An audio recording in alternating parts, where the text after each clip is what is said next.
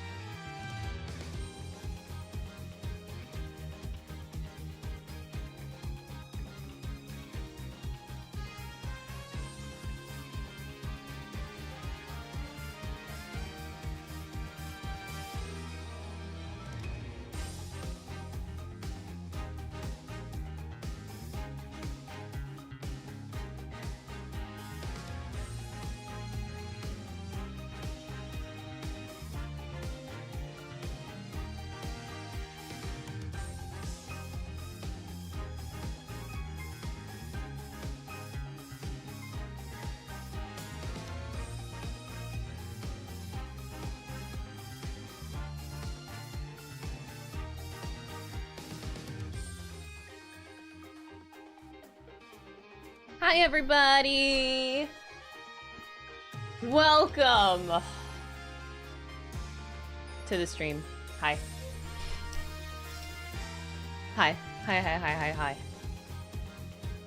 I'm nervous about this case, y'all. I don't know what to expect. Man. What do I do? It's like supposed to be the, well, probably the final case, I imagine. And I'm like nervous about it because I don't know what the fuck's gonna happen. Besides like Apollo, Relevancy, and Dhurke. That's it, that's all I got. And I'm thinking about it, and I'm like, man, it's probably really unlikely we'll see any cameos. Well, we'll probably see Pearl, maybe. Yeah, we should see Pearl today. I think. That'd be weird if we didn't see Pearl. Yeah, we did get an Apollo case, and not only that, we got some backstory. Well, a second attempt at a backstory. He'll get there. And I keep thinking, like, how many other cameos might show up. I'm like, okay, is Clavier gonna be in this game? Because, like, they had Simon. So I'm like, okay, should I expect a Clavier at some point? And then I'm also thinking, like, is Edgeworth even in this game, physically? Besides, like, the mention. So I'm like, ah, man, it doesn't actually seem likely that they're gonna sneak Edgeworth in this game either. So my brain really doesn't know what to think, is basically what I'm saying. Yeah, all the cases in this game are really, really strong. I'm enjoying, like, this whole game. Yeah, I'm enjoying it. I don't feel like so far there's been, like, a weak case, which is kind of crazy.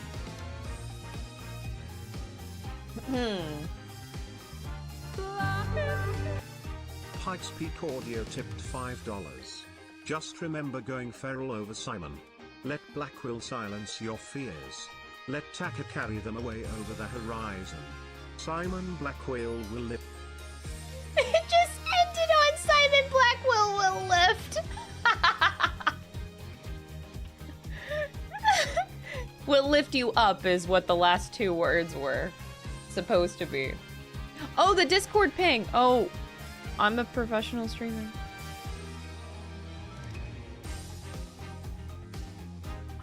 Sorry, I'm having one hell of a morning.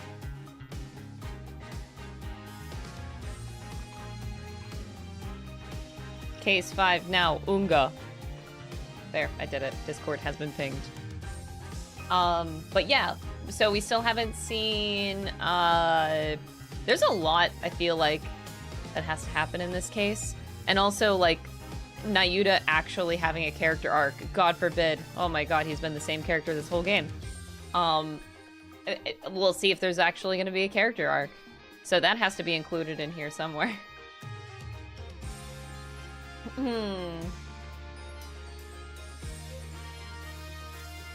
But anywho, Pikes, thank you so much for the $5 super chat. I appreciate it. And I love Simon Blackwell. I don't see him making a presence in this game now. I don't know. I just don't see it happening. I feel like he had his moment in Case 4 and now it's just like poof, he's gone. It's gonna be weird. This is gonna be a weird time.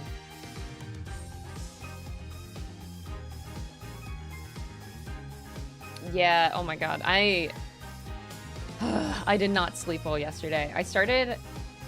I woke up at 4 in the morning, and then ever since I woke up, I started waking up after that like every 30 minutes. So I didn't really have like a sound sleep. I just kept having nightmares. It's really sad. I kept having nightmares about the fucking hurricane, actually.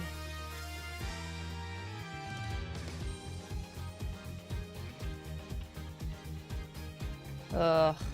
Just constant nightmares keeping me up. It was not fun.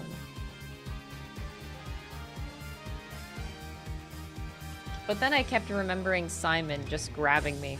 At one point, in order to make my brain feel better, I literally had to think of like Simon giving me a pep talk, like him grabbing me, and then him being like, why the fuck you worried about something you can't control? Like, just go to bed. It's gonna be fine. Everything's gonna be fine. Like, I literally had to do this pep talk in my head. That's how I had to calm my brain down. I had a Simon Blackwell pep talk in my head. I don't know if it worked, but I tried.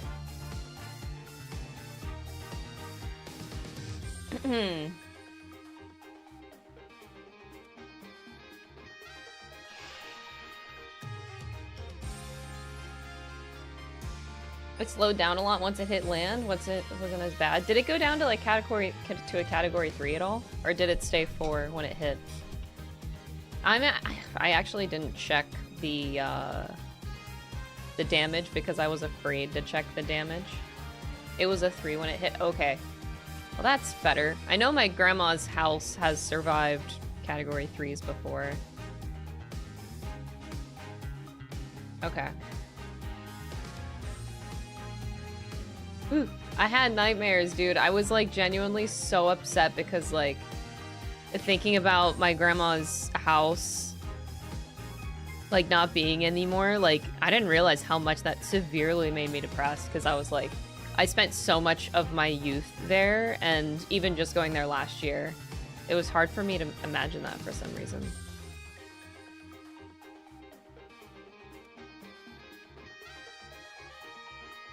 The most she's ever had of like 33 years of having this house near Sarasota, it's like, I think she had a piece of her roof come off one time, and that's it. Just one piece of her roof. And that was the most damage she's ever had. The Hurricane Helen, though, the one that just came in before this one, that was, she had 3 inches of water in her house, so they have to like uplift the carpet and like she has to replace all that, but that's at least, you know, she can work with that.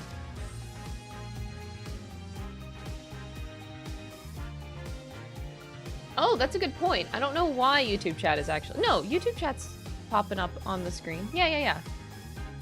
The chat's combined on the screen. I thought they weren't popping up for some reason. They ended up straight in the path of it. Oh my god, people. Doing a stream of it. Actually fucking cuckoo.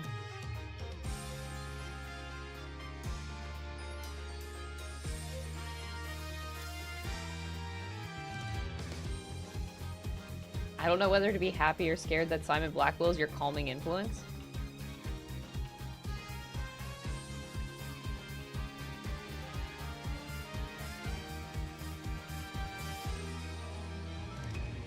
I think you need to go touch grass.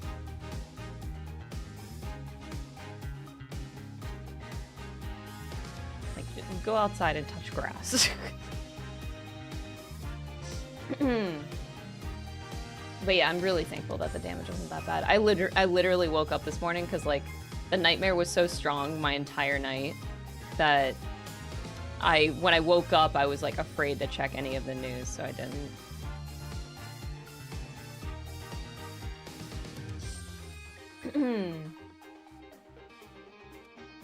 Hey, welcome to the streams. Happy to have you. In other news, did I ever tell you guys that the next anime I've been binging is Log Horizon? I don't think I mentioned that, but like I got the first 2 seasons done and I'm on the final 3rd season. I've been enjoying it. Log Horizon has been on my list of animes to watch for a very, very long time.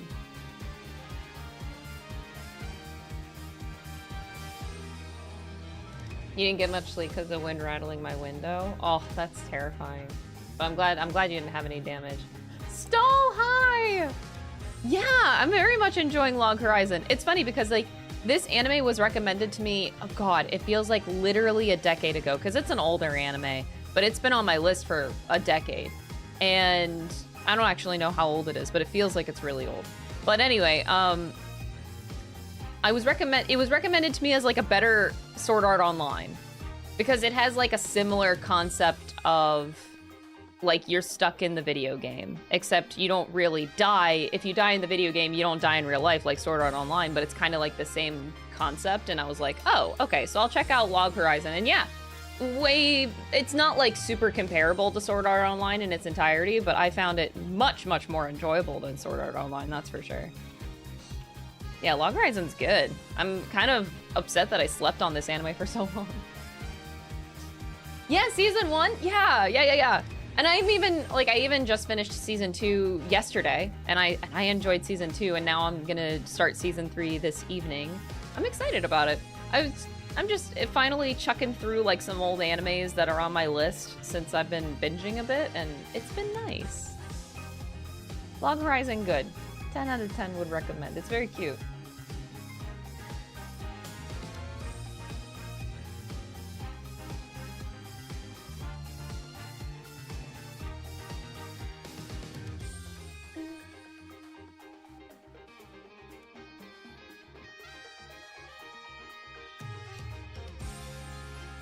I have a huge backlog. Actually, I do have my anime list. Whoa!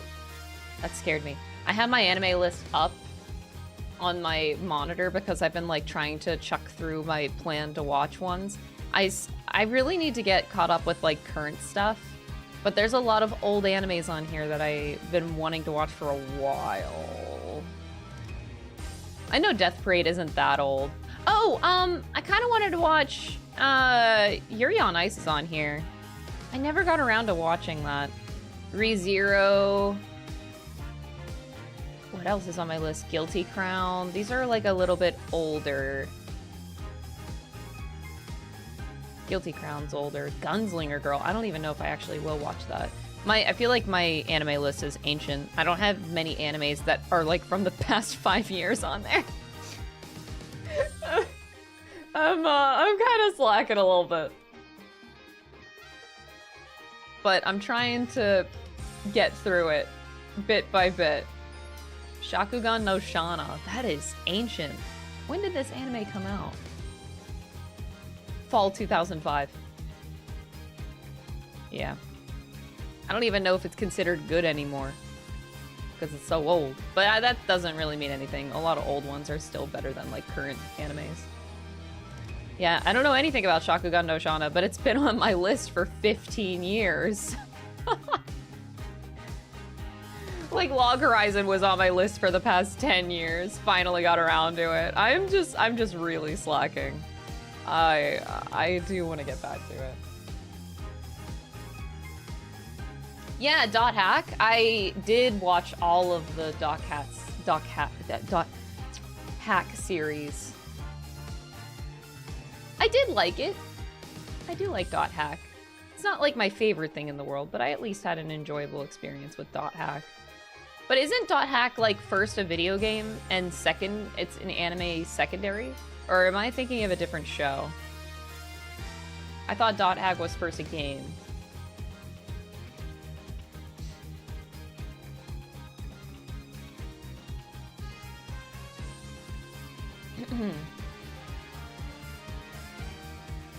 There's a lot of Dot Hack. There's a lot of it.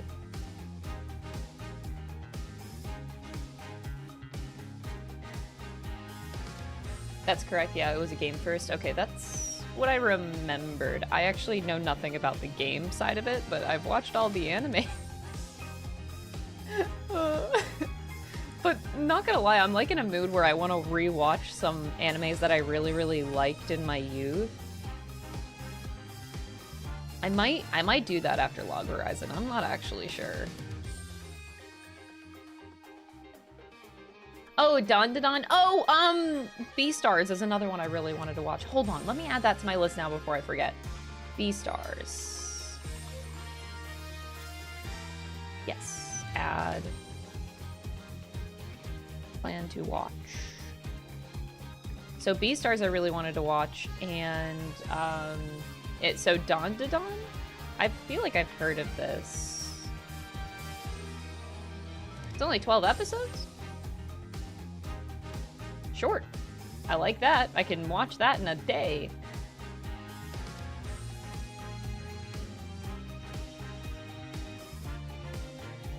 Oh, this like just came out this year? Oh. Oh. It's currently airing. Wait. Oh. I don't watch current animes. You guys are recommending me current shit? Who do you think I am? I'm a boomer.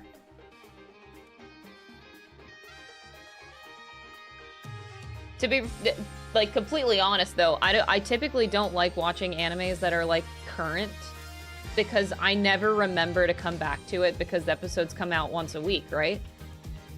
I often forget to come back. So I have to watch it when it's all done. Oh, Kaiju number 8. Yes. Wait, isn't that on my list? I thought I put that on here.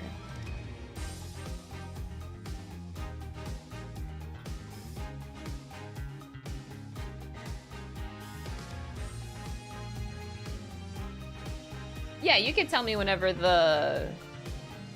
it's actually done.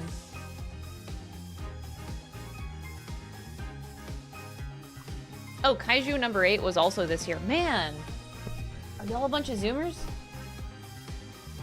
I'm so not used to being recommended current anime. This is so weird to me.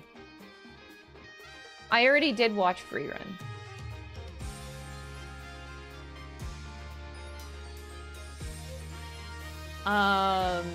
Oh, Mob Psycho I never got around to as well. Yeah. That should be on my list.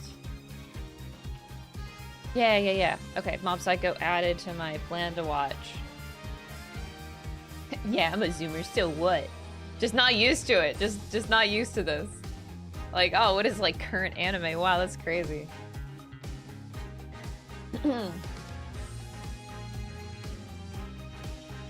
Oh, I've watched the Ace Attorney anime in full 2.5 times now. So we watched it together on stream a while ago.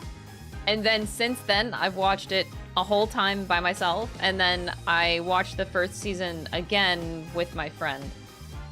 Yeah, I already watched it a whole other time and a half. I don't have brain rot. I don't know what y'all are talking about.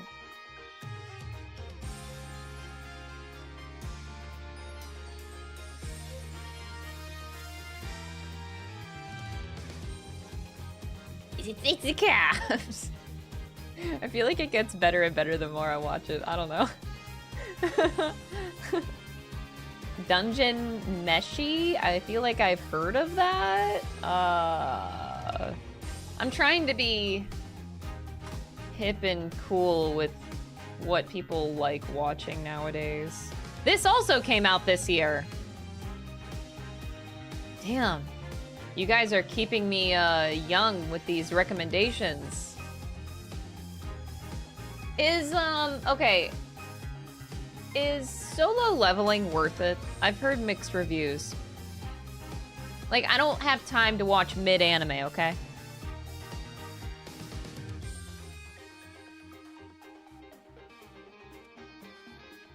It's good, but not great. That's kind of what I heard.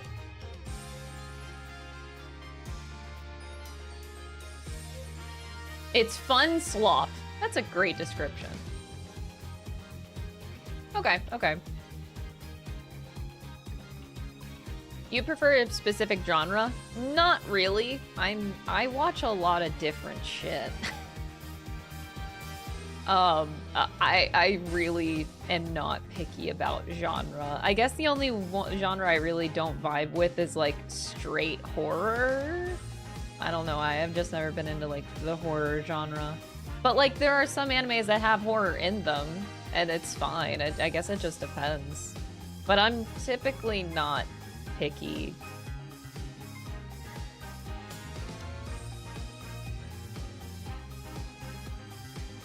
Okay, I don't think I'll add solo leveling then. What's another current anime that I thought I was supposed to add to my list? Oh god, it's only because the advertising worked at Anime Expo when I went, but Blue Lock, they had this anime plastered everywhere at Anime Expo, and I'm wondering if it's actually good.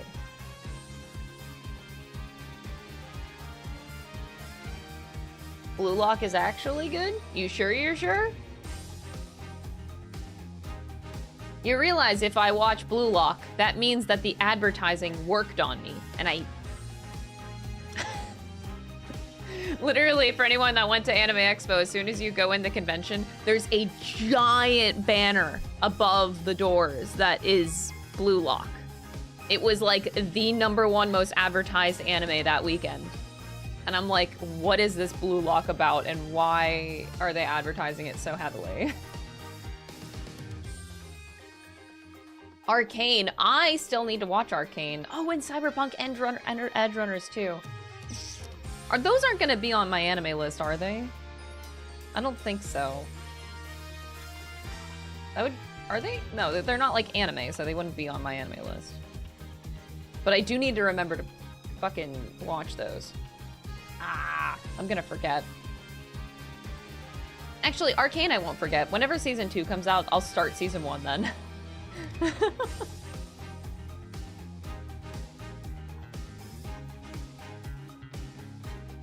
Apothecary Diaries. Why have I heard of that?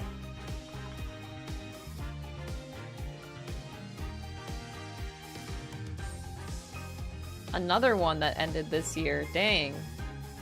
So much current anime. What's this one? Ooh, drama mystery. Sure, why not? Now I have too many animes to watch, oh god.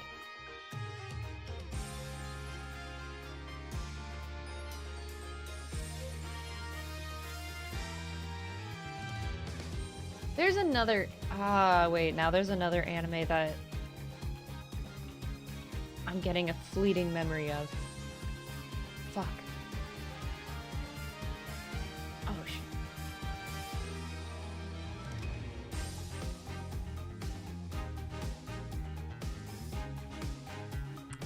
I can't think of it.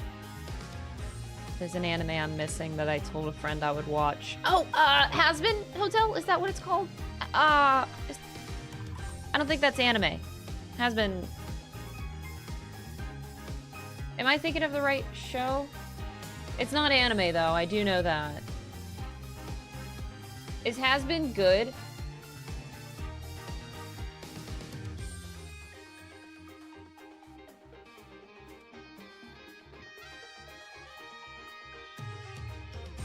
I just want to know if it's actually good. I feel bad because my friend, my close friend actually, is the one that recommended me that anime, but I don't know how much I trust their taste. It's peak, it's controversial, what? Mixed opinions. Oh gosh. This is very, whoa, okay, everyone's saying wildly different things. It's alright. Not good. Alright. Damn. Too much swearing! Oh, that sounds right up my fucking alley. Let's go!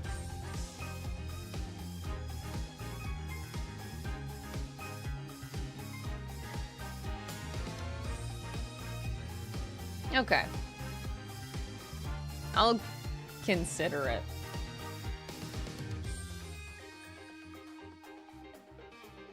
I am very much into musicals. Why, yes, I am. Fanny and Stocking. I thought I watched Fanny and Stocking. I could have sworn I did. Now you're making me question myself.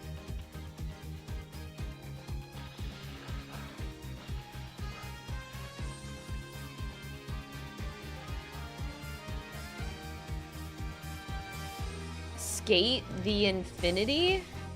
This sounds familiar.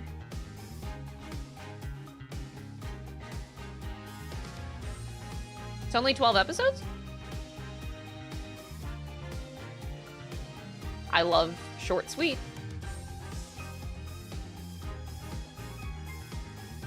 You say short and sweet anime, I say sign me up.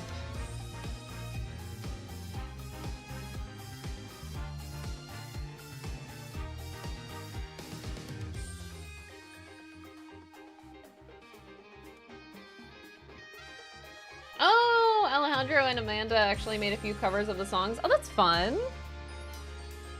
That's really, really fun. Okay. Alright, alright. I added Skate to my list. Oh, man. Okay, so I started stream today with 5, 10... like 13 or 14 animes on my plan to watch list. Let me now refresh my My Anime List page. Oh god, we added 9 animes.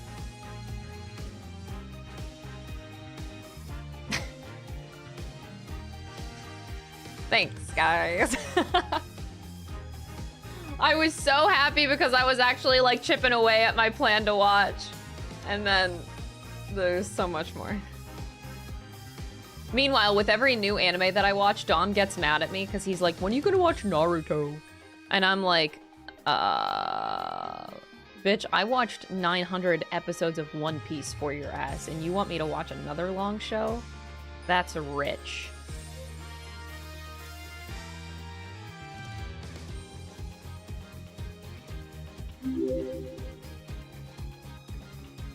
Kusarad Kusahai. He's just like, I think he's obsessed with the fact that he's like, if you watch Naruto, you're gonna have a new favorite character. He's like, I know your favorite characters and you're gonna love this one guy. And I'm like, okay. That doesn't mean I'm gonna suffer through 5,000 episodes though to like one character. I'm only gonna do that for one character, and his name is Trafalgar Law in One Piece.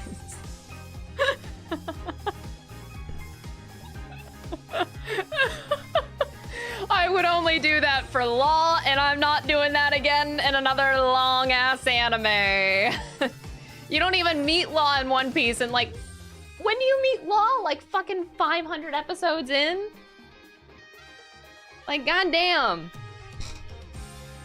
I didn't really have a favorite character in One Piece until Law showed up. And before that, it was Ace.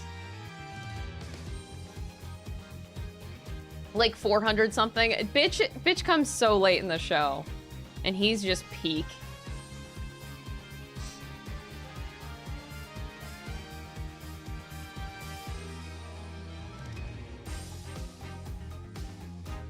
Who doesn't like Law, though? Doesn't he always win, like, every poll of, like, people's favorite characters or something like that? I feel like every time I see, like, people's favorite characters poll, like, I know I'm a basic bitch, everybody likes Law. Law is, like, always at the top.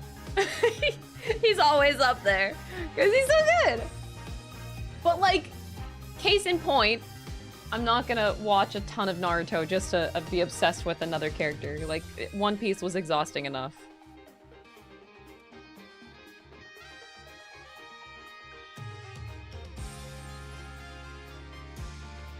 I don't understand how you can watch so many episodes. Well, the thing is,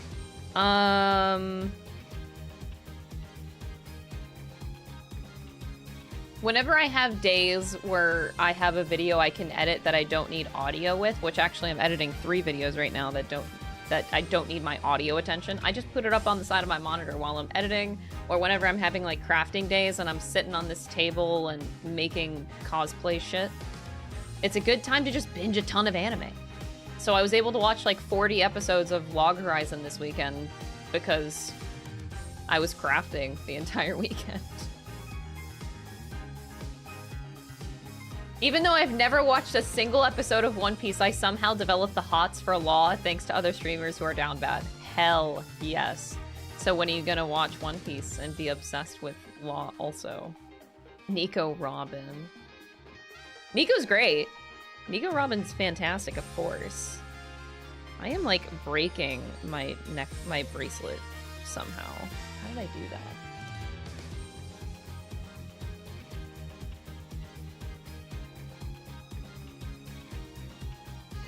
I want to meet her so much. Will we meet her in the live action? No, in season 2 of this live action. I don't remember when Nico comes in. Oh, they did announce her. Oh, okay, okay. I'm just waiting for Ace. I'm waiting for Ace.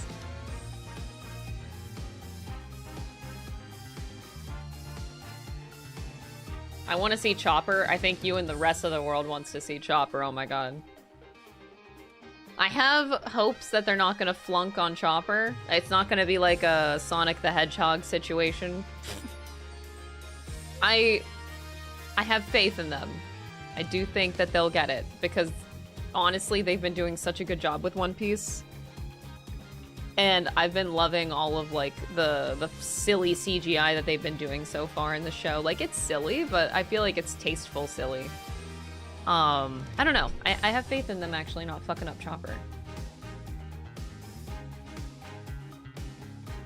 Wait, they showed a teaser trailer with it? Did they actually? Oh, I must have missed that.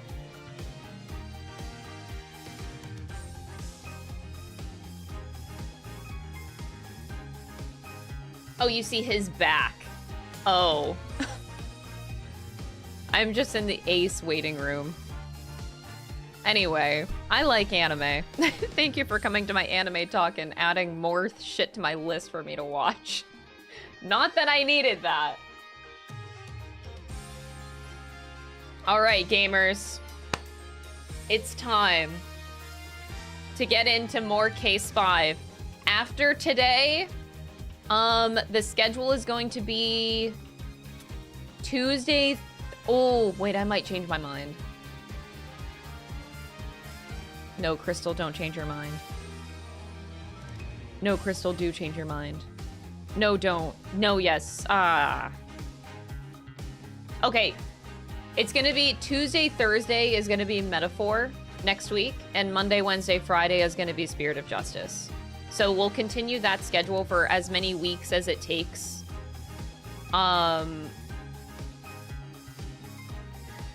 Until Spirit of Justice is done, and then we'll play Metaphor every day.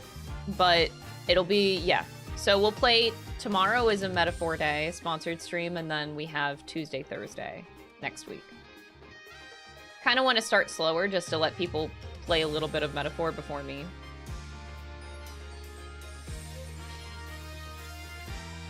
Case 5, more like buy a fucking plushie. What the fuck? You sound like you're threatening people to buy my plushie.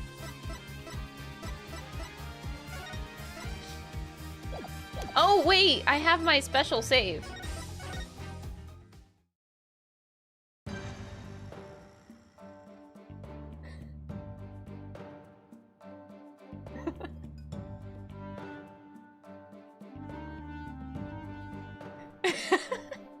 It's worth it.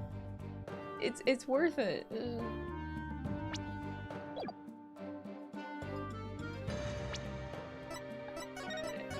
That's all. Just wanted to look into his eyes, you know. Okay, so we just finished questioning Dats in the detention center, and now we need to do something which I forgot, but it's not like we have many options. So we go somewhere and we're gonna find something. Hey! Wait, what? Oh, it's you again. Was that always on the floor? Looking for Mr. Wright? He was just here a second ago. He was? What was Daddy doing here? Good question. He said he was looking for something. Did he say anything else? Let me think. Something about how his ride never showed up at the airport. Was Edgeworth supposed to pick him up?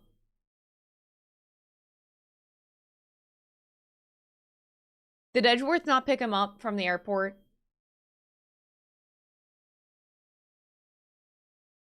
I swear to fucking God if that's it. Are they like in their divorce arc? Like, are they fighting? What's going on? Is Edgeworth dead? What if he didn't pick him up because Edgeworth is actually dead? Oh my God. I would quit playing.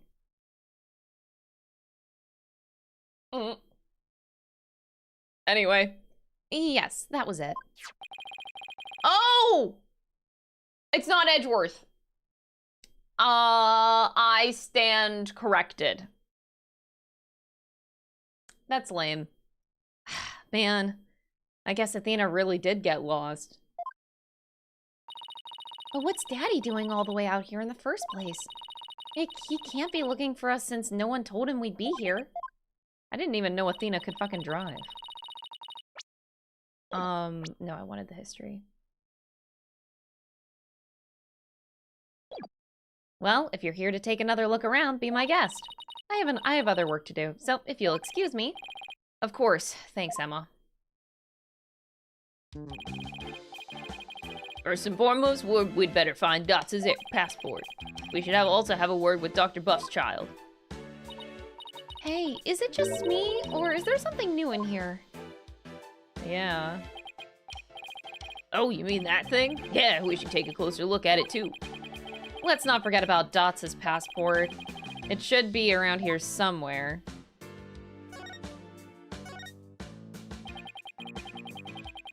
About that politician fellow. He's aiming to be a councilman and beyond, as his famous grandfather once was, alright? No doubt some would vote for him on the merits of his grandfather's achievements. I see a grim future for Kurain Village if someone like that is able to climb the ranks. I wouldn't worry about it. Who in their right mind would vote for him with the way he's campaigning?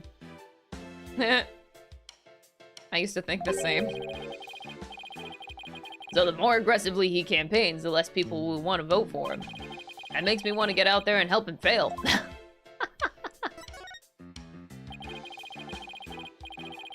We turned the doctor's study upside down, but never found the orb. Yeah, I didn't expect this to be so hard. Well, I think it's fun. It's like a big old treasure hunt. That orb is the key to Kurain's future, you know? Yeah, and our office's future too. She does realize it's not up for sale, right? Trucy.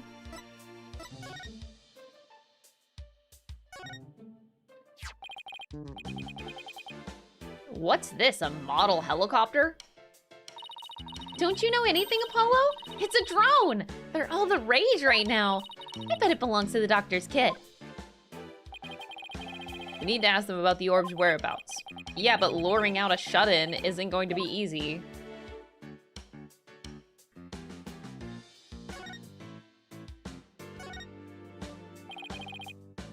That's his suitcase. Maybe his passport's in there. Ugh, it's no good. It's locked tight. We should have asked him for the key.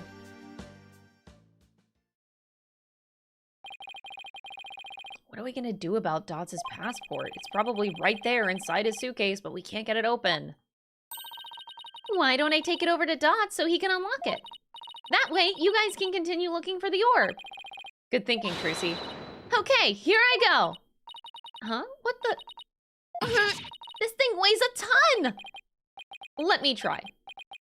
Jeez, how can a suitcase be so heavy? Is it filled with bricks or something? Oh my god. There's not a dead body in it, is there?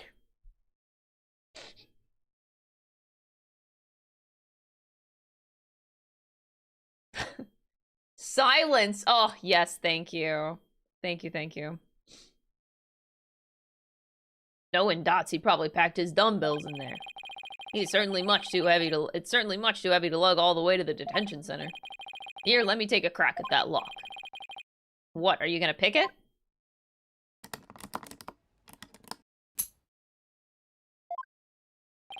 There you go. That was fast. A log like that is child's play to me. Especially after all the wrong imprisoned compatriots I busted out over the... You've sure seen a lot of action for an ex-lawyer. And here we go. Dots' passport. I'll take it over to him. Thanks, Trucy. No problem. Now you guys enjoy some quality father-son treasure hunting time, okay? See you later. Bye, Trucy. There she goes. I wish she wouldn't make such a big deal out of our little family situation. Father-son time, eh? Been some ages since we've had a father-son talk, huh, son? Yeah, well, over a decade. Oh no, the music. Me, have you played Near Everyone on Planet Earth? Silence. No one cares if what you say, Tion. No one wants to be told to play Near. People want to be told to play Great Ace Attorney Chronicles. Get it right. Rude. Oh, fine. I'm fine, I guess. Is that so? Fine, you say? Well, fine is fine by me. Good to hear. Oh, play Ghost Trick. Yeah. Play Ghost Trick. Okay. This is awkward.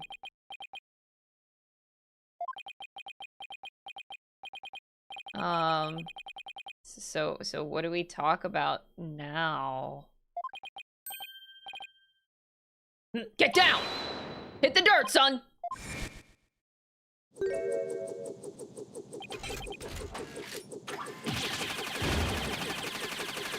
What the fuck?!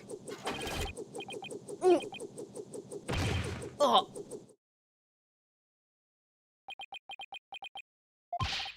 Speak to me, son! Say something!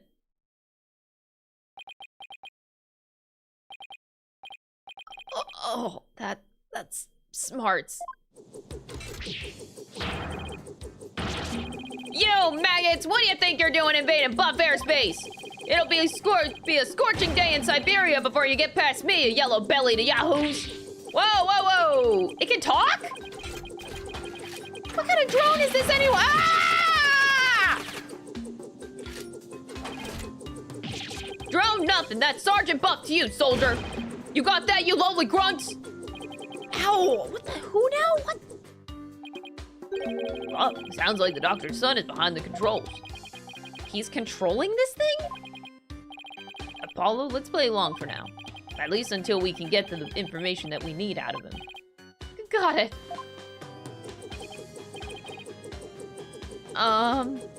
Sergeant Buff? Sergeant Buff, sir! You forgot to say sir! Ain't you ever seen a war movie before? Oh, right. Let me try that again. Sergeant Buff, sir! Oh my god, the way he pets it. This is so funny. Better. Much better. Now, state your name, unit, red rank, soldier! Oh, I'm Apollo Justice. I serve at the Right Anything Agency, and my rank is fledgling lawyer? Sir. Affirmative, Private Justice. Private. Listen up, diaper baby. Your commanding officer's orders are absolute. Disobedience means a one-way trip to the firing squad. Do I make myself clear? Sir. Yes, sir. Good. We might make a man out of you yet, Private. Now for you, Cyclops. Huh? You want my name, unit, and rank too? I'm Dhurke Almighty. I command the rebel group, the Defiant Dragons, and my rank is, leader, sir. I don't think you're supposed to say that out loud.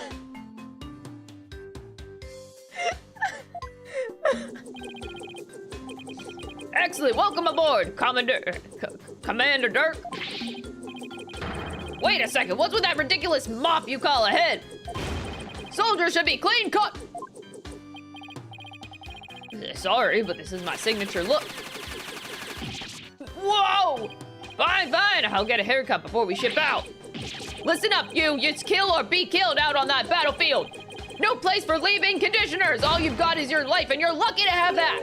He's oddly obsessed with field survival for someone who never goes outdoors. This is gonna be harder than I thought, son. Oh my god. What are we doing? Do you want to see my badge? What insubordination? Ah! Petty trinkets have no place in Buff's army, soldier. Now drop and give me 20. Sheesh, at least let me show the evidence before you shoot it down.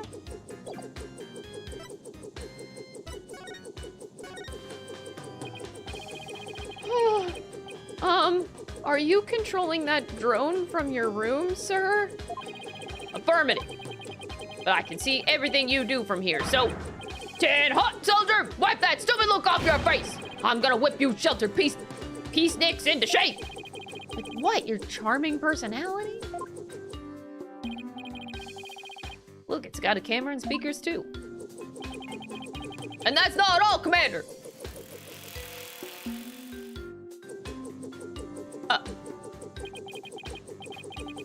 With these arms, I can cook and clean too. Speaking of which, Private Justice, you're on latrin duty. Go snap to it on the double. Oh. As if I don't see enough of the toilet back at the office.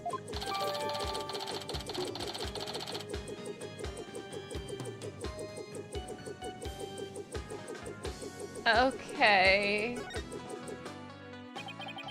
That thing's pretty handy. Us Defiant Dragons could use one of those. Yes, it is a fine piece of hardware, isn't it? I modified it especially for siege defense. Siege defense? You mean how you won't leave your room? Oh, jeez.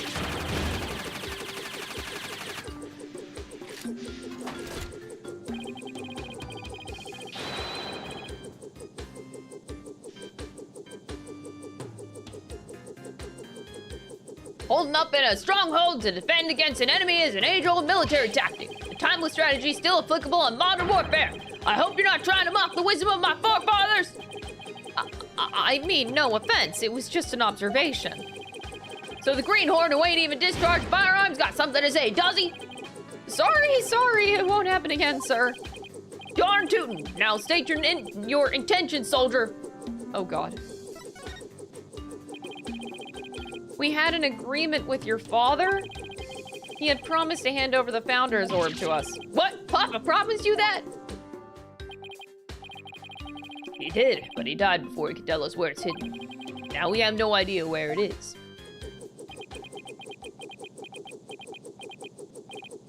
Oh! Oh. Papa, why? Why'd you have to die? Oh, I wonder how old he is. They say he's a kid, but they haven't mentioned his age yet. It was an unfortunate accident, and I'm sorry for your loss. If it helps at all, I know how you feel, Sergeant. Oh, okay! What'd I do now? You insignificant maggot! What would an unseasoned rookie like you know about how I feel? First I lost Mama, and now I've lost Papa. You lost your mother too? Was she Kurain? She's been gone for some time now. I'm all alone now. All alone. Oh. Sergeant Buff, would you tell us a little bit more about what happened to your mother?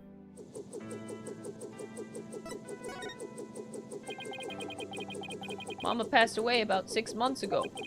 We were still living in our apartment in the city. Back then, I had yet to engage my siege defense strategy. In other words, something caused him to withdraw from the world. It was arson.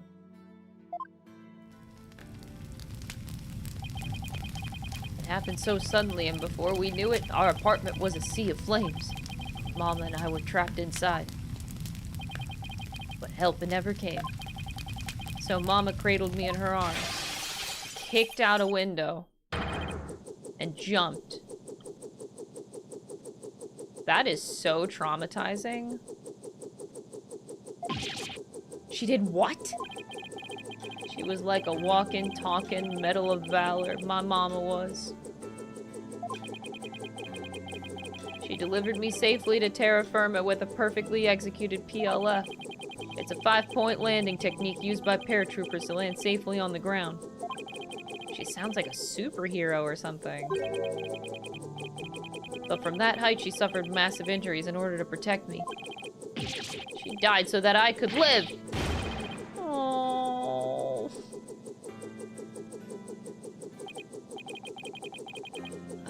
I don't know what to say. And the person who started the fire? He was immediately apprehended. They say he was standing outside laughing while the building burned. At least justice was served. I hope that brought you some solace. I've lost both my parents now. You can't possibly know how I feel. Mama, Papa, aww. Poor kid. It's hard losing both of your parents at such a young age. You must really feel alone now. Does he have my court record at all? Age question mark. Damn.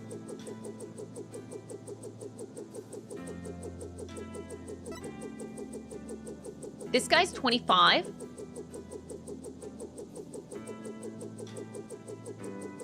Youngest politician ever. Don't you have to be a certain age to even run for certain offices? 25 seems far too young to run for anything.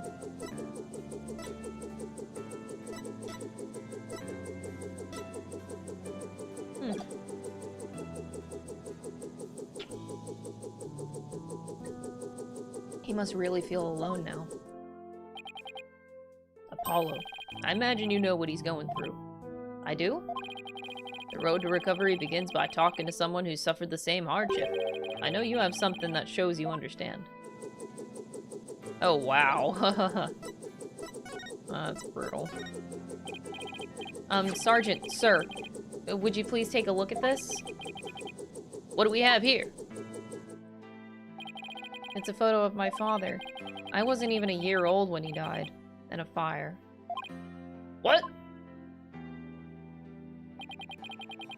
And like your mother, he died in an arsonist blaze. But in his final moments, he managed to save his infant son. Private Justice, you've suffered a loss just like mine. I have. And that's why I know how you feel. But you still have your mother, don't you? No, I lost her too. He doesn't even know. What? She disappeared after the fire. I don't know if she's still alive or dead. Heck, I don't even know what she looks like. This dumbass. Wow. Sergeant Buff, his experience is very much like your own. If anyone can understand the sadness in your heart, it's him.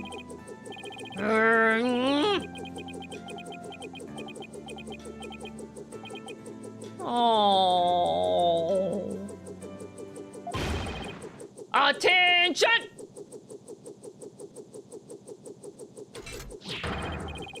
I salute you, Comrade Justice! You are no longer a private in the Buff Army. Henceforth, you will be a corporal. Woo! The promotion! Congratulations on your promotion, Corporal Justice. I'm just glad that seemed to cheer him up a bit. Pikes Peak Audio tipped $5. Jacob Barkmeyer was elected to the Montana House of Representatives at the age of 18. So 25 is not unrealistic. Still dumb. it's weird to call out an outlier, but this is Ace Attorney, and they love to make prosecutors at the age of fucking 18. And lawyers at the age of 18. So not par, you know, it's pretty par for the course for Ace Attorney at least. Now, comrade, let's toast your new stripes. And call me Sarge. Don't be shy, we're a band of brothers now. Now's our chance, Corporal. Ask him about the Founder's Orb. Dhurke's getting way too much of a kick out of this. Oh boy. Oh, shit. I have to move the thing.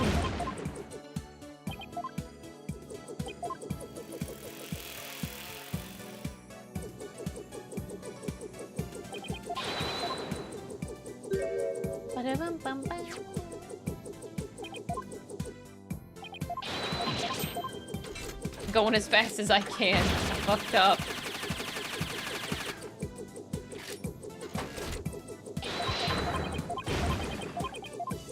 That was a long one, Jesus.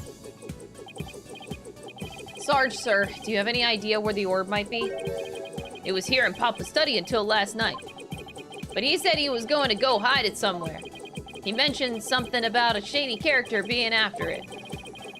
Where do you think he could have hidden it? Somewhere in the village, I'd guess. He said he'd found a suitable hiding place for it. Oh. So it was here last night. That is until he went out to hide it somewhere in the village. The only question is where. Maybe he left some clue here in the study. Let's search the place again. Again?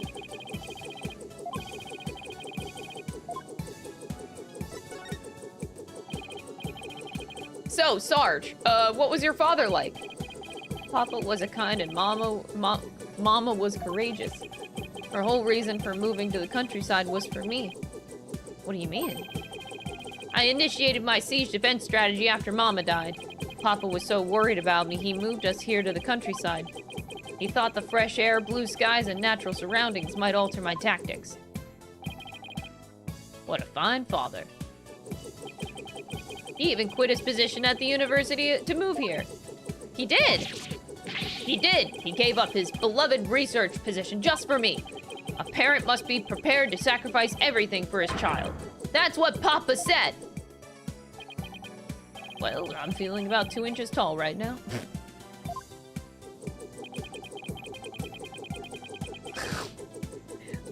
There's no one in the world I respected more than him! But that just makes his passing all the more devastating. Aww. Papa, may you continue your beloved research up there with the angels!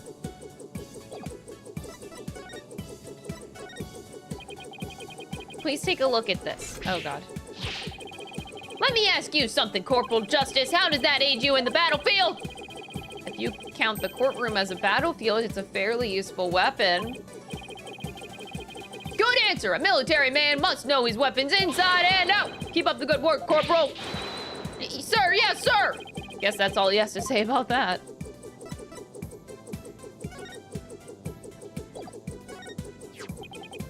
Why? Why did Papa have to fall in battle?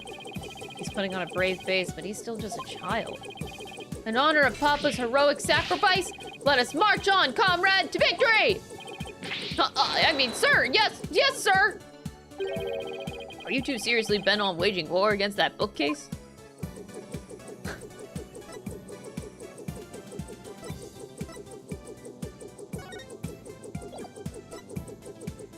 This is all the evidence I have. Okay. Whew. Scared me.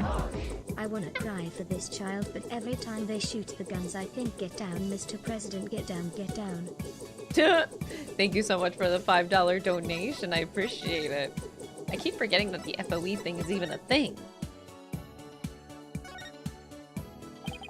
This computer could provide some useful information. Rats, password protected. Dhurke, you're good at getting into places you're not supposed to. Don't look at me, I don't know the first thing about computers. Ha ha ha! Leave it to me! A modern-day warrior must be well-versed in technology and have mean pride. After all, he who controls information controls the battlefield.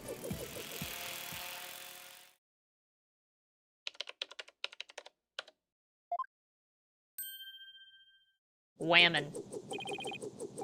Is that Mama? She pretty. And I'm in. Looks like modern day warriors have mean keyboard skills too. Okay, let's see what we can find.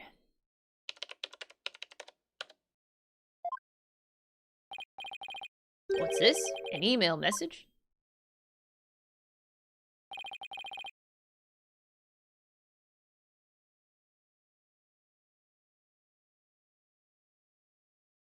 Oh my god, the eye in the bottom left is the metaverse symbol. Oh my god, persona detected.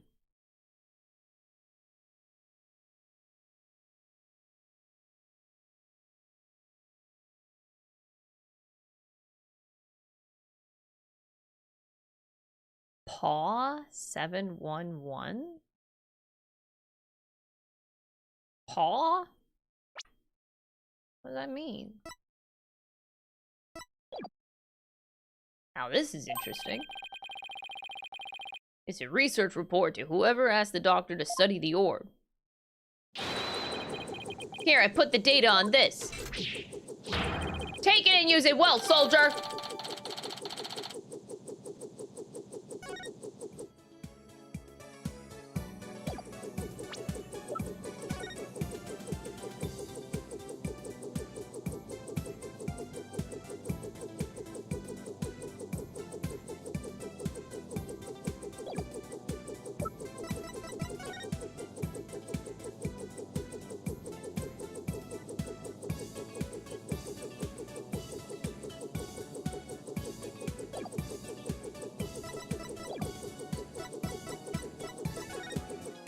Okay, well that's something.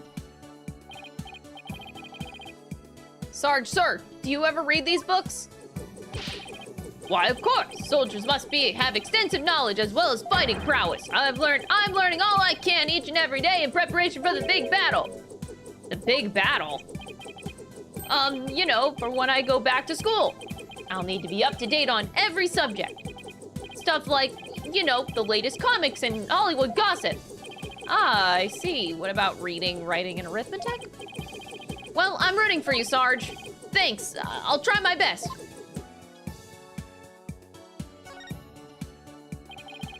It's a raincoat. It's a bit wet, and there's fresh mud on it. That means someone wore it recently. Indeed, maybe even as recent as last night. Sarge, did it rain here last night? Negative. There wasn't a cloud in the sky. Then how did this raincoat get all muddy and wet? When I saw it last evening, it looked pretty clean and dry to me. That means it got like this later at night? Good eye, son. This may very well turn out to be a vital clue.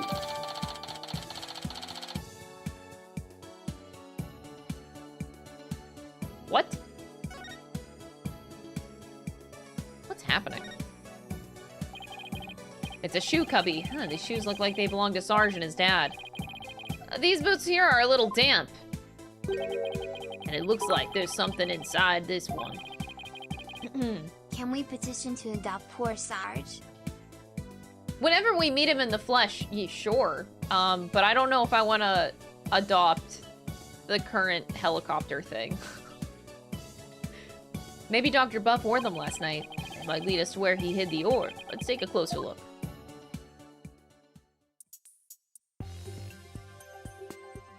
That's a shoe. Do you think it's a stinky shoe? There's a question mark at the bottom of this boot.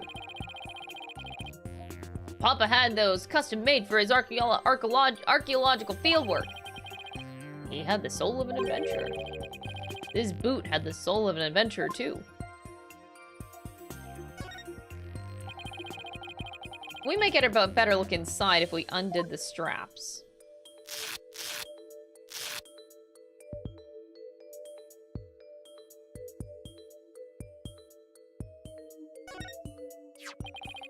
Looks like some kind of glowing moss. Could come from wherever the doctor went last night. Did he go like spelunking? Must have gotten it with some of that mud. Might be worth looking into if it'll help us pinpoint where the doctor hid the orb. So in some sort of a cave? You would also get damp in a cave, depending on how deep you go.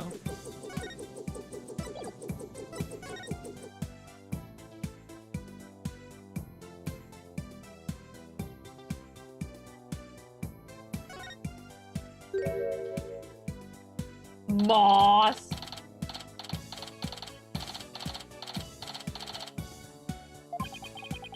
What's this thing's problem? It's an OOP art, an out-of-place artifact. Papa wanted it in an online auction. An online auction? Yes, he said it's an alien weapon that destroyed an entire civilization. Where do I even start with an explanation like that? Arabaki, that's a motherfucker that reflects physical!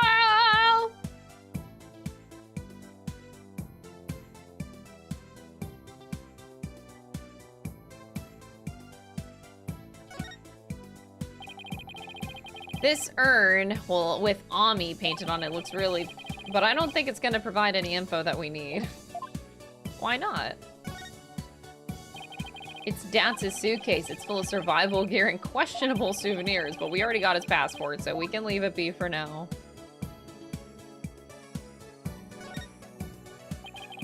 Is your room upstairs, Sarge? Yes, it's the one at the end of the hall. What do you say you come out so we can enjoy a snack together? But, I promise we won't bite. I might, if I'm hungry. Just kidding. If you insist, then I'm not gonna talk to you anymore. No, wait. Dhurke, you'd better apologize quick. I'm sorry for pushing. Very well. As long as you don't do it again, I'll let it slide this one time. I don't think I have anything more to look at.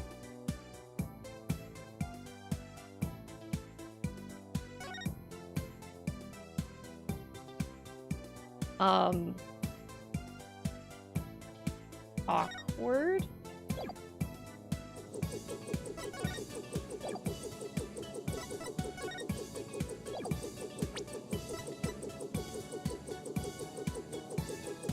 Okay, we're not quite done here.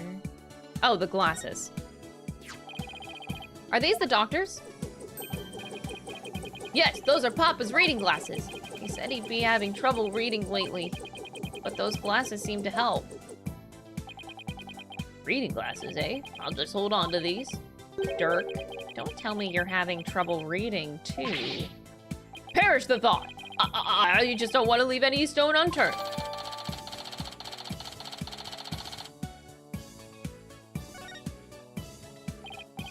Okay, let's go over what we've learned. Wherever it was that Dr. Buff went, he needed a raincoat, and it was somewhere where this glowing moss grows. Any ideas where that might be, Sarge? Negative, comrade. I hate to say my intel's a little thin on this one. I've been occupied with my siege defense strategy ever since we moved into the village. Well, son, seems we have no other choice. We'll have to ask the locals if they know a place like that. Ask Pearl. We should ask Pearl. Oh, I was gonna give the passport back to Dots. Damn.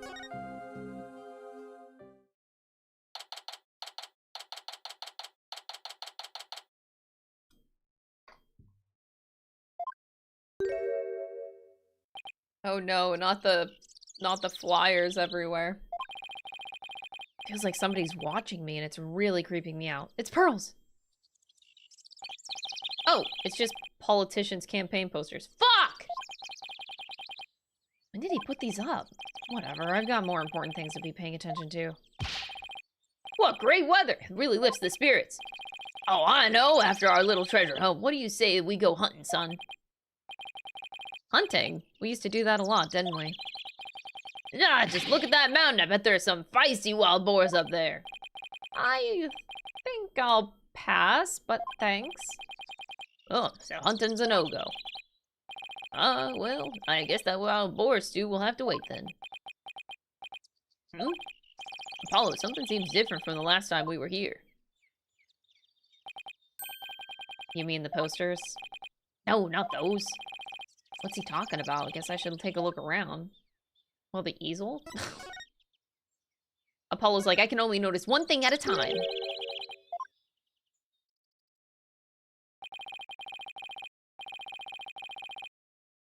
Looks like an unfinished picture.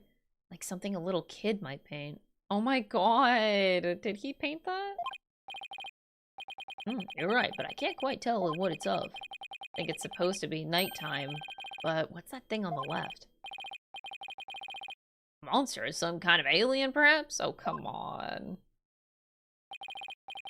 In any case, it's pretty poor excuse for a drawing. Well, what do you expect from a little kid? A little kid? Oh, there she is. Huh? Oh, it's you, Pearl. What? Mr. Apollo, is that you?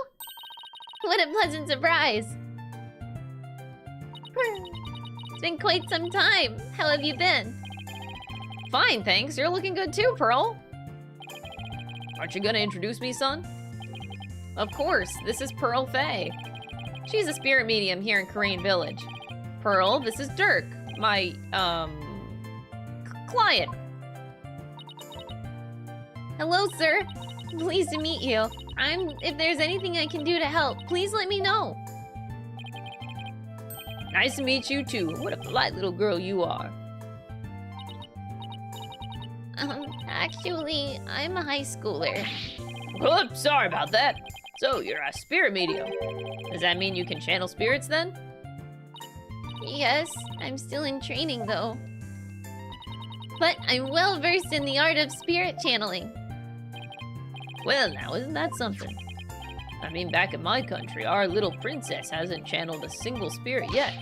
Pretty impressive, young lady.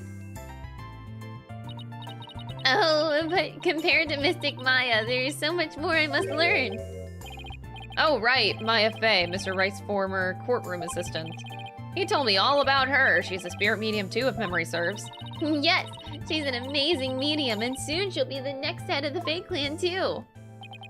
Mediums and spirit channeling. I've heard all about it from Mr. Wright. He said that mediums will even physically become the person that they're channeling. Wonder if even a little Pearl would turn into a hulking giant if she had the channel on. Apollo has never even seen Pearl channel Mia. Hulking giant. I hope you don't mind me asking, but what brings you all the way here, Mr. Apollo? Just a small matter to take care of. Wait, would it happen to be the matter that Mr. Edgeworth is looking into?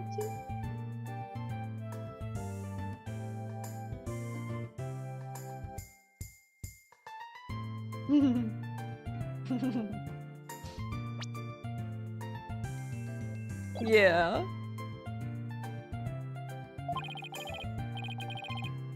Prosecutor Edgeworth? What's he doing here? Oh, so it's a different matter then? Because I just saw him a moment ago. He's here.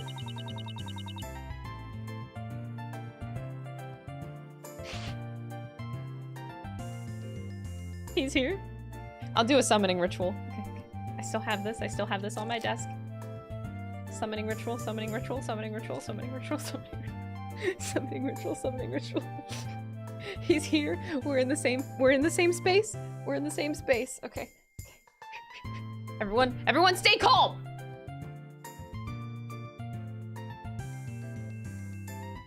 Do I look okay? Okay, I look okay? Okay, we're calm. Because I just saw him a moment ago. He appeared to be searching for something. Oh,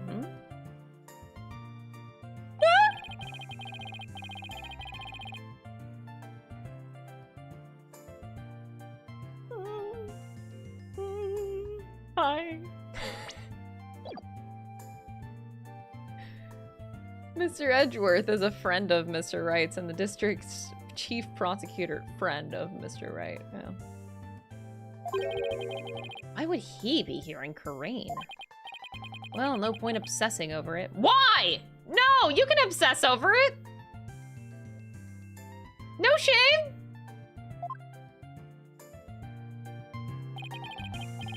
Come to think of it, you live here in Kurain Village, don't you, Pearl? Yes, I was born and raised here. This is perfect, Apollo. Let's ask the young lady if she knows where the doctor might have gone last night. I was thinking the exact same thing. Maybe I should show her what we found in the doctor's study. Do we start with that? Or we're like... How about, okay. Oh, I thought I would get new dialogue with Pearl around if I look around the stuff. Honestly, why does he keep putting these up? And on people's houses, no less. That's gotta violate some campaigning law or something. Here, Pearl, I'll help you take them down. Yeah. Oh, much better. Phew, why did he have to put up so many? Yeah, and it won't be long before he puts more up. It's really driving me crazy. Why don't you scribble something on them? You know, just some harmless graffiti. Actually, that's just what I was thinking when I was sketching.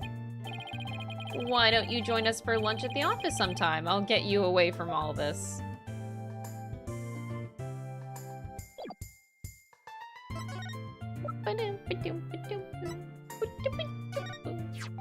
Hey Pearl, do you have any idea where this moss might grow? That looks like Mitama moss. It grows on Mount Mitama and gives off a soft glow in the dark. Mount Mitama. See that mountain over there? That's Mount Mitama. And how would one get there? You can take a bus from that bus stop over there. May I ask why you're so interested in that moss? Well, Dr. Buff was supposed to give us something, but it seems he hid it somewhere last night. He did? Maybe that's why he, Pearl, do you know something that might help us? Well... Sounds like I better find out what she knows. What a peaceful place. Ah, nothing beats mountain air. Many of the villagers have left for the city, but I just love it here. Blue skies, lush forests, star-filled skies at night, and fireflies in the summer. Plus the big, beautiful blue ocean is just beyond that mountain. Oh, the ocean! Huh, why don't you say we go for a swim, son? Oh, I think I'll pass. Besides, I can't swim. Oh, Apollo can't swim. Pearl, Kurain Village is like the home of spirit mediums, right? Yes, and I'm part of a long line of mediums. Tion, thank you for gifting a sub to Yummy Moss. Very, very appreciated. I've never seen a channeling before, but is it possible to channel the spirit of anyone who passed away? No, not just anyone. You must know their face and true name. Really? You can channel a spirit just by knowing their face and name? That's an amazing ability. It is, but it can only be learned by those with a gift occurring in certain bloodlines, and years of intense training. At present, Mystic Maya and I are the only ones in our village who can channel spirits. Looks like spirit mediums are highly valued here, much like they are back in Kurain. I heard there used to be many more of us a long time ago, but now we're in very short supply. Most of the women nowadays don't want to stay. They want the thrill of the big city. Yeah, well, you guys aren't exactly close to any shopping malls or nightclubs out here. But what about you? Are you not interested in those things like that? Who, me? Well, I wouldn't mind a new outfit or two, and well, oh, never mind. It's okay, Pearl. You're at that age after all. Pearl, you have any idea where Dr. Buff might have gone last night? Well... about that. All I know is that Dr. Buff's was somewhere on Mount Mitama. Oh my god. Oh no. Oh no. Oh no. Pearl. Oh, we met this weirdo earlier named Politician. Do you know anything about him? Yes, he's been campaigning a lot around here lately, and the noise he's been making has become quite a problem. People are especially upset that he's campaigning at all hours of the night and day. How about you want to bet that the campaign is just a cover-up for him also trying to find the orb? Well, the local police should arrest him for disturbing the peace. Unfortunately, there's little that they can do because the Attition family is so powerful. Well, isn't he the proverbial pampered provincial prince? He seems pretty intent on winning here in Kurain. Disturbing the peace! Is there some special reason why? I'm not sure, but I have an idea. The spirit mediums of Kurain once held considerable sway in the political world. Judging by his slogan, maybe that's what he's after. Great, so he's just another politician seeking powerful connections. The ability to commune with the dead gives comfort to those anxious about the future. Tiny Kurain has preserved its independence by the Queen's power of spirit channeling. It must play a similar role in this village. Yes, even today, many here revere those with spirit medium blood flowing in their veins. Basically, as politician's benefactor goes, so goes the whole village. Who is this benefactor? Who could hold this much sway over Kurain village?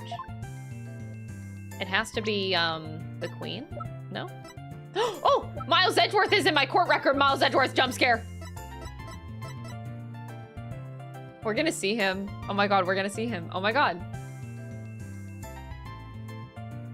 Mr. Wright's best friend and the district's... Oh, he went from Mr. Wright's friend to Mr. Wright's best friend. Ooh, we got a word upgrade.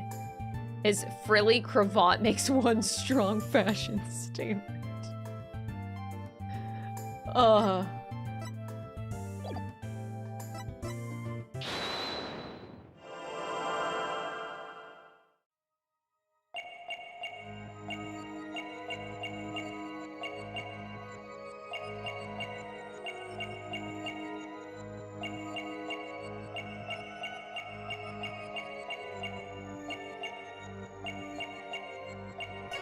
Gotcha! Pearl, you seem anxious around the topic of Mount Mitama. I could tell because you'd rub your thumb over a splotch of dried paint as you said it. Oh, well... That nighttime painting is yours, isn't it?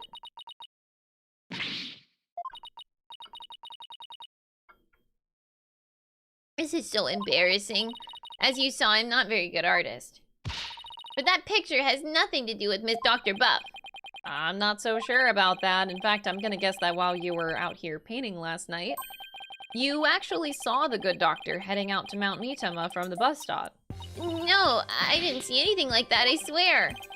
No, I'm positive you saw the doctor. After all, he's right here in your picture. Take that! You think that's the doctor? Oh, did I... Wow, okay. I was like a smidgen off. Sorry. That's a rain spirit. And what's a rain spirit doing at a bus stop? Hold it! Oh, rain spirits have places to go too. Thank you, Ellen Gale, for the 1 month membership. I appreciate it. Larry's a better artist than Pearl. Pearl's also younger. How's that a comparison? This is getting ridiculous. Sorry, Pearl, but you're not a very good liar. That is Dr. Buff, and this piece of evidence proves it. Oh, it did work. The game made me feel like it didn't even work. Take that! This is the raincoat we found in the doctor's study. It's still wet and muddy, so we know that someone wore it last night. Now see how this pattern is the same as the rain spirit in your picture? You didn't see a rain spirit last night. You saw Dr. Buff wearing this raincoat. I'm sorry. I know I'm not supposed to lie, but I did. I'm a terrible liar. I'm sorry I didn't tell you before, Mr. Apollo, but I did see the doctor last night. It's all right. Just please tell me everything you know. Of course. I was painting out here last night when the doctor came up to the bus stop. He was wearing a raincoat even though it wasn't raining and a helmet with a light on it. Sounds like he was well prepared for something. I know. That's why I asked him if he was going off exploring again. He looked startled, like he hadn't noticed me there. And then he suddenly said, "Please don't tell anyone you saw me here." Oh, the music got so serious.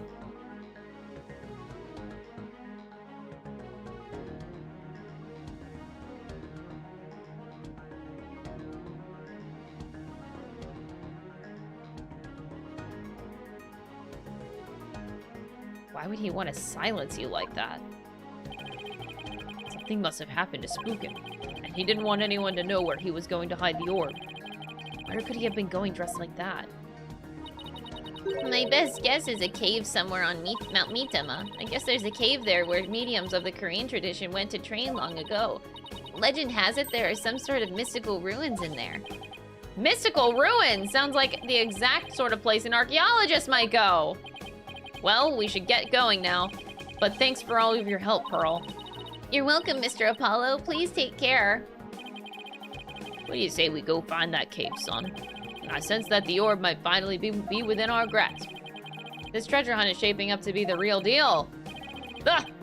Really gets the blood pumping, doesn't it? Well, what are we waiting for? Let's go.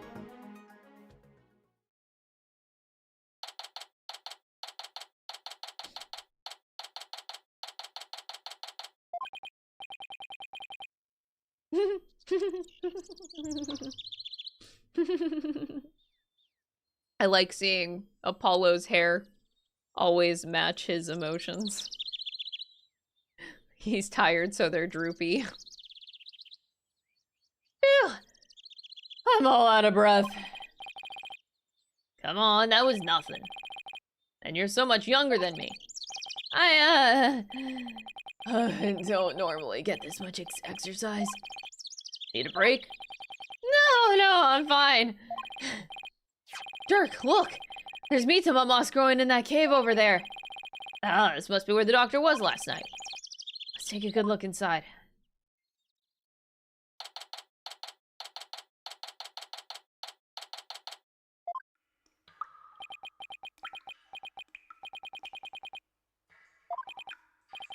I can't see a thing. Relax, your eyes will adjust eventually. Now, follow me. We're gonna get an Edgeworth jump scare in here. What if he's already in here? I really think we need a flashlight, Dhurke. Should have brought one along then, son. Here, use mine. Thanks. Wait, were you holding out on me? Well, who are you talking to, Apollo? You? Whoa! Someone just pushed me! Apollo? What the? Apollo!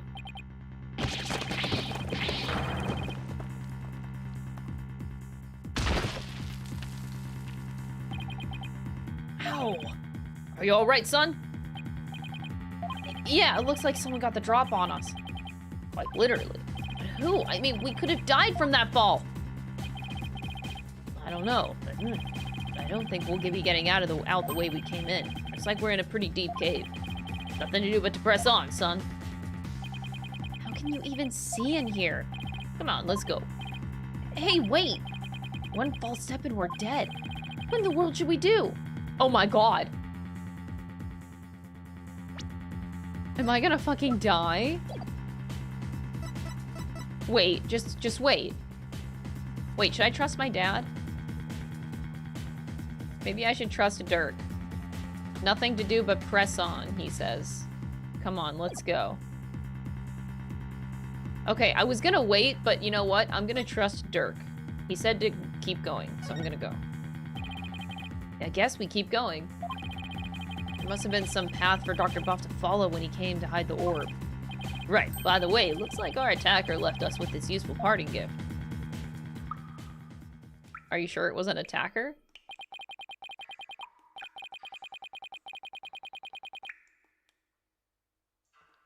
From lawyer to spelunker, how do I always get myself into these situations? We're never gonna make it out alive, I hope you know. Don't tell me you're scared, son. We're just getting started.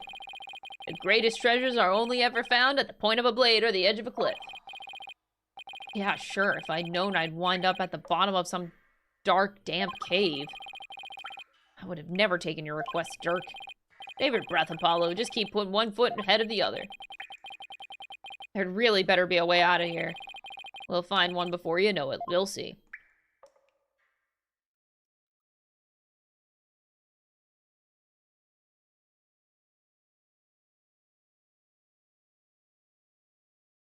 What's going on?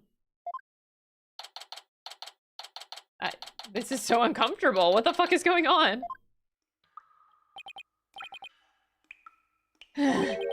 We've been walking for over an hour. It's like a maze in here. I couldn't get back to where we started if I wanted to. Yeah, this cave goes deeper than I thought. Wait, don't tell me there really is no way out. Where there's a will, there's a way. Ever the optimist, aren't ya? Maybe we should cut our losses while we can.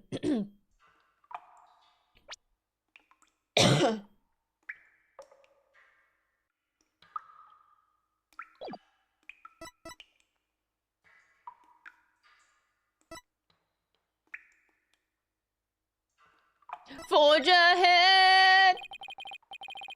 Even if we were to turn back, we wouldn't make it up that wall of a solid rock, so I guess we keep going.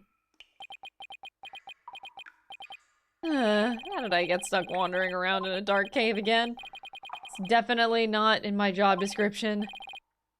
Listen, son, only the truly accomplished have the luxury of being so choosy.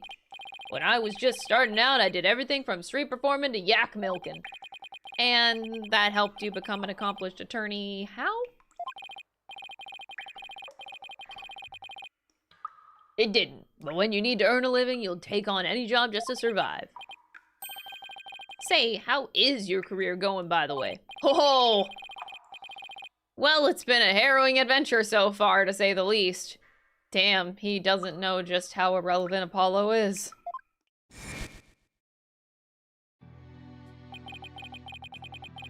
My first trial really put me through the ringer. And my next case had me investigating a pair of stolen panties.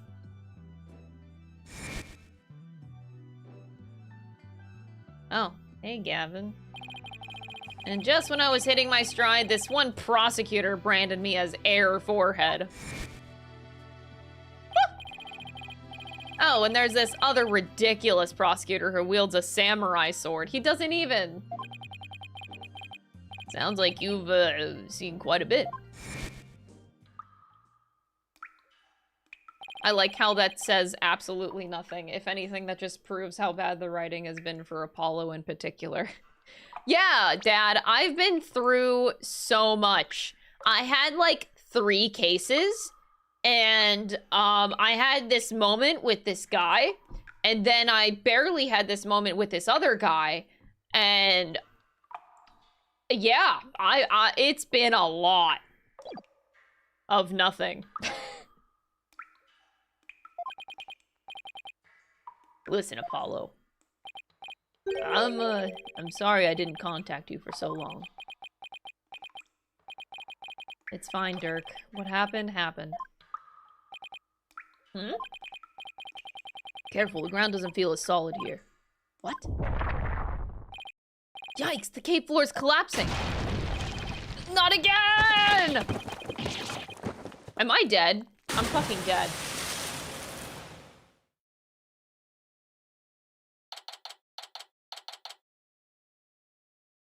Oh god, we're dead. Hey, Apollo, can you hear me? Dhurke?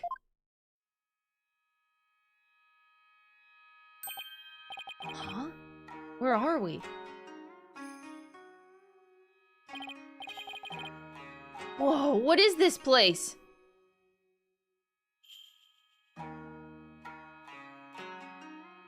We're stuck.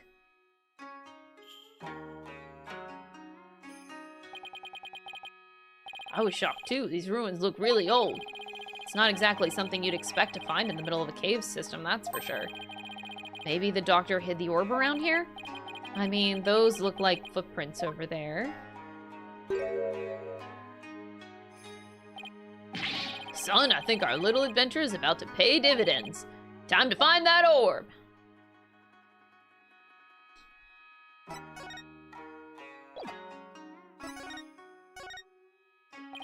I wonder what this place was before it was, well, ruins.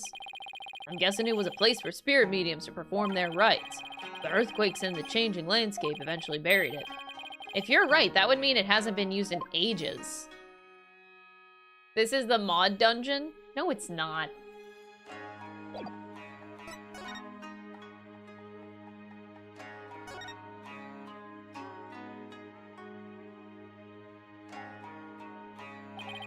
So that's the hole we fell through? Doesn't look like we'll be going back that way.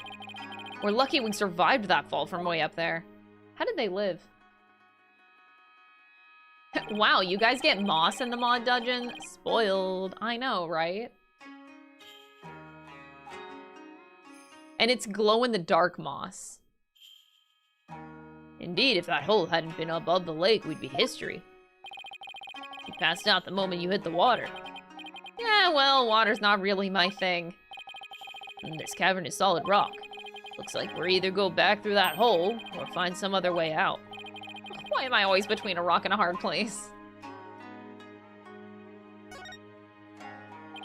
This lake looks really deep. I can't even see the bottom.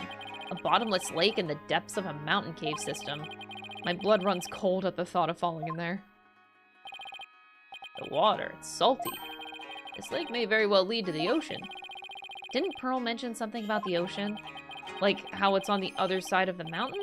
Can't imagine she meant it literally. So they have to swim down to get out?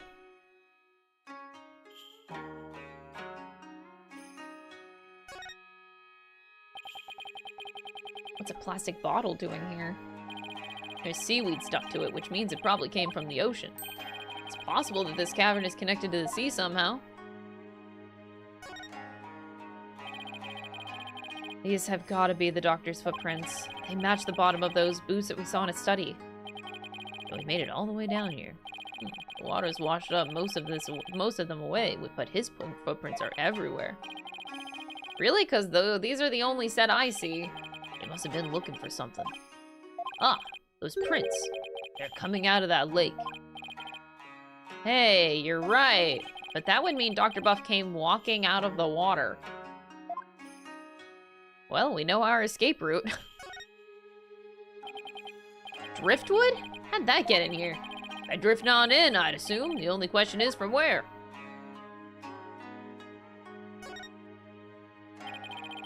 It's a big stone altar. One false move and some god might come and smite us. Ah, come on. It's not all doom and gloom. I dare you to look at our surroundings and say that again, Dhurke. You've got me there, son. Dear gods, please smite me now. This box looks pretty new. I'm guessing the doctor's the one who brought it down here. It's no good. It's locked tight. There's no way to open it? Doesn't look like it. There isn't even a keyhole. Which means there must be some trick to opening it. We'll have to figure it out if we want to see what's inside. Let's sum up what we know so far. The orb is almost definitely inside the box contraption that we can't open. As for this cave, there doesn't seem to be any way out. We're this close to the orb. Ah, come on now, son. Don't be like that. It's just a bit of bad luck, that's all. A bit? Murphy called. He wants his law back. Wow, that was a bad joke. What doesn't kill you makes you stronger, right? Ah, ha, ha, ha. How can he laugh at a time like this? We're stuck here for now, so we might as well try to open this thing. Okay, let's see what we're dealing with.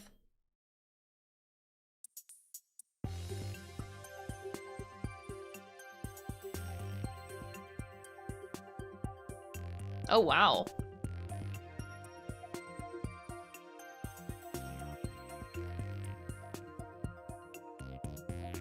Oh, get the fuck out.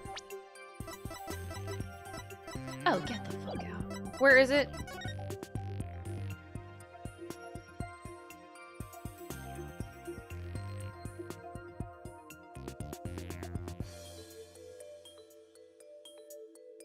I hate how this works.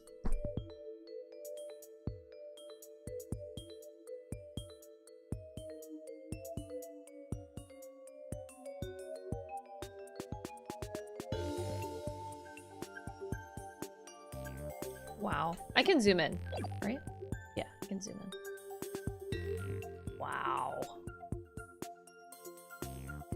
Infuriating.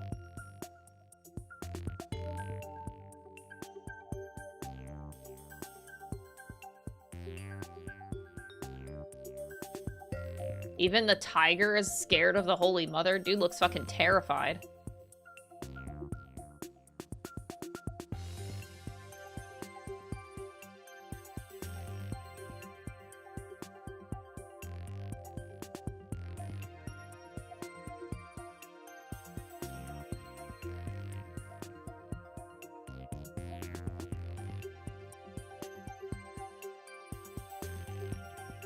Huh.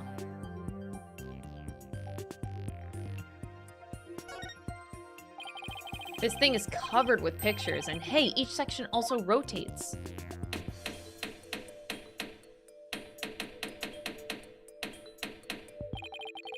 Take a look at this, son. See the picture of a dragon battling a tiger? In that green and purple one. It is of the Kurain's butterfly, Mitama. And I wonder if there are clues for figuring out how to open this box.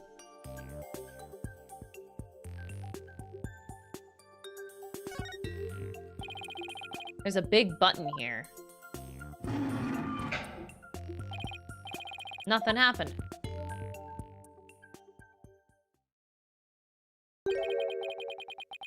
It appears this box used a picture-based combination lock.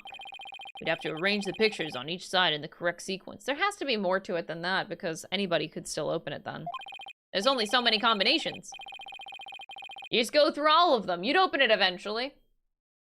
Let's see. There's the dragon and tiger fight, a Kurain's butterfly. Oh, that's not Dhurke. A Kurain's butterfly with a Mitama, and a number of other pictures too.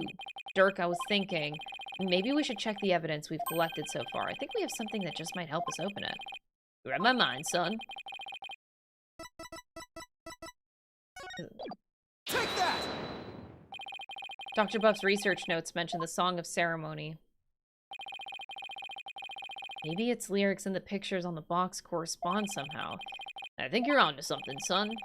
Okay, let's give it a shot. Each dial has 6 pictures, and there are 4 dials in total. The box should only open once the pictures are arranged in the right order. Funky puzzle box, here comes justice.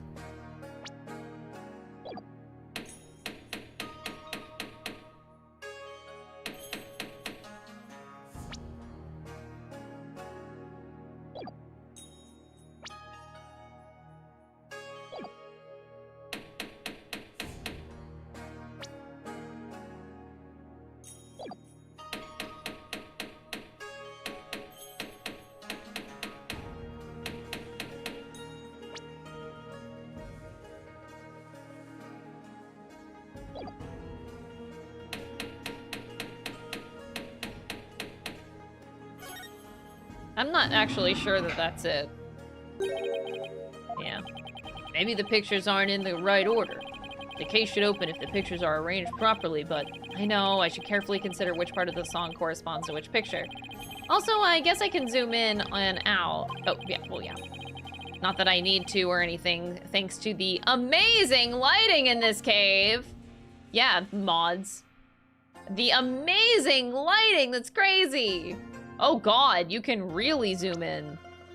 Oh shit. When dragon and tiger battle, the founder offers divine protection. I don't think that can be literally anything else besides that. When the butterfly embraces the Mitama, the favor of the orb is bestowed. I don't see how it can be anything else. Offer thy prayers as fervent as fire, only then shall the Holy Mother return.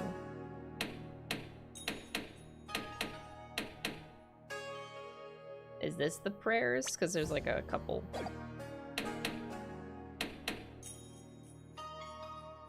And then maybe this one, the Holy Mother returns. Descending upon us in all her glory, the founder bestows the greatest power.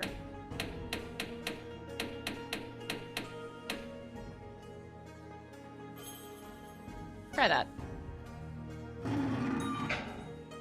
It won't open. Don't act like you didn't open the window to make it look better for this occasion. Oh, you know, that's what I did.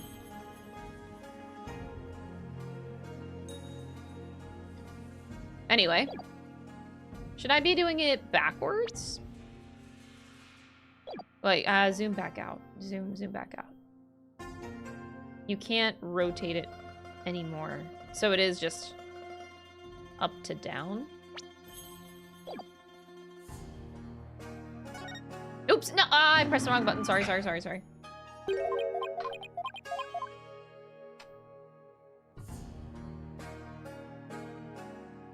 This girl has multiple lights, including color-changing RGB lights, and then loses her mind when we ask for a single lamp. Hey, I gave you 2 windows. Even though you claim to only have gotten 1. When the dragon and tiger battle, the founder offers divine protection. So that would imply that the people in the middle are the founders. When the butterfly embraces the Mitama, the favor of the orb is bestowed. Yeah, I feel like these two are just very correct. It's these where they get a little bit funky.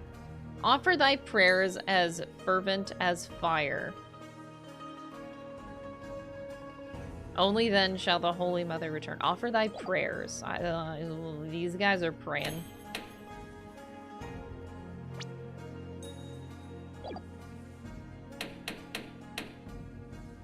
I had this one as the other one. I think this is what I had it originally. So the last one is descending upon all in her, descending upon us in all her glory. The founder bestows the greatest power known.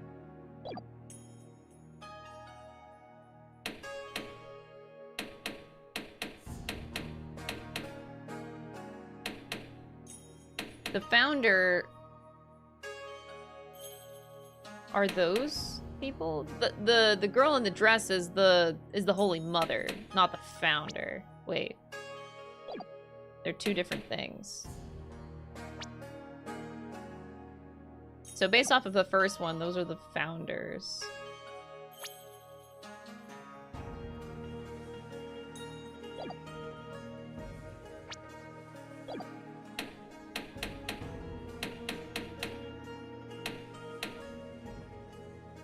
This guy's getting fucking eaten.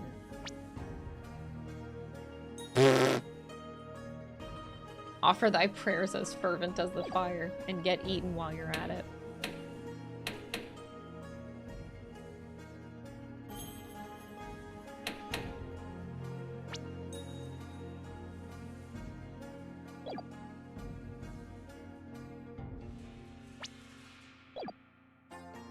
I already did this, though.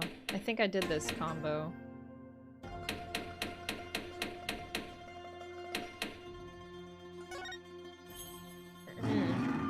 Two editors, 2 windows. Indeed. Chat, I am not asking for help. Stop trying to help me. This should be obvious by now.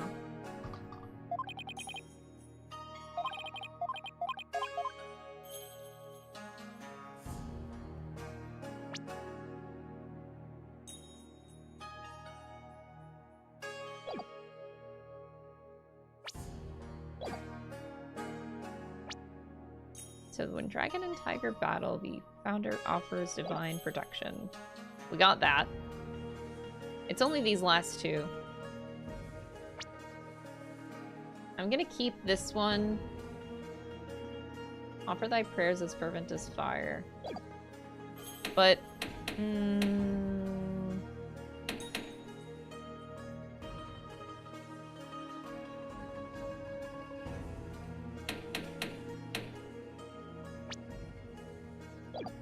where's the other picture? This one? I thought I did this one, though.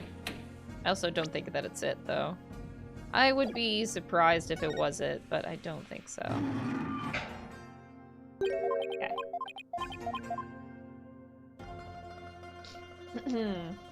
No Elpers, only puzzle. For real. People are like, oh my god, you're struggling while playing a video game? I never struggle while I play video games, so clearly I need to help this streamer.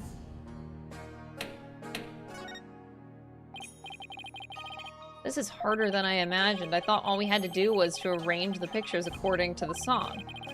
In times like these, you have to think outside the puzzle box. Sometimes the truth can only be found when you look at things from a different angle. A different angle? Come to think of it, one of the pictures from the song is missing. Does this mean that the pictures don't line up exactly 1-to-1?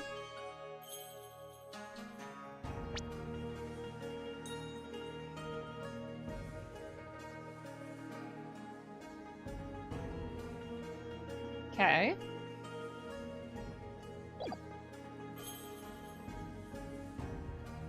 Wait, I'm a dumbass. I need to read that again.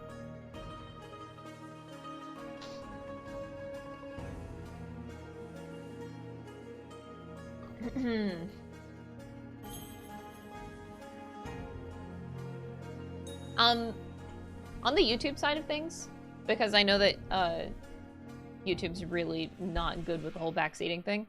Mods over there, just time people out for like 10-30 minutes instead of deleting messages. I don't think it really does much. Or if you guys are already doing that, that's great. But yeah, just time people out for a long time. Don't just delete messages. I don't feel like it teaches anyone anything.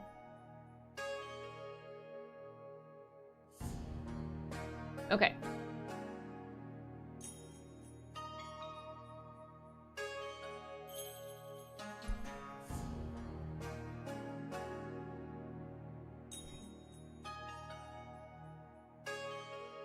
All right.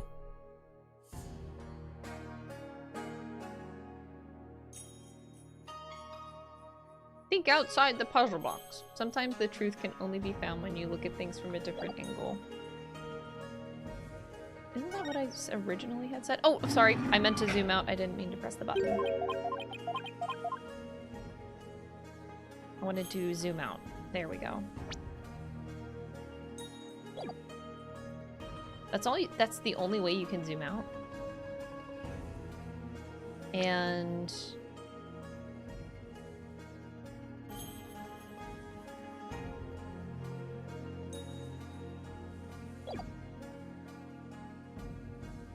wait, this is actually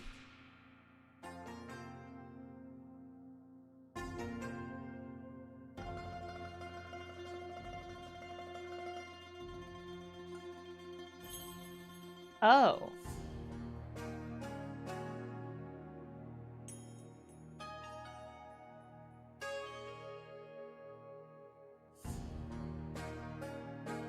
Alright, I'm just gonna do the simple thing. I don't really think that they are wanting me to just do it backwards. I don't think that that's the answer here.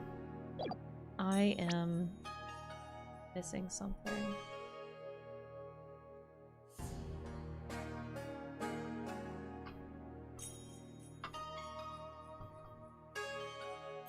Backseating has been a problem recently. It's not even backseating. YouTube isn't very good with also, like, y'all talk way too much. Like, foreshadowing, spoilers, it's a lot of stuff. But it's also, we in a way, we have to, like, train YouTube a little bit. But still, YouTube comment culture is a lot different than Twitch, so there's a lot of, like, a learning curve that needs to be done for, like, respecting different people's streams. It's a big thing, but yeah. It's, YouTube has not been good this whole week. Front seating and middle seating, it's like a lot. It's like a lot. Here. Even if I post the rules, people still don't read, but I'll pin it. I'll pin it to the top, but I never expect people to read. Yeah, no, I don't blame you. Twitch mobile is really ass. I think YouTube is better to watch for, like, mobile, for sure.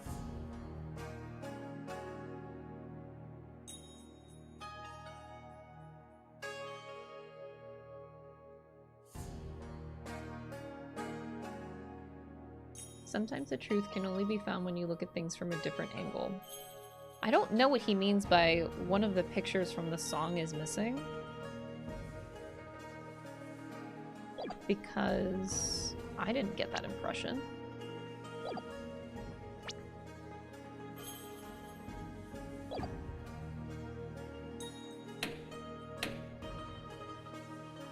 So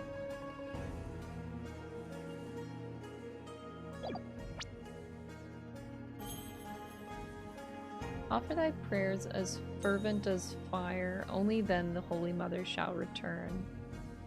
Descending upon us in all of her glory, the Founder bestows the greatest power known to man.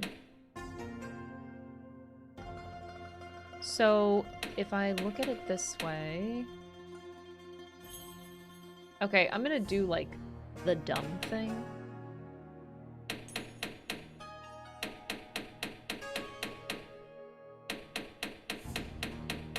I always gotta try the dumb thing, even though you think it's not gonna exactly work. You still gotta, like, rule it out. I know, I don't blame y'all. Twitch Mobile is absolute ass. And then here's to hoping that they actually fix it one day, but you know that they're not going to. What if, we interpret the thing a little bit differently? Man, ugh.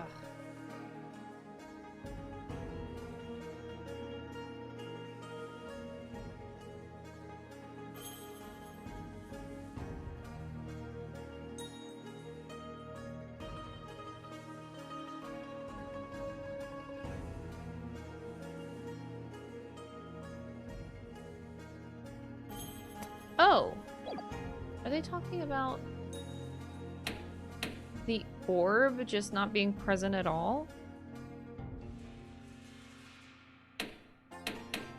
That would be weird.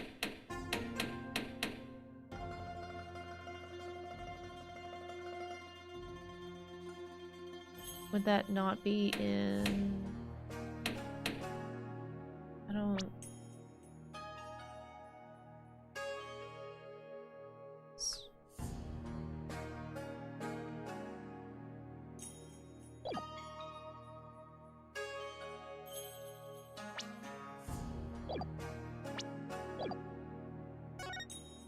Oh, no, no! Oh, sorry, I meant to zoom in.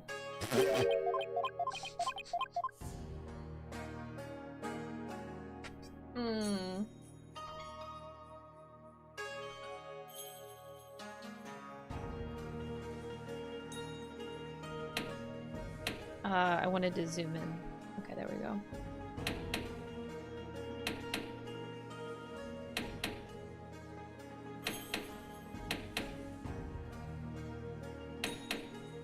See, stuff like this actually makes me really excited for, I think it... Now, please don't actually say anything about Zero Escape, but from my understanding, it's like an escape room game or something, like puzzle stuff, because I do love Ace Attorney, but my brain loves puzzles a lot, and I think I'm particularly excited to experience that game, and doing this kind of a puzzle reminds me of that. I'm like, oof. I kind of am craving getting back into, like, puzzle-based games. Because I grew up with that. That it makes me, like, really eager to do it. I don't actually know if those games are like that. I forget. I think it was Hannah who told me that. But, yeah. I fucking love puzzles so much. They're so fun. This was... Oh my god. I don't know if you guys have ever seen these type of things. Hold on.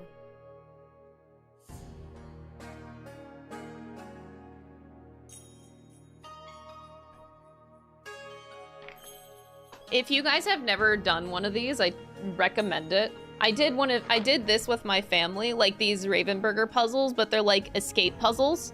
And at the bottom, they tell you like the difficulty level. So like the puzzle is like easy to put up together. It's only like 3 out of 5 difficulty. But the like solving the riddle within the puzzle, this one was so fucking hard. I don't know if you've ever done these, but this was like my second one that I did. And me, my brother, and my mom, whenever they came over to visit me back in July, we did this puzzle, and it took us 2 to 3 hours. Like, it was so fucking hard. And that is with the brains of me and my brother together, who I consider my brother to be 10 times smarter than me. He always was the smart one. But I also know I'm very good at solving puzzles. But this was really fucking hard. If you want like a really challenging puzzle, do one of these. They're called Ravensburger escape puzzles. They make a couple of them, and they're like a little bit weird, but maybe don't start with this one. Start with an easier one first, so you kind of get how they work. But they're super fun. I'm a big puzzle person, so I kind of live for this stuff. And just like, I know it's not entertaining though, is the thing, because like I'll sit and stare at a puzzle for like 30 minutes to figure it out. I can't really do that on stream because it gets really boring to watch somebody sitting and staring at a puzzle for 30 minutes before they figure it out. But it's like my favorite thing. I don't know. It's just so satisfying. Yeah, Ravensburger's a really, really good puzzle brand. They're one of the best out there. I have another Ravensburger puzzle up here that I've yet to do. But yeah, if you're into puzzles, definitely look into it, for sure, for sure.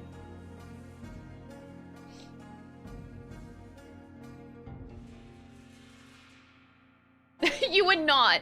I promise you, you guys would not actually like me like staring at a puzzle for so long. I don't think... Well, I'm sure I've been doing puzzles like my whole life. But I'm sure there's some point I get hints if I really am stumped. I don't think I've ever gone straight for an answer though. I always go for the hint. So... But yeah, they just take time. They just take time. I understand it can be boring to watch, but just give me a moment, and I am very confident in my puzzle making abilities to get things.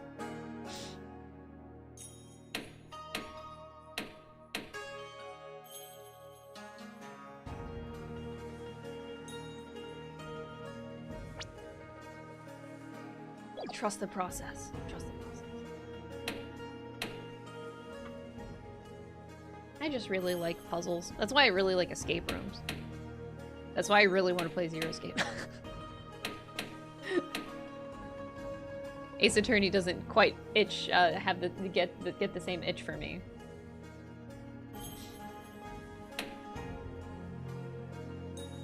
So the only thing I can think of here, except they do seem the same. Even if there is a picture missing, how am I supposed to cover for that? I need to do the consulting again. I lost the text.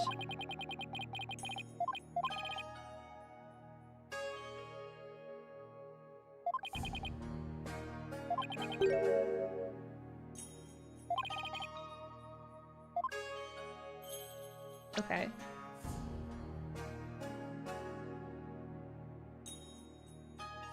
I'm pretty... Well, I shouldn't say I'm pretty confident. I don't think the issue is in the first two. I think that the issue is in the last two. And I also want to make sure that the left part is irrelevant completely, because it might not be, and I don't want to completely rule that out either. Offer thy prayers as fervent as fire. The favor of the orb is bestowed.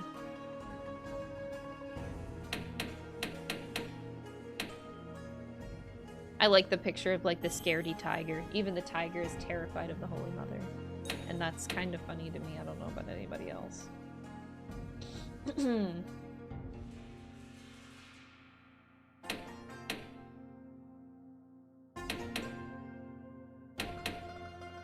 When they say... Is it like the picture in the picture?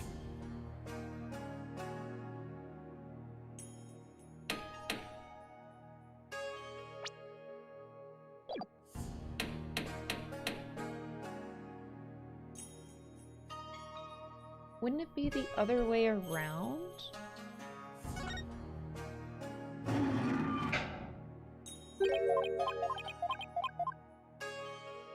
I'm trying to think in terms of filling in the empty spaces now.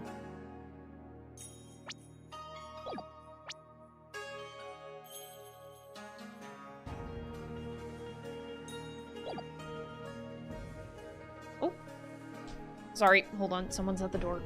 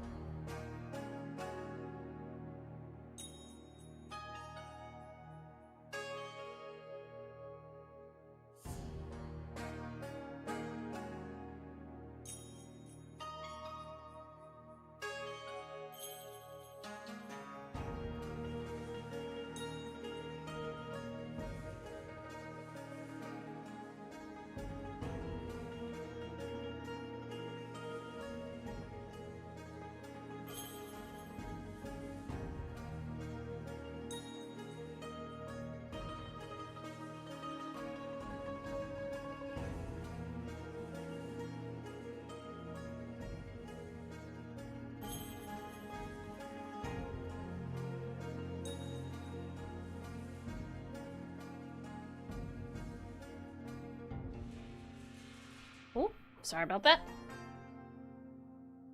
Oh my god. I leave for 2 seconds and y'all are like going on a speed date here? Shit.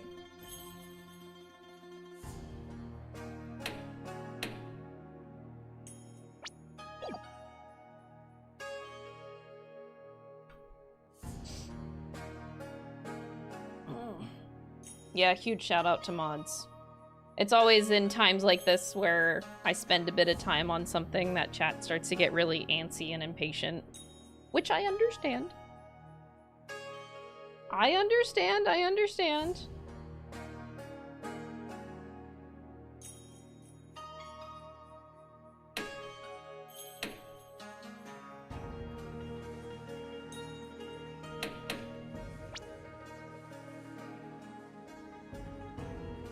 This has to be it.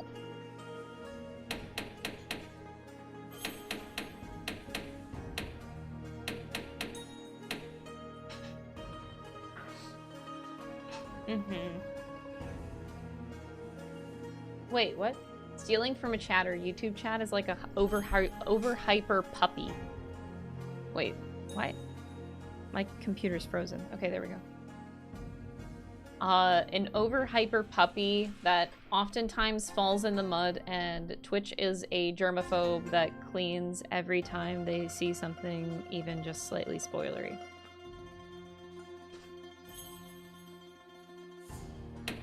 That's true. Yes. Weird, but true.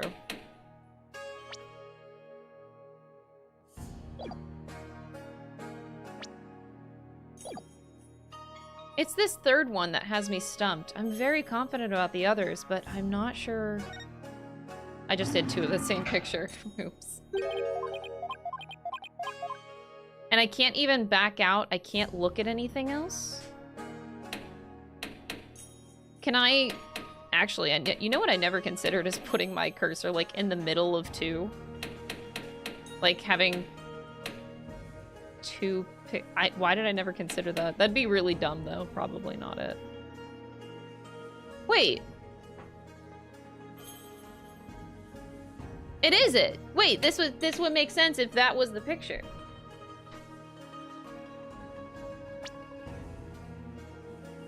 Oh my god. Yes, it's a half a picture. Oh my god. Why did I never consider that? That's why...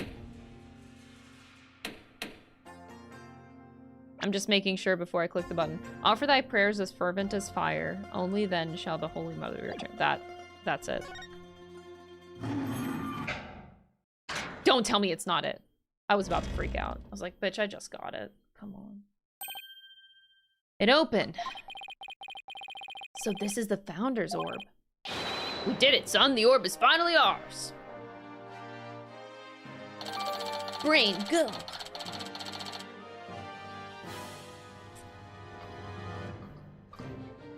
What is this music?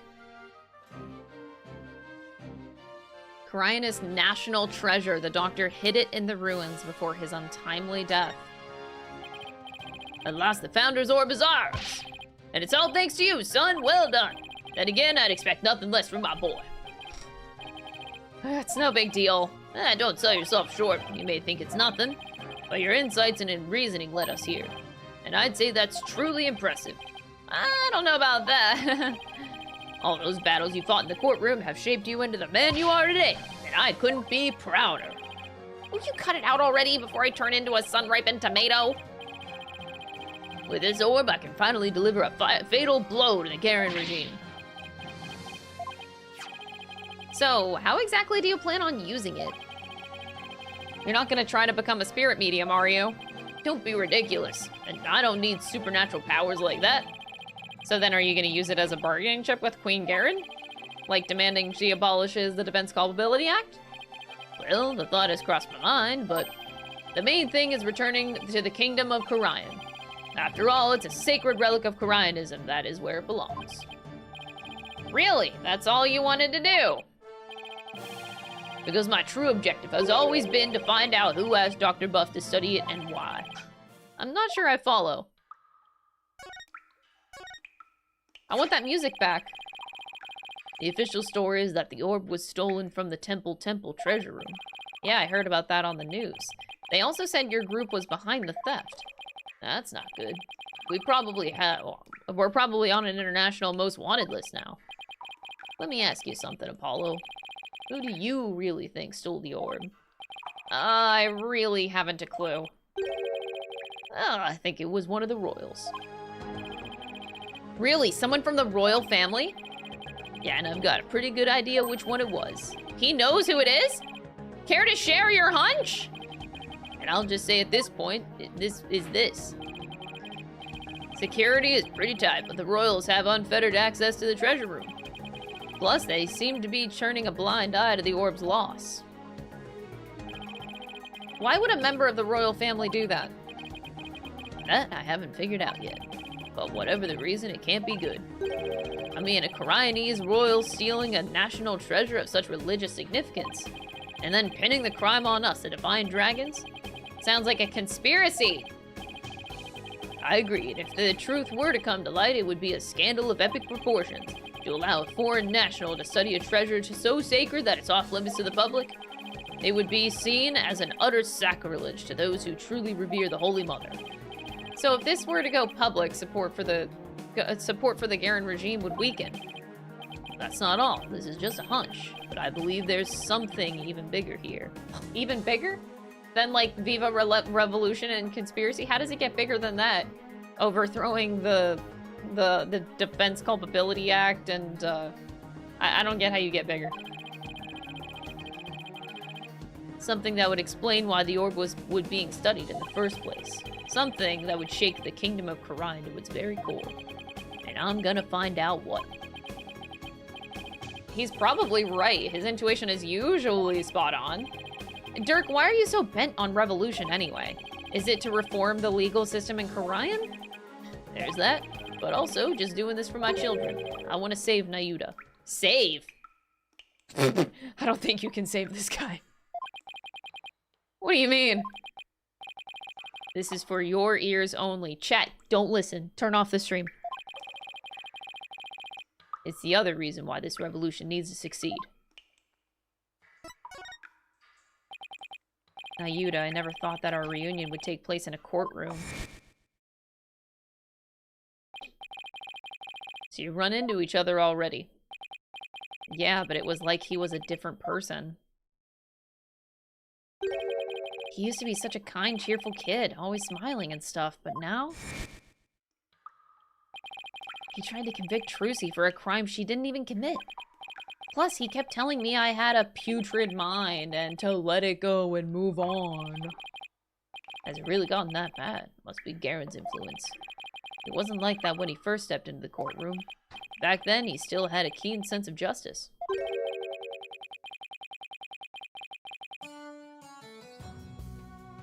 Oh. He has character? I vowed to bring the Garen regime down and reform the legal system. That's what he swore to do, but that was also 5 years ago. He's been the shining star of the Divine Dragons and our greatest hope. Nayuta was a dragon? He was. But these days, he's more like Garen's lapdog. Talk about a complete about-face. Why would he do that? Something must have happened to him, something that sparked a radical change. Still, I don't think he truly believes in the new path he's taken. It's not conviction that fills his heart, it's resignation and despair.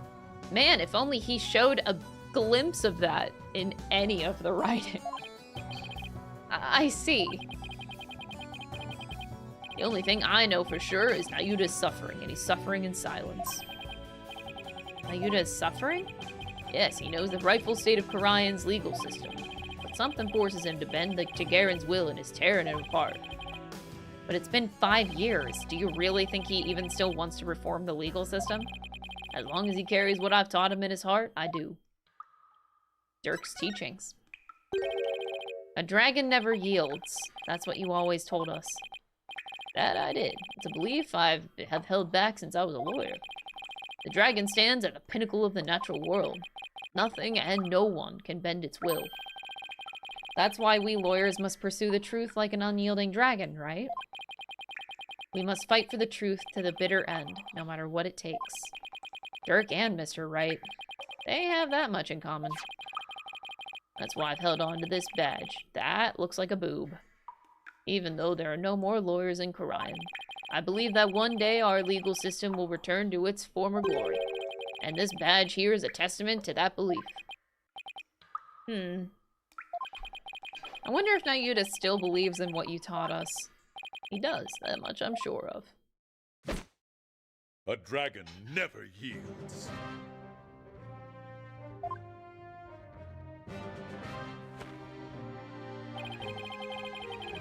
I know that belief is etched deep in his heart. I'd bet my life on it. After all, he is my flesh and blood.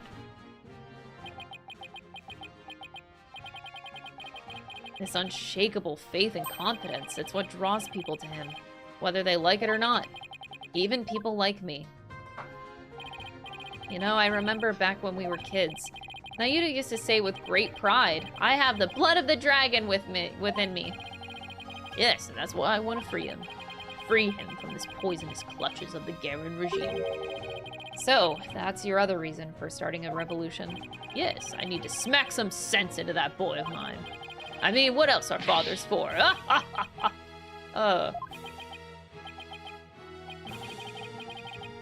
I wouldn't know. Now that we have the orb, on to the next problem. Getting out of here. Well, we're not going back the way we came, that's for sure. Oh yeah, we still have to solve the problem of getting out. A dragon D's nuts. Wow, so good, Tion, so good. That hole we fell through is way too high to climb back up. Actually, I have an idea. That lake water stays salty, which means it must connect to the ocean. You're not suggesting that we swim our way out of here? That's exactly what I'm suggesting. We have no idea how deep that lake goes. It's pitch black down there. Not a problem. How is that not a problem? I mean, how do you even know if there's really a passage to the ocean? Well, one of us has to try, and I'm the better swimmer. Time's a wasting. I'll be back before you know it, son. He just dove right in. I sure hope that he knows what he's doing.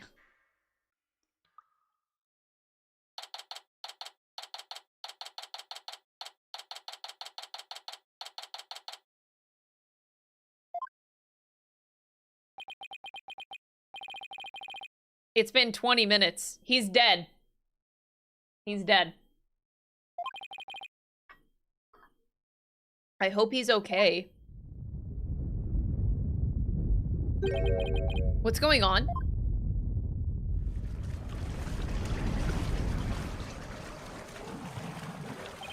Uh-oh. It's rising and fast. Ah! I need air. Apollo, just go in the driftwood. Go in the driftwood. I don't know how to swim. If I don't grab onto something that floats. Oh my god, is this like visual novel time? Like text? Oh my god, this is so good. I miss these old games. I have to pick what thing to survive. Go, go, go, go, go, go. I've got it. As long as I hold on to this, I should be able to stay afloat. Wait, what? Maybe I can use this like an oxygen tank. Wait, what am I thinking? I need to stay calm and be more rational about this. This is not good. The water's almost up to the top of the altar. It won't be long before it reaches the roof of the cave. Am I just gonna die? Wait, what about the log? How do I use the log I just found? Can I die just by sitting here? Should I test this theory? It's no use. The hole's still too high up. I'll have to find another way, and quick, before I drown. Why am I not using the... The puzzle box is still at the base of the altar. It must have been designed to stay put even at high tide. Wait, that's it! Dr. Buff must have gotten in here from some oceanside entrance at low tide. That's why his footprints were leading out of the lake. So it really does connect to the ocean. Not that that helps. I drown before I make it out.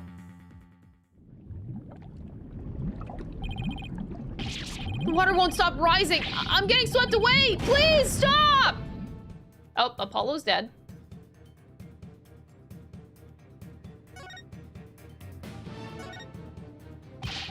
The water's just high enough for me to reach the hole. I'm saved. All I have to do is go back the way we came. The water might even lift me all the way back up over that wall of rock. Here goes.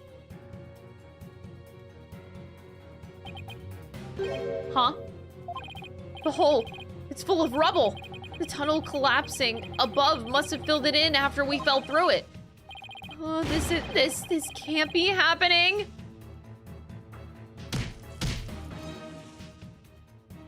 Did he just try to punch it? No, I can't give up now. I refuse to die here.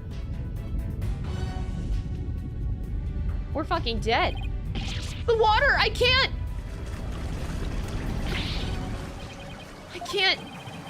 breathe.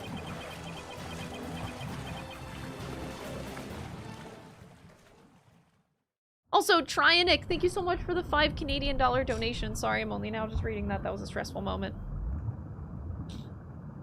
Is this the end? Dhurke. I wonder if he made it out.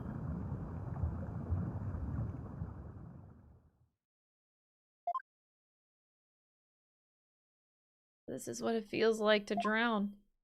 I would have eaten that sushi if I'd known it'd be my last meal. Oh, I feel like I've been through this before. Now I remember. It was back when all three of us were living in that shack in the mountains. That Yuta and I were playing by the riverside when we got swept up in the rapids.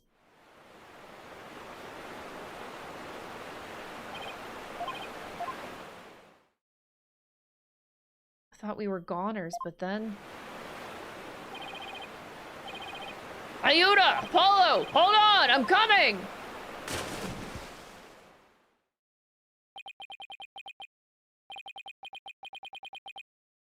Aw, babies.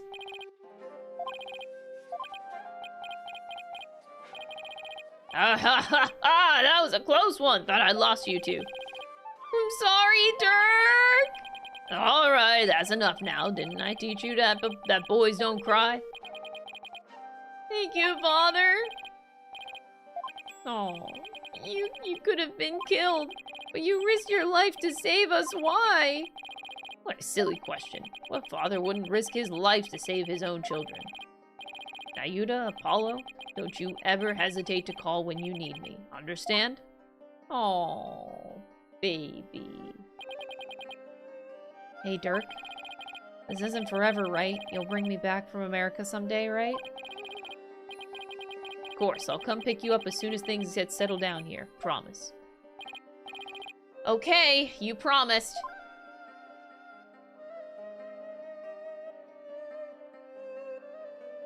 Dhurke, I waited and I waited for the day that you'd come and take me home. But you never came. That's why I tried to forget about you and my life back in Kurain.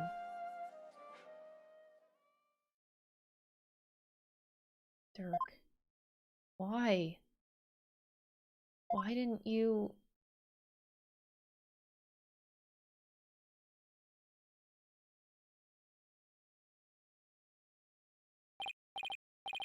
Apollo! Apollo! Apollo, can you hear me? Oh. Oh. Thank you for the $2 donation. I appreciate it. They had to kill Apollo before he got too relevant. So true, so true.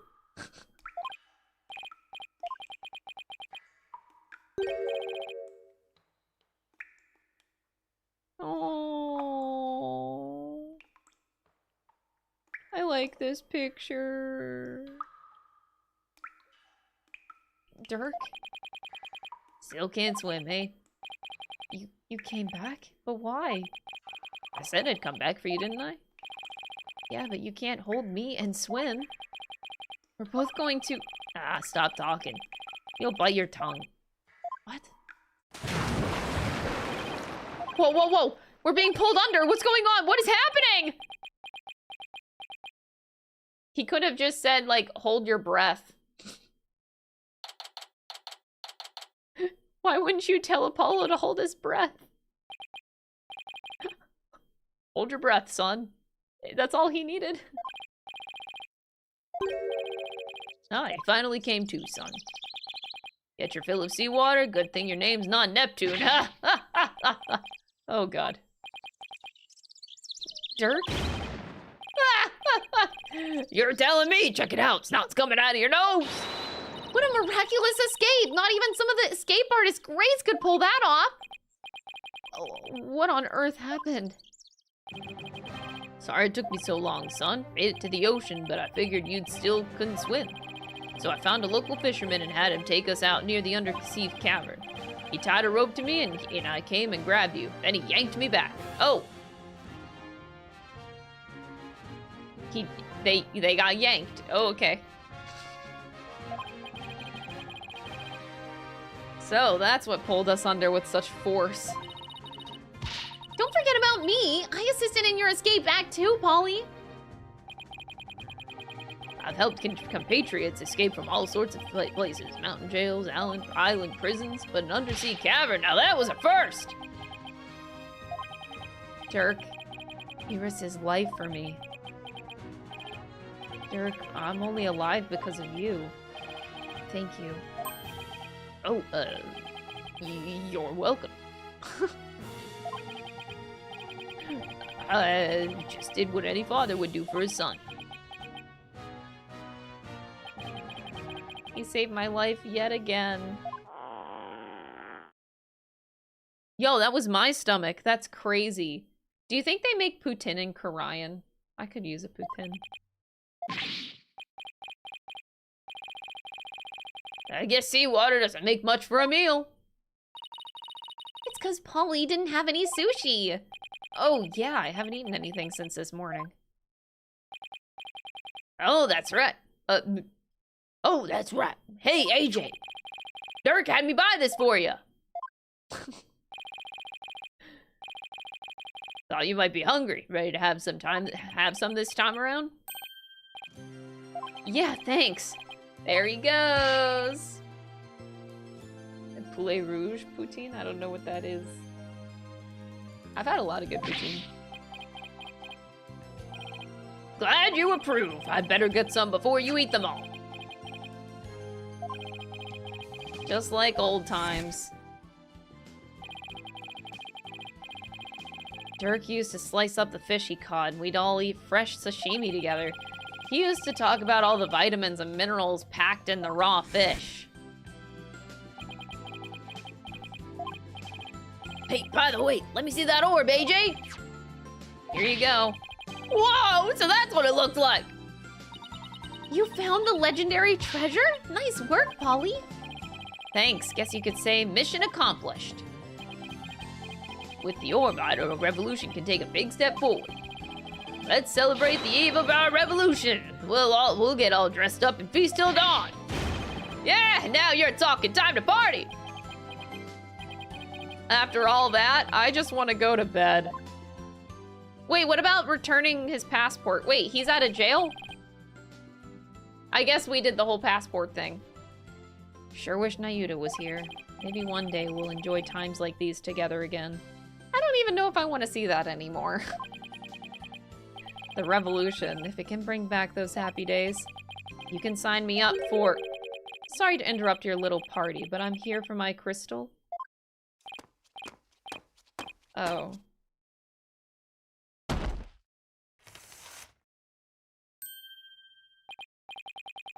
Ah, it's him again. Well done! Then again, I always knew you could do it. After all, we politicians must be excellent judges of character. Still, I'm impressed you both made it out of there alive. Wait a second. You're the one who shoved us into that pit? Sounds so bad when you say it like that. All I did was give you a little nudge in the right direction. So it was you.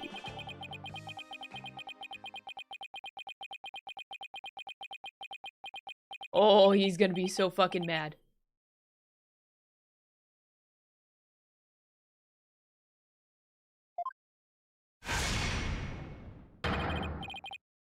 no good son of a... Don't look at me like that! The crystal of Amife is mine! Now hand it over! Over my dead body! Ah, Detective, help!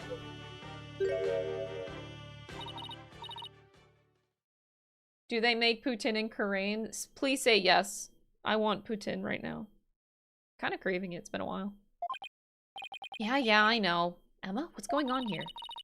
He filed a police report. He claims you're trying to steal his family heirloom. That's him! The one with the long hair! Arrest him this instant! He's the thief that made off with the Attition family's most precious heirloom! Well, I suppose I should ask you to come in for questioning. Down at the police station. I think I'll pass. Oh no.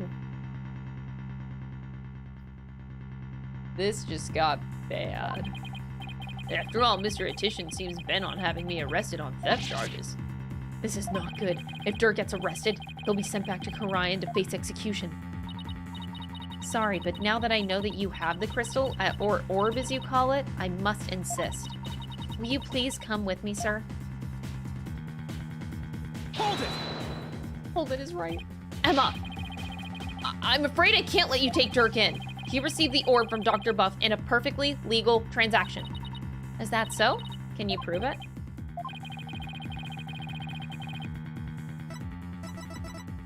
Take that! Take a look at this agreement. What do we have here? Let's see.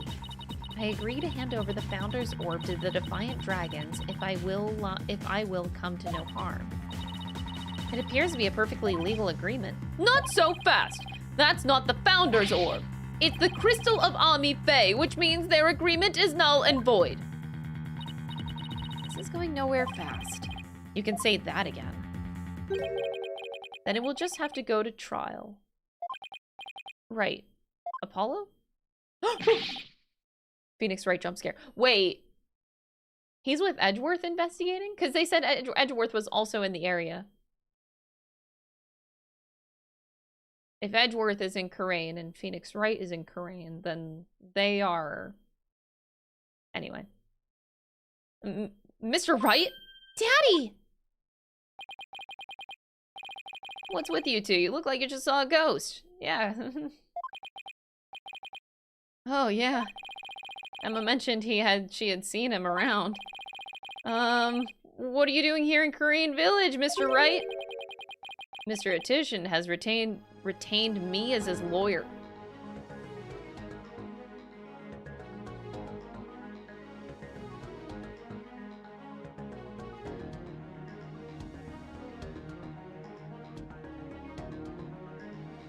Ooh!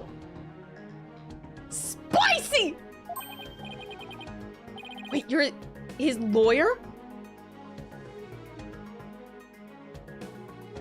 This is so good all of a sudden! Let's go! Mr. Wright, what are you serving as Mr. Attition's lawyer? Why? Because he hired me. He needed my help in getting his family heirloom back from Dr. Buff. And it seems he correctly foresaw that something like this might happen. It's because those shifty insurgents were harassing poor Dr. Buff. So I knew I might need a lawyer if things went south. I figured with a celebrated lawyer like Phoenix Wright, I couldn't go wrong. Is that what you came back from Kurain for, Mr. Wright?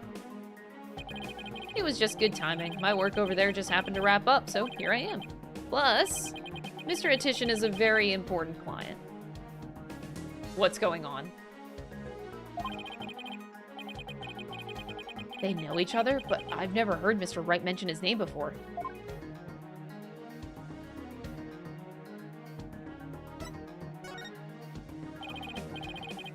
Mr. Wright, are you sure this is Mr. Attition's family heirloom? That's my client's assertion. He says it's the crystal of Amife. Apparently, it's the crystal she once used when channeling spirits. Who's Amife? She brought Kuraini's channeling to Japan and her descendants brought it here. Her true origins are still rather murky, but what's clear is that she is the founder of the Kurain channeling technique. So she's like the one they call the founder of Kurain, the Holy Mother. Apollo, I don't plan to betray my client's confidence. I may not know all the facts yet, but I do know we won't be handing the crystal over to you.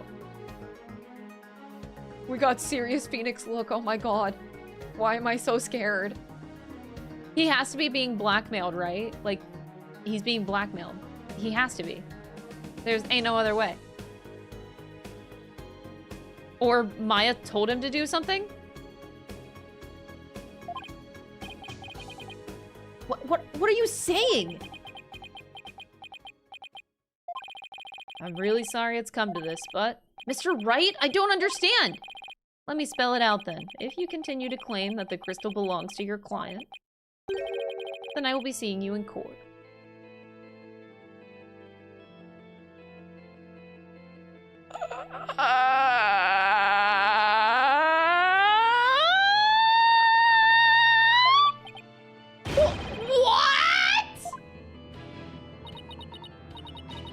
Phoenix Wright was the final boss all along, always was! What's gotten into you, Daddy? Nothing, this is strictly business.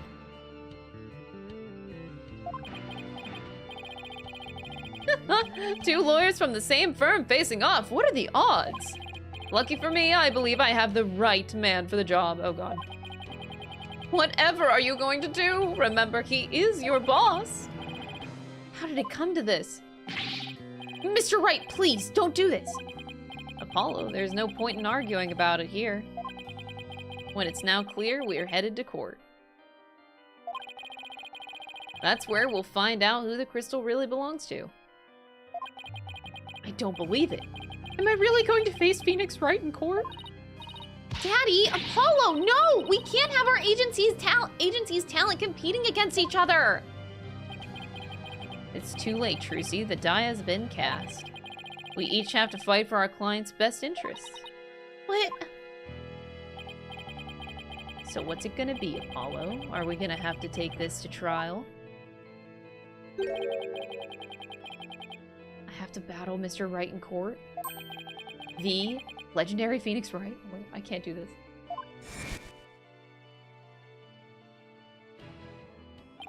No matter how many trials of his I've watched. No matter how dire the situation, he's always pulled out a win in the end. Can I do it? Can I really take on the man whose footsteps I've been following in? No, you can't. I owe it to Dhurke to at least try.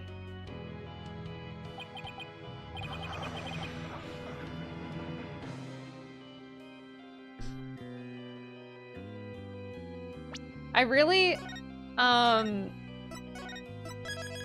want to say throw in the towel just for the dialogue. I want to see what they say. Yeah, just give up. Oh, I can't do it. I can't do this. I mean, how can I go up against a man like him? I couldn't possibly win, but do I really want to give up without a fight? If I do, I'll be forever walking in his shadow. Plus, I'll be letting Dhurke down, and I can't let that happen. There's no turning back now. Okay, it didn't matter. If it's a trial you want, Mr. Wright, I'm more than happy to oblige. I'm ready to fight for my client, even if it means facing off against you.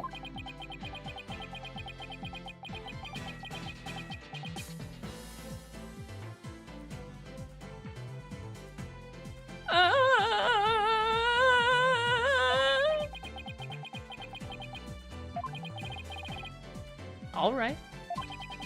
I won't be pulling any punches either, Apollo. The kid gloves are off. May the best attorney win. You got it. Whoa, whoa, whoa. First Daddy and now you?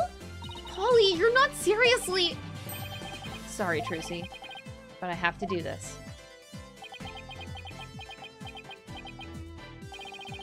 Apollo. All right, then. I'd better go prepare for tomorrow. See you in court. Daddy, no, wait! Fine mess I've gotten you into, son. I mean, all the lawyers we could have faced, it had to be him. He's practically a celebrity in Kurain now. They're calling him the Fighting Phoenix. I'll be fine! After all, I've come a long way too. Who knows? I could even end up winning. There's always a chance, right? know, this may be a blessing in disguise. If the trial proves what we found is indeed the Founder's Orb, then whoever asked Dr. Buff to study it may be revealed too. This is our chance to finally pull them out of the shadows. The first step of your revolution, huh? The revolution to restore Kurain to its former glory and save Nayuta's soul. Dhurke, I swear to fight as hard as I can in court to make that a reality. We're gonna win this one, you'll see. I know you can do it, son.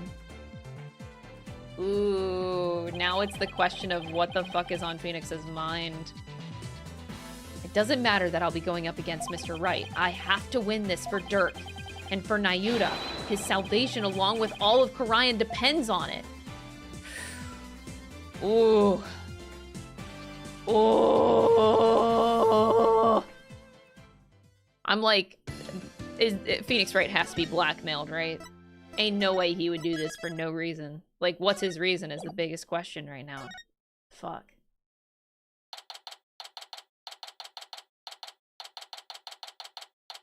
"10:08 a.m.? Wait, don't we normally start at 10? We're late?"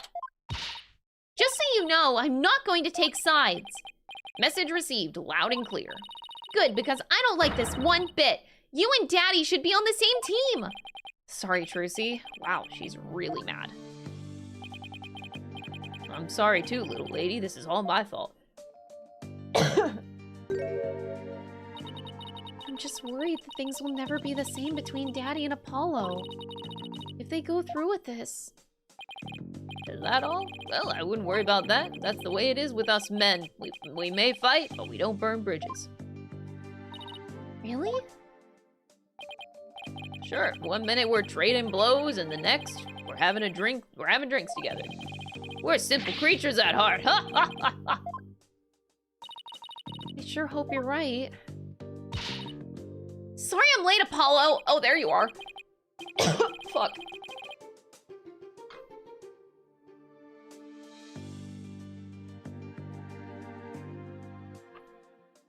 Ah, fuck.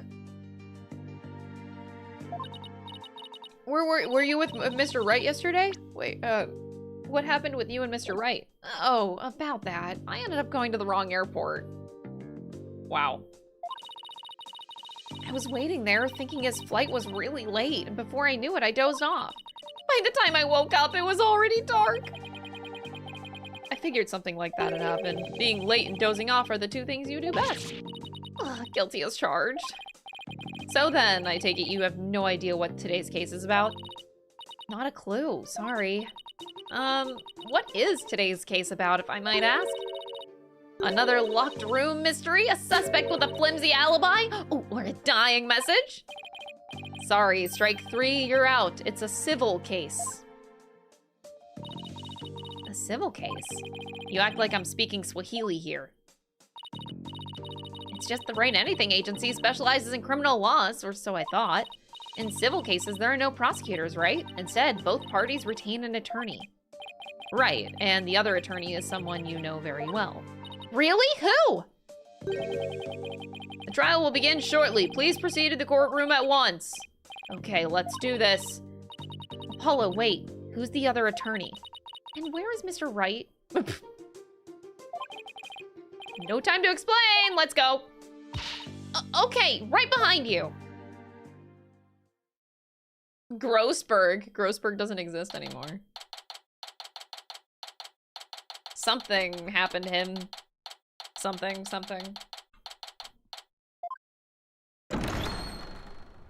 Oh, this is so weird. Court is now in session.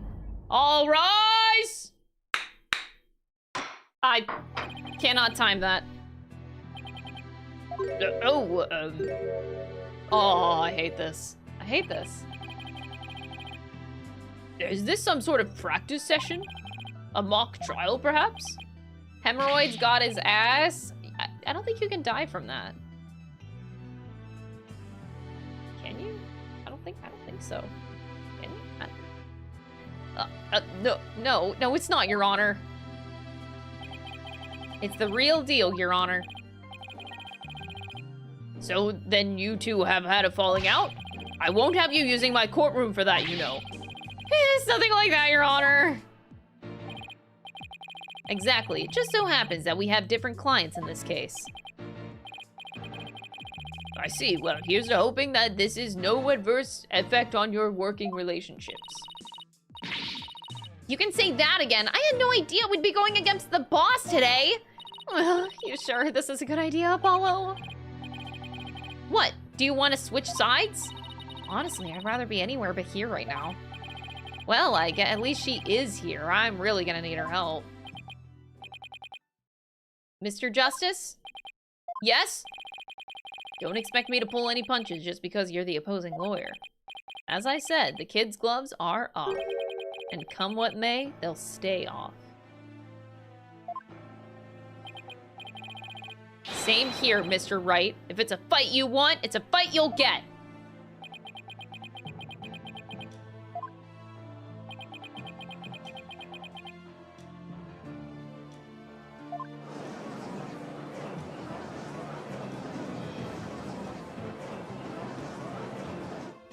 The music is so epic. Wow. Eesh, you guys are really chomping at the bit, aren't you? Meanwhile, there's a dead man! What about, you know, the murder? We're having a civil case. And we're just completely ignoring the fact that there has been a murder!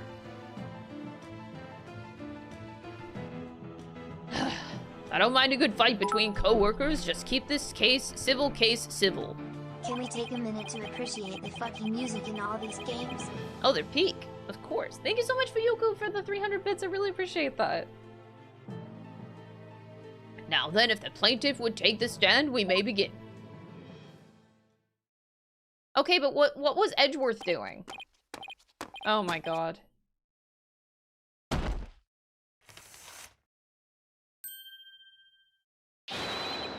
Noble judge, members of the gallery, good day to you. I am politician.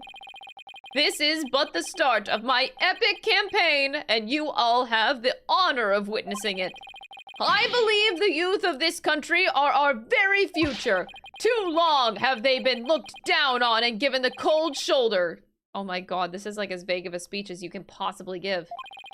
Ask not what you can do for your country. Ask what your country...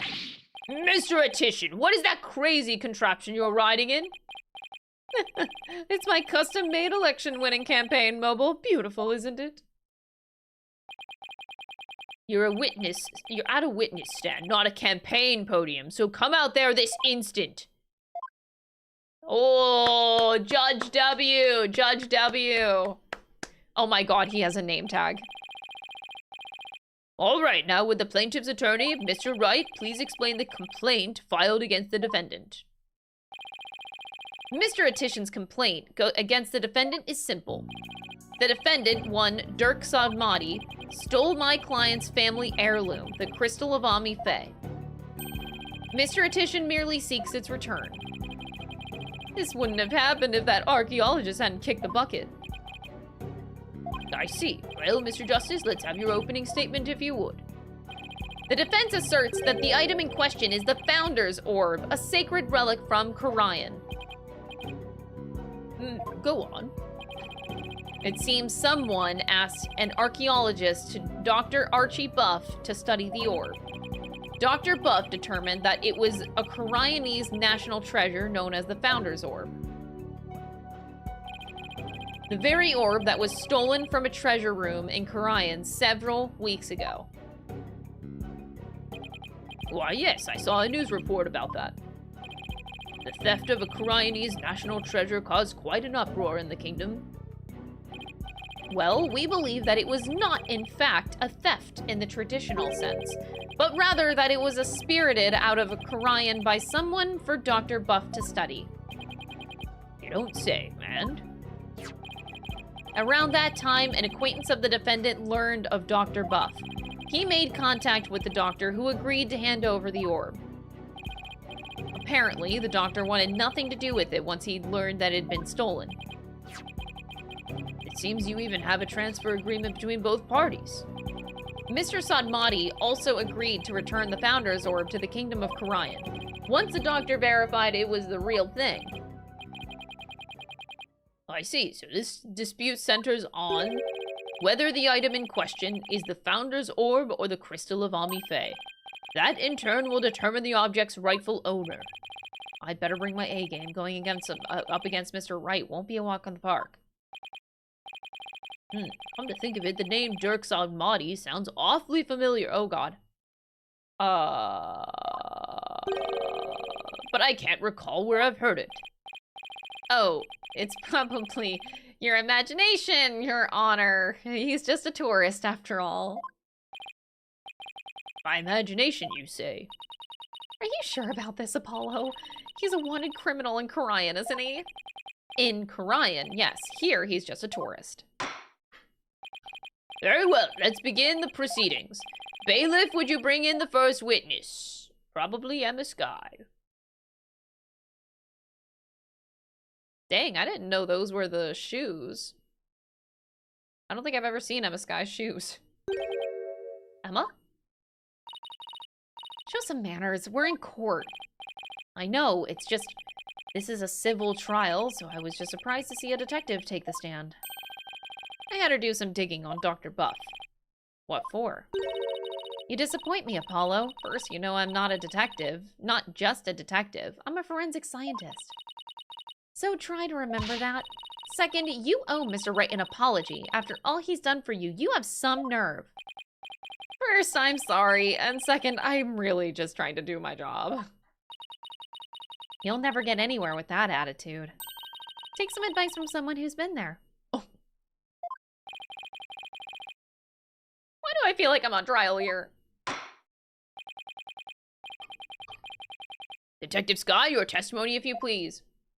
Free feet in this economy? Oh my god, chat. Wow.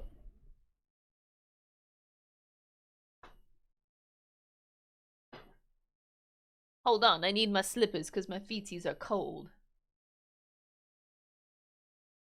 Okay. The police have had their eyes on Dr. Buff for some time. And it's just today, a number of stolen artifacts were discovered in his study. Among them were a priceless urn and a statue that was stolen from the Fae clan. It seems the doctor would do anything to study artifacts, including stealing them. Ooh! As for the relic at the center of this dispute, he likely stole it from the Attition residence. The doctor is a thief? Why am I just hearing about this now? Well, cat burglar isn't something he'd put on his resume. He was more careful than that. But the fact is, he was a classic treasure hunter. A treasure hunter, huh? Like people who had thrilling adventures in exotic places, risking life and limb for glory? I doubt Dr. Buff was the star of his own hit movie series, Athena. Out of respect for the dead, I will say that Dr. Buff wasn't doing it to get rich. Apparently, he only wanted to borrow artifacts to study them. He would then return them as soon as his research was finished. According to the doctor's child, he would even repair or restore some of the artifacts he stole before returning them. He believed he was honoring the dead by discovering their history through artifacts. But whatever lofty ideals he held, it makes no difference. Larceny is larceny. Thank you, Emma. Yes, he certainly sounds no different from a regular thief to me. So, let's say for a moment that the doctor really did moonlight in stealing artifacts. Might he not have stolen the Founder's Orb in Kurain and brought it back himself? Nope, there's no record of him traveling overseas over the past few years. Plus, he couldn't very well leave his reclusive child at home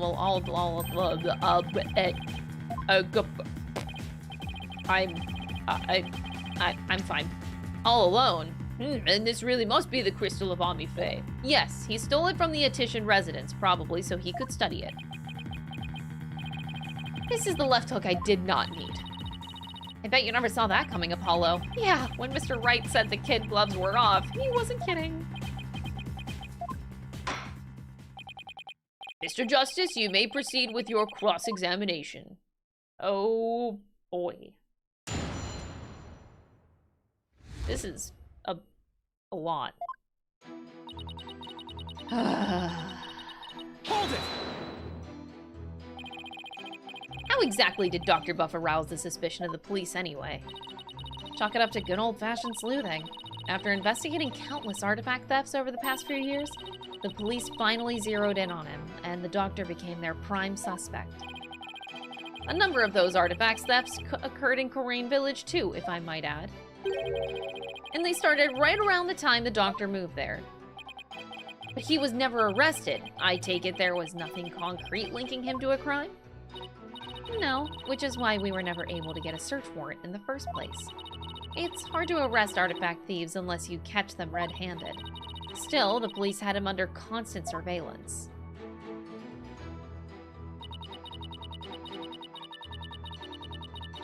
Hold it! Are you sure these allegedly stolen artifacts are the real deal? They're not fakes, that's for sure. Take the urn, for example. Apparently, it's an extremely intricate work of art. That's been cracked and blown to oblivion and then glued back together and then painted all over it. Its design, cracks, and other features would be impossible to replicate perfectly. This poor thing has been through so much shit. Actually, I've had a few run-ins with that urn myself. Yeah, tell us all about it, Phoenix Wright. So I was shocked to see it there in the doctor's study. I can say without a doubt that that urn was stolen from the Fae clan. I see. Detective Sky, please continue with your testimony if you would. I do appreciate the return of the urn. That is actually hilarious. Were any other stolen artifacts found besides those belonging to the Faes?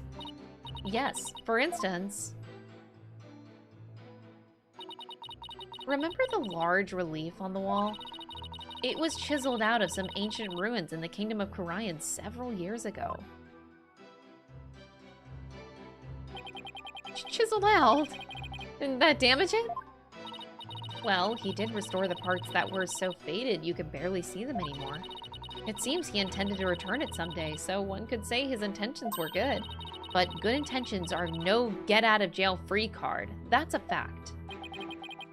If I might add, with respect for the deceased, the quality of the restoration was apparently exceptional. It seems the doctor invested a lot of money in hiring an extremely talented specialist. He sounds like a good man who took a wrong turn somewhere. I guess Sarge takes after him in that way. Any further questions? If not...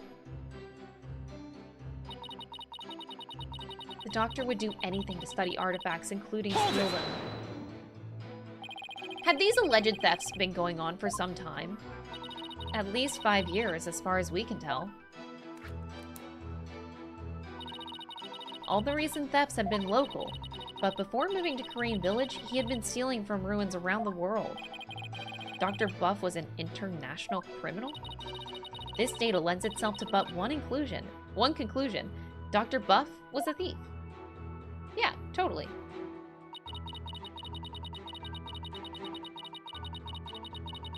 Hold it! You claim he stole a family heirloom from the Attition residence, but claiming something doesn't make it true. Unfortunately, it is true. How can you be so sure? A police report was filed concerning the theft 1 year ago, in fact. What? A whole year ago? August 25th of last year, to be exact. The report states, and I quote, "The crystal of Ami Fae was discovered to be missing. From the Attition storehouse at 10 a.m., the storehouse lock had been picked." Signed, Paul Attition Wimperson.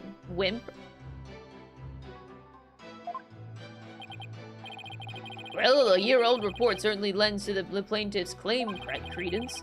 The doctor really could have stolen the crystal of Ami Fae. Not only that, Your Honor, but the Founder's Orb was only found to be missing several weeks ago. That is nearly a year after the crystal's theft was reported. Therefore, I must believe that we consider the orb and the crystal to be two separate items. Paul Attition Wimperson? Not the most awe-inspiring tail end, is it? I see why he cut it off. Not that he inspires confidence without it. Still, I'd probably do the same in his shoes.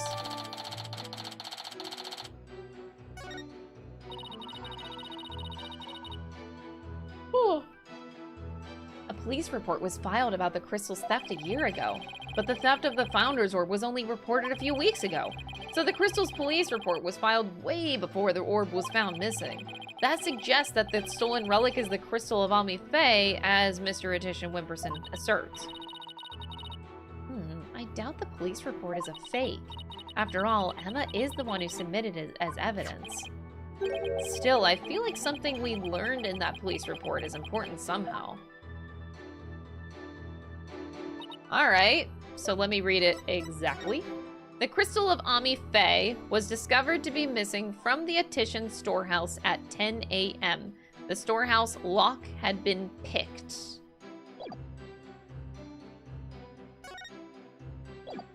This was filed a year ago.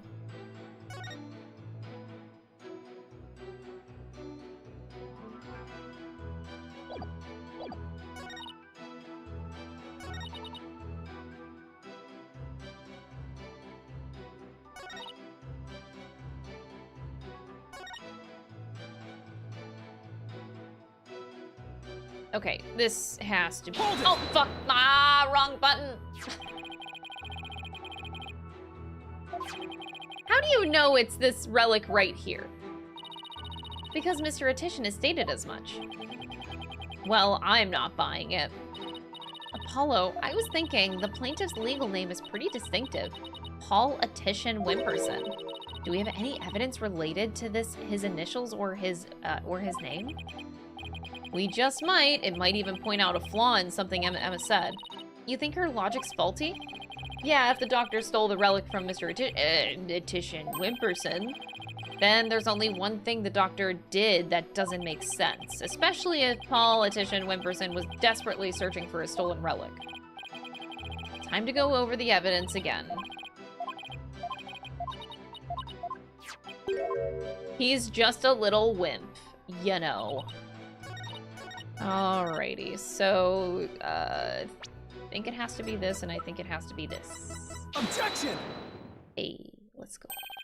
The doctor stole the relic from the plaintiff? Are you sure?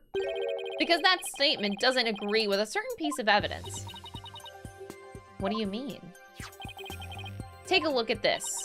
This isn't a photograph. God damn it, I can't make the joke. It's just like a flash drive. What about it? This contains an email from the doctor's computer. That little piece of plastic? I'm afraid I don't understand. Oh, this stick here can store all sorts of data. What did you say? Just look at this.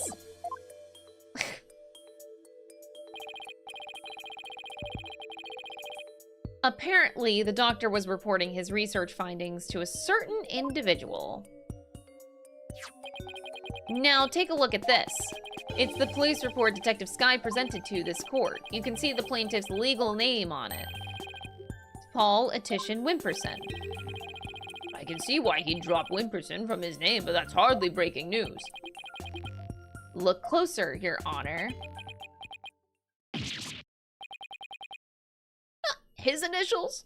Got Phoenix right, let's go! Right, the plaintiff's full legal name is Paul Attition Wimperson. Now consider this. The email's recipient address starts with 3 letters.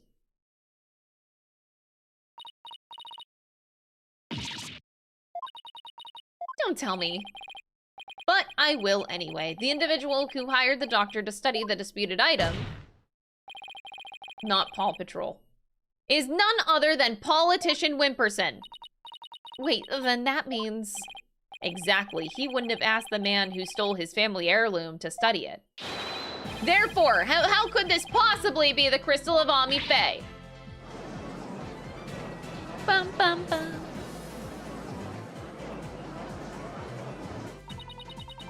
We never checked the doctor's emails. We couldn't even figure out the password to his computer. The plaintiff willingly left the orb in the doctor's care so he could study it. at the behest of his benefactor. Wait, then what about the police report? I have all the details of the theft right here. It's probably for another relic, the real Crystal of Omni-Fae. He's just using the report as a way to claim that our orb is actually his stolen crystal. Oh my god. And how are you so certain that Paw refers to my client's initials? Maybe the email's recipient was a dog lover. Perhaps, so let's get to know your client a little better, shall we? Mr. Politician Wimperson. Oh my god, he puts his name up. I suppose shutting down detractors is all part of a politician's job. Answer me this, Mr. Attition Wimperson. What is your birthday? What's your birthday? I should have asked the other ones. Fuck. My birthday is July 11th. Why? What's it to you? Oh, I see. You can address birthday gifts to my office.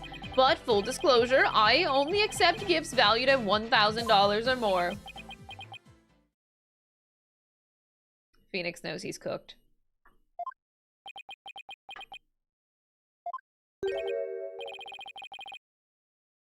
Why has everyone gone silent? How can anyone be that self-centered? Oh, right, politician.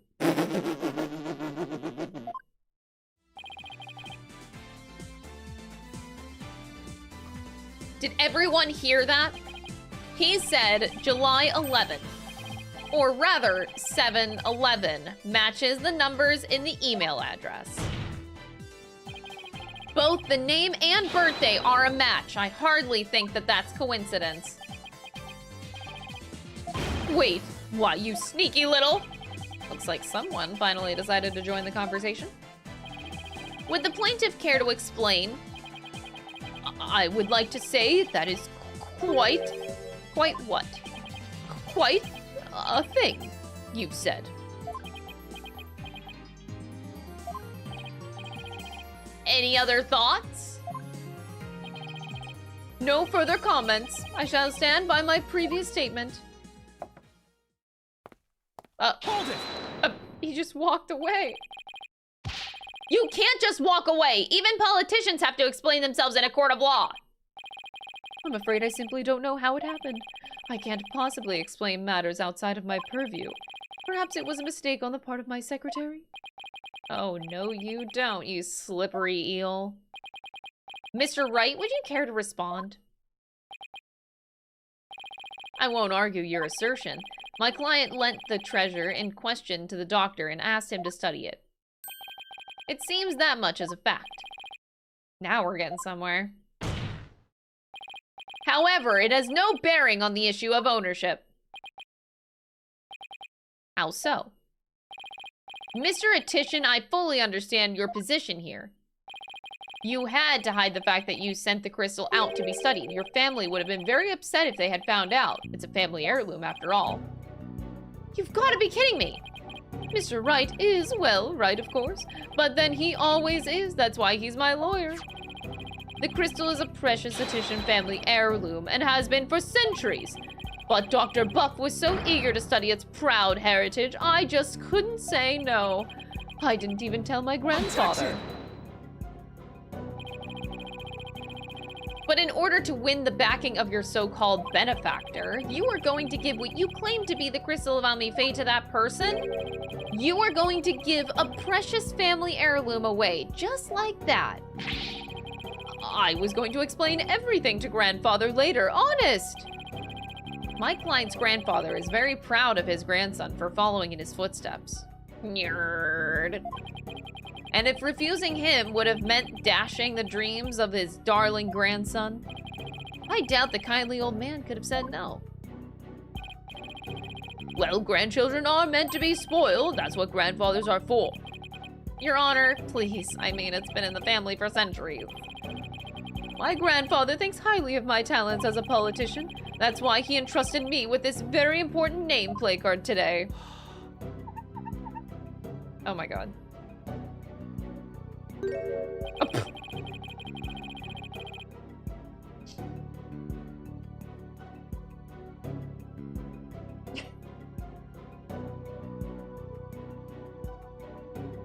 So I'm sure he would have been okay with me using the crystal as I saw fit.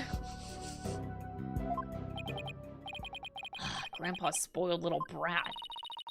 I think the judge is buying it, Apollo. No surprise there. He's always going on about his own grandchild after all. Excuse me, can I leave now, Mr. Wright? I believe my work here is done. By all means, Detective Sky, thank you for your assistance. You're welcome. It's nice to testify as in a civil trial once in a while. See you around. Bye, Emma. It seems the facts have changed somewhat. Mr. Attition Wimperson apparently lent his family heirloom to Dr. Buff. Mr. Justice, how would the defense like to proceed? Oh, all right. Now what? Apollo, let's hear what they know about this so-called crystal of Ami Faye. Maybe we can find some inconsistencies in their statements. Right. Okay then, Mr. Wright, if the item in question really is an Attition family heirloom, then let's hear all your client knows about it. Of course.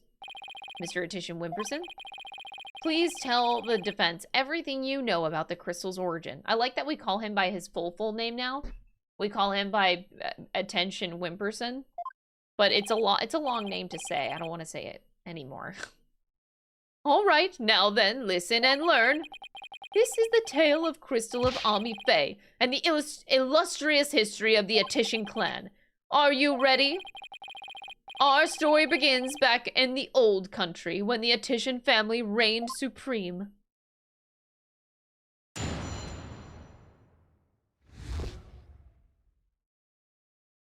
Okay. My ancestor was praised as a benevolent ruler. He protected the spirit mediums, a minority back then, from the rest of the locals. Some discriminated against them, you see, while others tried to abuse their power. As thanks, Ami Faye gave the crystal she had specially made as a gift to him. I am a descendant of the Great Lord. As such, my political power and influence is backed by centuries of history. Well, that all devolved into a great load of self-aggrandizing propaganda fast. As you can see, the Crystal of Ami Faye is an heirloom of the esteemed House of Attition. And you have proof that it has always been in the Attition family?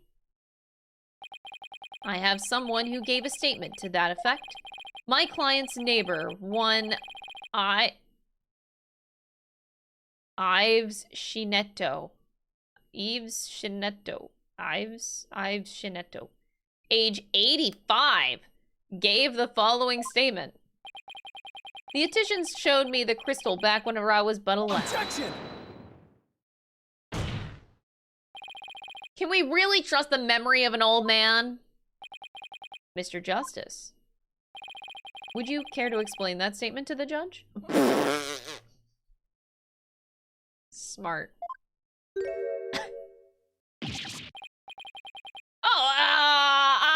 I didn't mean, what I'm trying to say is, never underestimate the memory of your elders. I may forget my verdicts the next day, but the memories of my past are clear as day. Therefore, I find Mr. Ives Shinetto's statement to be perfectly credible. Wow, did you see how Mr. Wright got the judge on his side? That's definitely a trick I want up my sleeve. Ugh, you're not helping, Athena. You may cross-examine the witness, Mr. Justice. Can we not cross-examine the witness, actually? I really don't want to. Can I skip all this and just present the thing that I need to present? My ancestor was praised as a benevolent ruler. He protected the spirit mediums, a minority back then, from the rest of the locals. Some discriminated against them, you see, while others tried to abuse their power. As thanks, Ami Faye gave the crystal that she had specially made as a gift to him.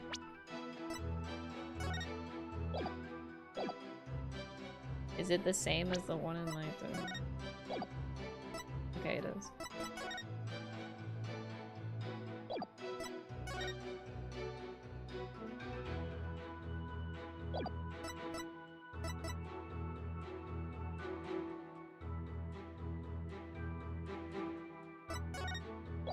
I wish I could just point that out. I don't feel like it's the correct answer here, but I kind of want to still point it out anyway.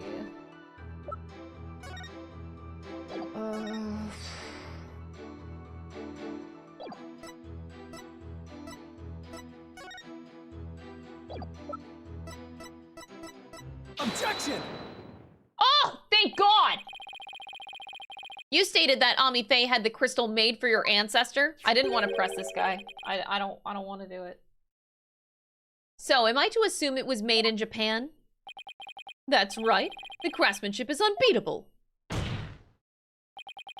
Well, that's strange. I don't see how your so-called crystal could have been made there. What are you talking about? It's quite obvious if you take a closer look at this. Take that!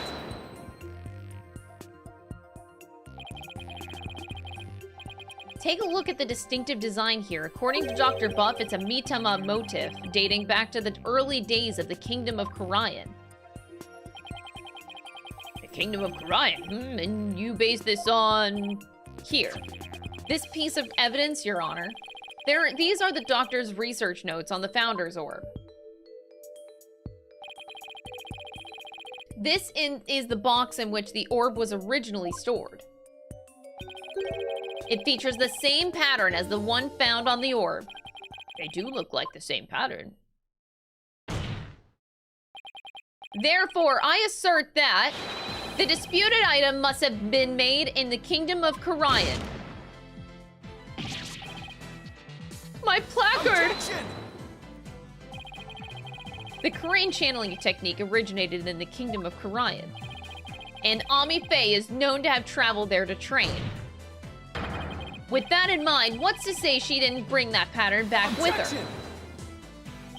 But since this is clearly a Kurainese design, not even you can deny the possibility that it was made there in the Kingdom of Kurain. Objection! Oh my God, objection, objections! Ooh! Anything's possible to some extent, that doesn't make it true. So you can't conclude that the orb is from Kurain based solely on that pattern. Woo! Spicy. If it were that simple, I could just as easily say it's Japanese. Whoa! Courtroom is having a time. I have to agree with Mr. Wright. The pattern alone proves nothing. But that also means that there is no basis to claim the item in dispute was made in Japan either. At this rate, we're going nowhere fast. Ugh, he's right. We're just spinning our wheels here. I wonder if we have any evidence that could break this stalemate. Evidence that could break this stalemate. I'm not actually sure.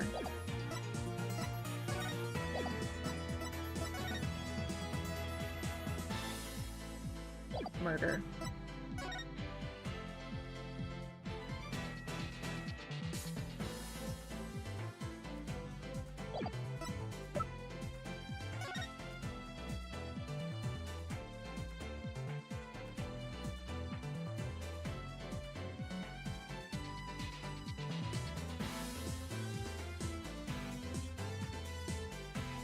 Oh, could that be it?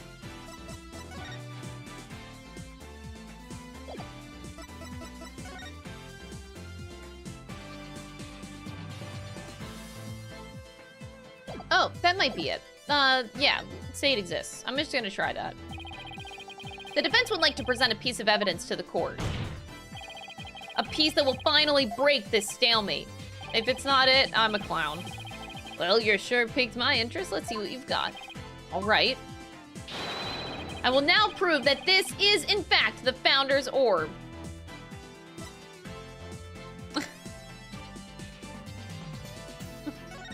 Just present the orb itself. Again. Take that!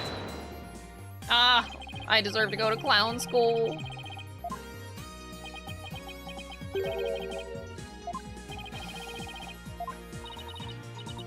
What other pieces of evidence do I have?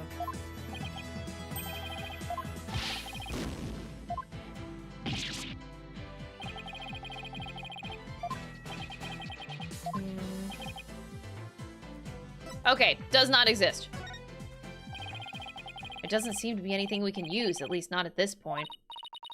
Unless we can find something, this trial won't be going anywhere.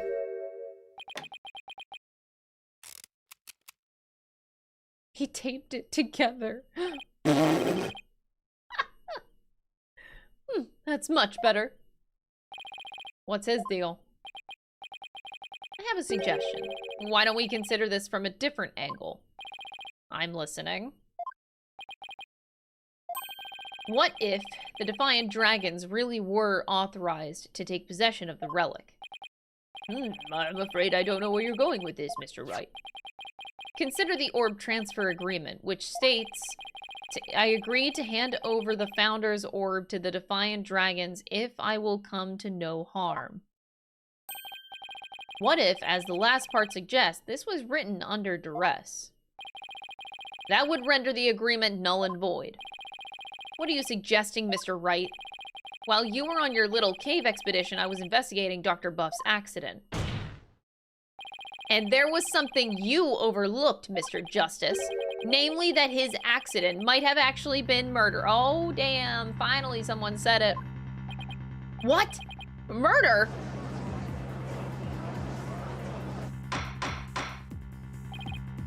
Mr. Wright, you do realize such statements are not to be made lightly. Are you suggesting the doctor was murdered by the Defiant Dragons? Yes, but follow me on this for a sec. The books that came tumbling down were from the archaeology shelf. However, among the mountain of books was a single volume on psychology. What's more, there was some blood on it. And you feel this is important because the books that came tumbling down were from the top shelf, the archaeology books. We know this because the doctor's books were meticulously organized by subject. Archaeology took up the entire shelf, so that psychology book is completely out of place. That's a good, okay. Good on you, Phoenix Wright. Come to think of it, the shelves were arranged quite carefully. It's also worth noting that psychology books only take up a tiny part of the bottom shelf.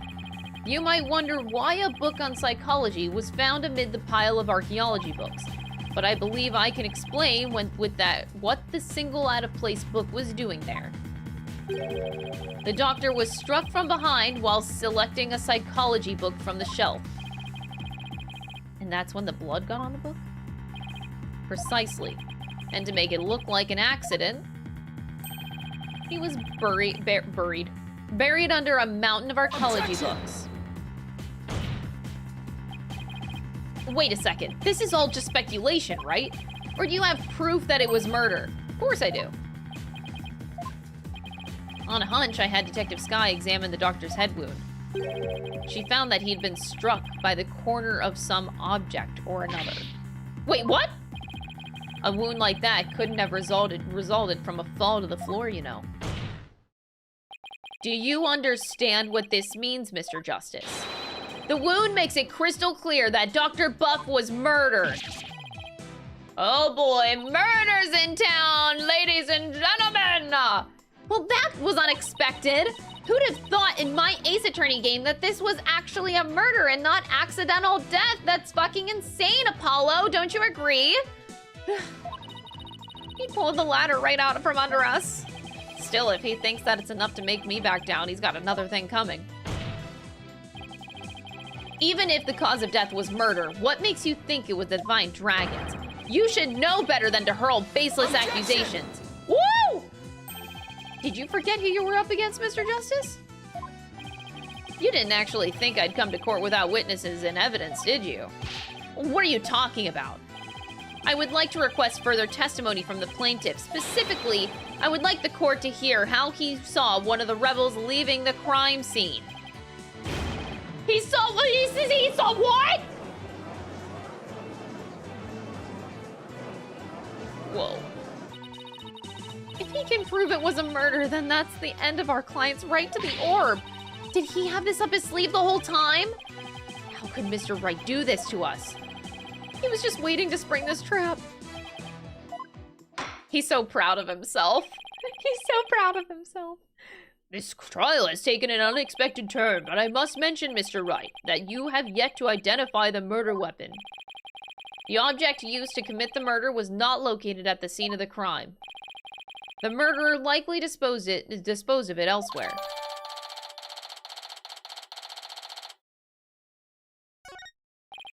Well, I never thought we'd be deliberating the issue of murder at a civil trial. All right, Mr. Etition, your testimony if you please. Oh my god. Prepare to be dazzled. Dazzled by charismatic oration forged in the crucible of campaign battles.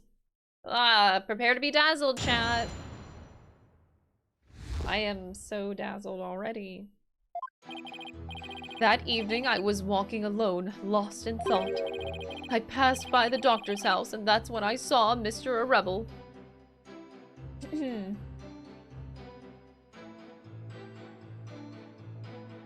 I don't think that's a douchebag move that Phoenix did. He's just doing his job, and he's a smart cookie. I bet Edgeworth told him to do that. Don't want to give him too much credit here. I passed by the doctor's house, and that's when I saw Mr. Rebel. He was running out the front door. It was around 10 at night. Surely that must have been him fleeing the scene of his crime. A vote for me is a vote to end such violence. That is my promise to you. Oh my god. What? This dude is constantly on the fucking grind. So the plaintiff saw a possible suspect fleeing from the doctor's residence? And it was within the window of the estimated time of death. That's a rebel. What in the world were you doing there, then?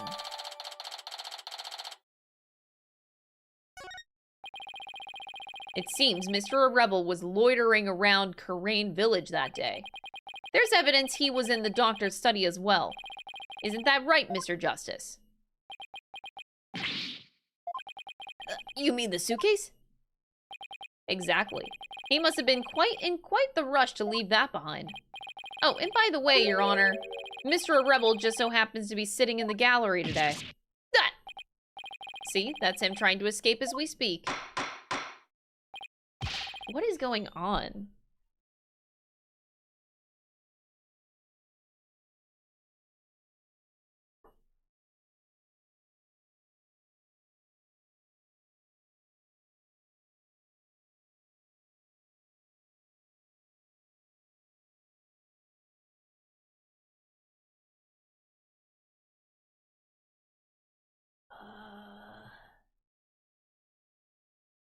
Phoenix and Mr. Dats, like, Phoenix knows the situation of the rebels from Kurain. So what's the angle here? I don't... He knows... What? What is happening? He has to be being blackmailed. You gotta be. Like, what's going on? Bailiff, don't let this man get away! Right, you backstabber! What do you do? Why are you doing this to me? Yeah, dude, they were friends. What is going on?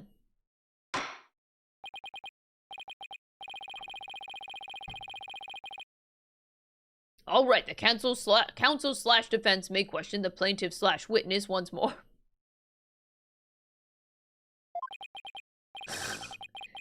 Please proceed, Mr. Justice.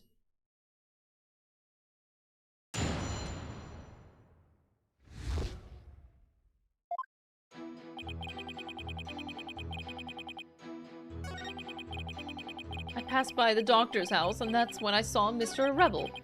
He was running out the front door. It was around 10 at night. Surely that must have been him fleeing the scene of his crime. Okay. I'm just gonna press this one.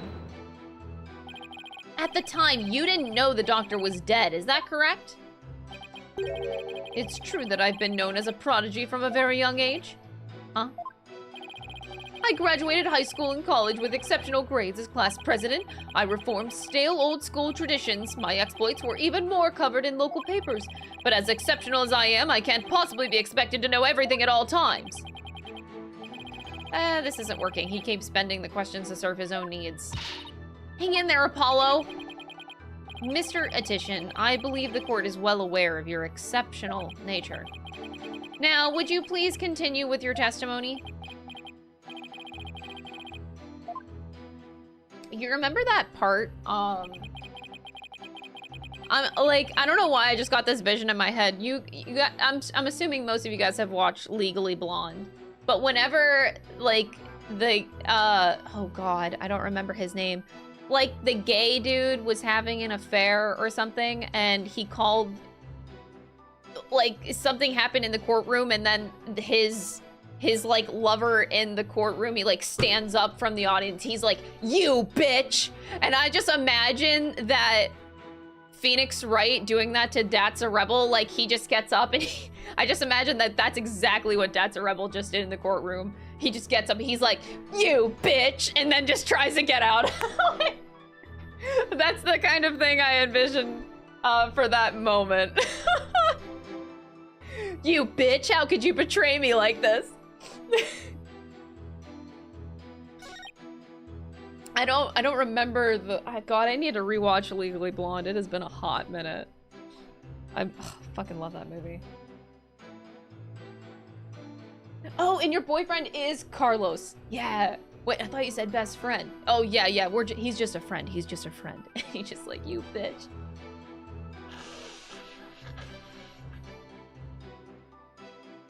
That's what it was.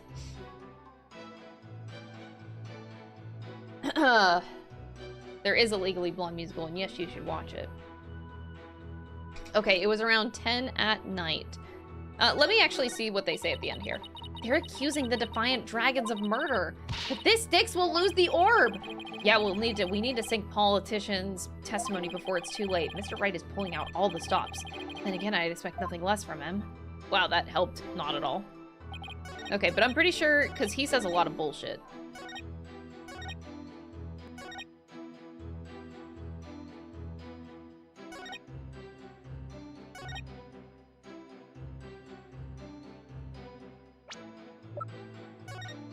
Time of death, between 10 and 11. Cause of death, cerebral hemorrhaging after being struck on the back of the head with the corner of an unidentified object. This is not it.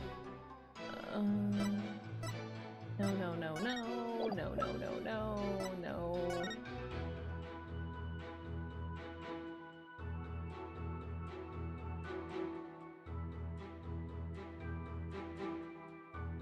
Yeah, okay. He had no motive to kill. Please be it. Why would he kill the guy? Objection! No, it's not it. I was just thinking, like, why would he kill the guy? He has...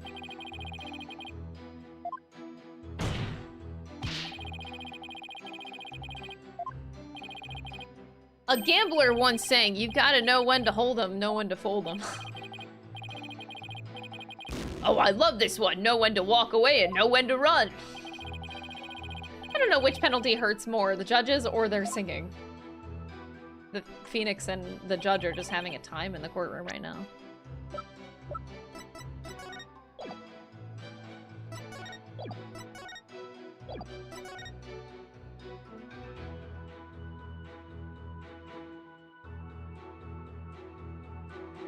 Oh, I just noticed that he's like... Is he wearing pants? All I see is bare leg and then sock. I actually didn't notice the leg sticking out of the pile of books before.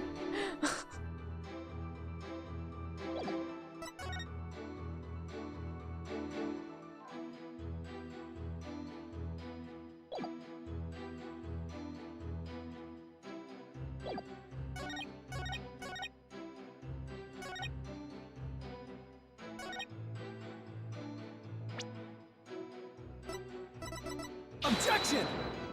That was a really poor presentation. Man, do I really have to press? I don't want to press.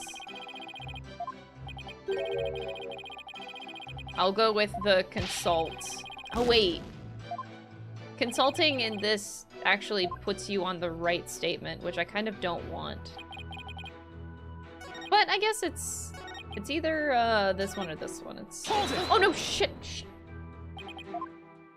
God damn it. Could be cargo shorts. It could be short shorts, yeah. Absolutely, I suppose. You look like you've hit a brick wall. No, I'm just trying really not... I really don't want to press. Feels like I have to. Maybe you just haven't brought all the facts. No, I don't want to do that. I'm trying to avoid it. No. No, don't make me. Please, I was trying to avoid that. Hold it! Did you notice anything unusual? Yes, his behavior was incredibly suspicious. His eyes were darting around as if he ran off in total panic. As soon as I saw that, I knew he had done something, and it probably wasn't good. Despite that, you still didn't report it to the police? Who would have thought he had killed Dr. Buff? Not me. That's why I didn't report him. So the witness didn't notify the police. Is that an important statement? Sure, why not? Yes, it's important. I request that the witness add it to the testimony. Sure, why not?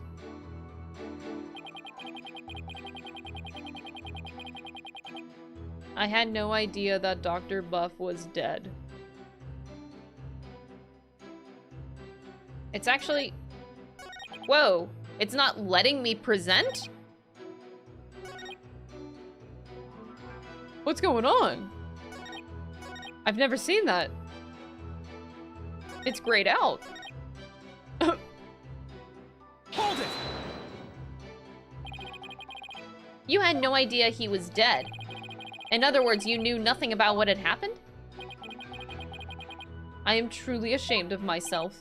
What? There's been a gruesome murder in my beloved village. What a fool I've been. I was thinking only of the village's future and world peace. It seemed my earnest attitude and industrious nature.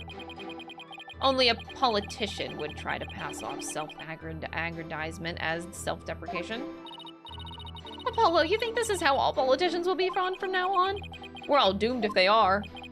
If you don't mind, I'd like to continue with my testimony. Is it still gonna... It's actually not letting me. I've never seen that before. You didn't know that the doctor was dead? Well, I guess that makes sense, considering the body was inside the study. Right? How could he have known? Guess I should at least find out where Weasley Witnesses was when he saw Dats. So... Okay, they want me to press more. I'm not allowed to present until I press more. Okay, I know where this is going, and it's so dumb. I think it'll end up being at the point where he saw it, like, it's impossible to not have seen through the giant-ass window, but they have to get me to say where he was standing so that I can prove that that is what happened. Okay, so we keep pressing, basically, until we get that information out. Where exactly were you when you saw Mr. Rebel? Here we are. Yeah, there you go. That's what we needed. I saw him dashing out of Dr. Buff's front door. There we go. And he didn't notice you. No, I was hidden by the tree. Is it really all that important? Yes, there we go.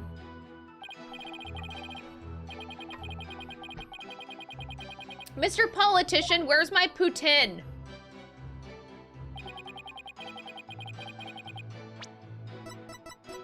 Objection! Oh, wait, the pic, wrong. I needed the picture of the dead body. I'm an idiot. Not the diagram. I just presented a diagram on a picture of a diagram. Wrong one. Double team for just doing what Mr. Wright always does anyway.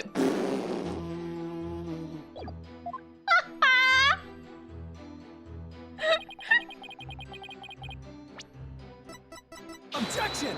There we go. Wait, no! That's not it! What do you mean?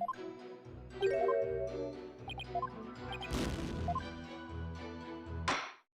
do you mean the picture of the dead body isn't it?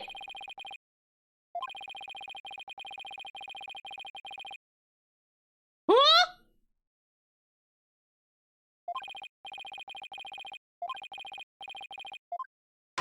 I want to die. Oh wait, they're gonna do it to me anyway. That creep politician stole the Founder's Orb right out of our hands. The dream of revolution in the kingdom of Kurain died that day. Oh my god. And we returned to our daily lives. Oh my god, that ending is so bad! As for my relationship with Mr. Right, the word awkward comes to mind. Let's just say it was never really the same.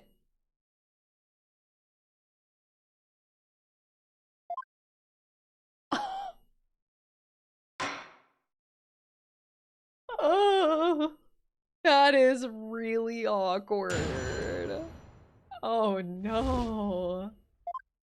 I have to do the pressing again? Oh no. Hold it! Well, at least I can like fast skip through this. Apparently there's a bad ending there. Well, it's still a game over. It's not an ending because they do force you to go back. So, not quite the same.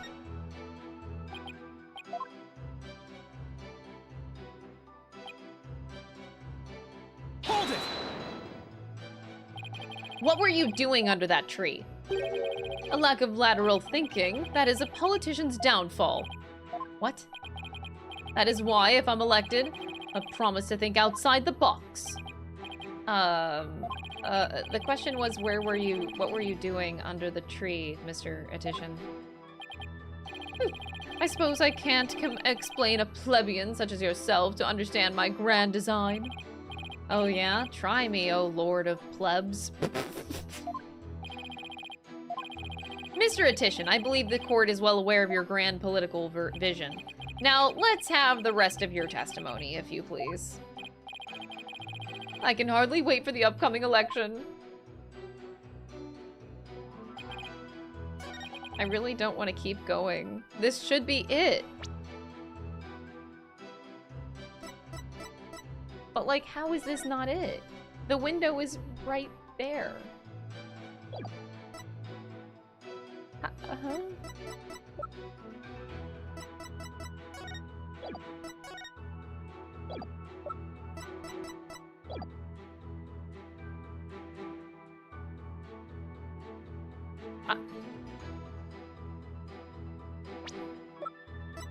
Oh, do I need to press the fact that he didn't call the police?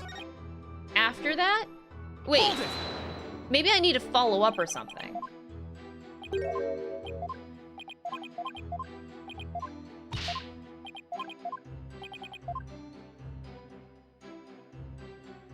That doesn't make any sense. Well, I guess consult will tell me. No. No, they do want me to keep pressing. No. Okay. So I have to keep doing it because he's contradicting himself. But what presenting my evidence, I feel like should work just fine too.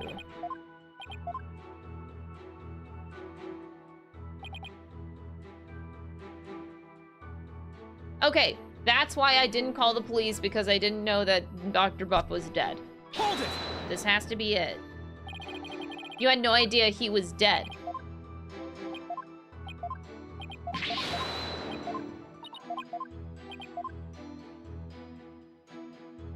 Do I have to press a previous statement on that? Like, now his...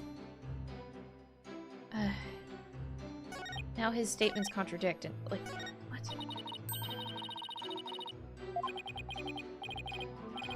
Thanks, Athena. Oh. So they want me to go back to this one. Oh, okay. So I have to reveal where he was, and then go back to this original one, which is what I originally did. Okay. Let's do the diagram here, then. Does it have the dead body? No, it doesn't. But it should be all the same. Objection! There we go.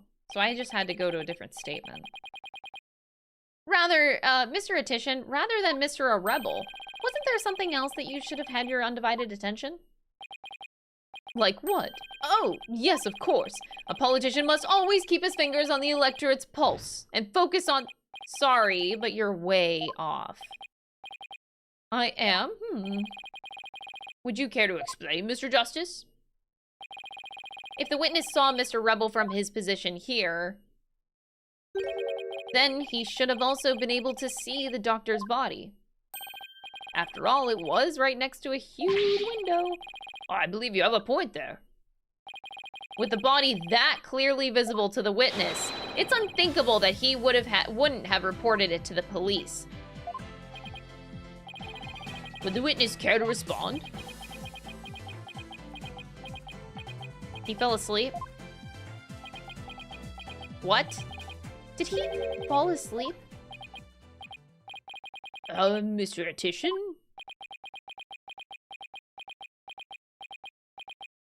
Really?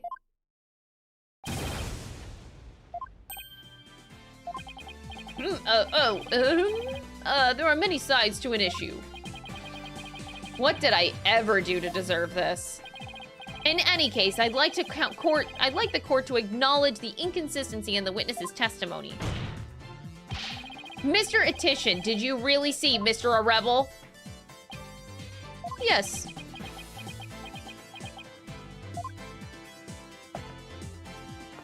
Hold it! He just said yes and walked away? Why, yes, I did. Goodbye. Bitch! Where do you think you're going? Yes. Oh, I thought I'd return to my seat, seeing as I had already answered the question. This isn't some small town hall debate, so you just stay right there until I say we're through. I'll have to run that by my campaign manager before. Woo! Glare.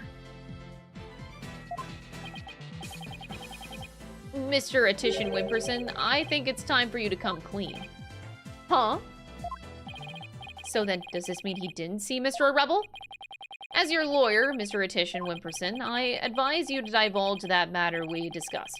Silence is no longer an option. Are you sure about this? I'm in the midst of running for office. I can't afford to let any strange rumors get out. Don't worry, you won't suffer any blowback for what you're about to reveal. Blowback? I'm not sure I like the sound of that, Mr. Wright. Not to worry, Your Honor. Nothing untoward will come of this, I promise. Now then, Mr. Justice? Remember how it was an anonymous caller that reported the doctor's death? Yes. Come to think of it. Oh my god.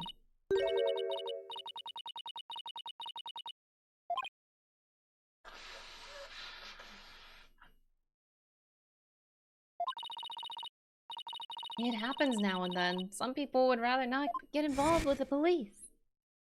Yeah. That's exactly what I'm saying.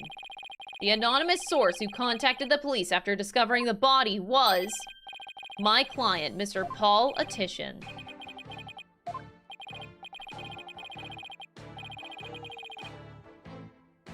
He played his part as a concerned citizen quite admirably, if I may say so. Isn't that right? Yes, indeed. In our society today, there are too many who choose indifference over righteous action, but I don't remember among them. But I don't number among them. That's why I did my duty as a concerned citizen. One might call me the model citizen, one worthy of standing above the rest. What a real standard bearer he is, reporting it anonymously. Oh, and by the way, Mr. Justice, wasn't there someone else at the scene of the crime when my client discovered the body? You mean Mr. Rebel? He would have been leaving the doctor's house right around then. Wait, that means... Yes, it does. In short, what my client witnessed was Mr. Rebel fleeing the scene of a heinous murder. And that's not all. Based on what we've heard so far, if Mr. Rebel looked exceedingly suspicious, and that's putting it mildly. We already know the Defiant Dragons threatened the doctor with bodily harm. And now that they've killed him, the so-called orb transfer agreement is null and void. Oh boy. why is Phoenix mean? Why is your question wrong? It's why is Phoenix hot? Apollo, if we don't come up with some sort of counter-argument, what sort of evidence do you have? Can you actually prove that it was Mr. Rebel who killed the doctor? That move had desperate written all over it. It's all I've got, so I'm going with it. Evidence? I suppose it's true that I don't have any. I knew it. But I do have another witness. What? You do. You should know I always come fully prepared, Mr. Justice. And my new witness will provide testimony proving Mr. Rebel's guilt. A new witness? I wonder who it could be. Very well. Bailiff, please summon our new witness. In the meantime, the court will take a brief recess. I would like both sides to use this time to prepare properly, understood? You fucking liar. You're never prepared. What are you doing, Phoenix Wright? Oh boy. Wow, I knew Mr. Wright would put up a tough fight, but yeah, just when I thought we had him, he'd turn the tables on us. He really is the turnabout terror. We can't let him blindside us again. Looks like they got me again. 3 times in 1 year. That's a new record. Stats, please. No more new records or bad puns while you're at it. It's hard enough trying to help you as it is. Roger that. It'll be more careful next time. That's what Mr. Wright said true?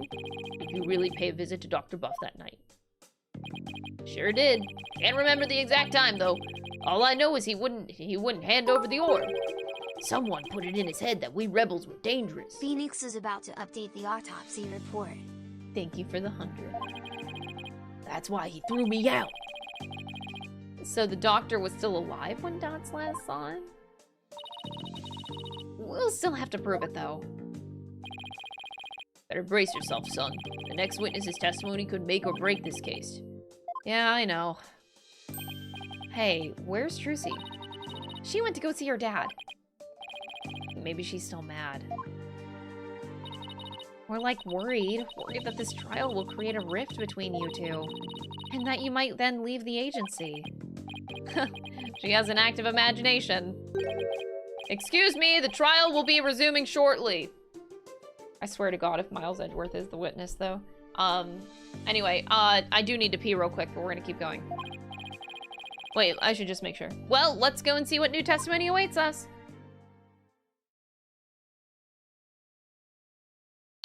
Okay, I wanted to make sure they weren't gonna give us, like, like a to be continued. All right, be right back.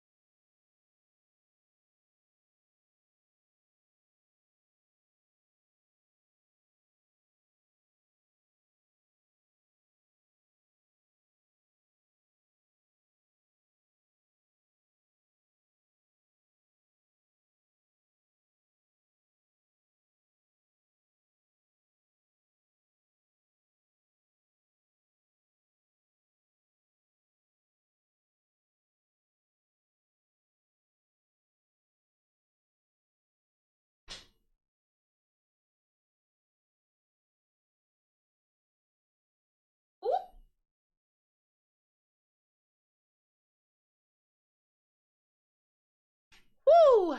All right, let's go.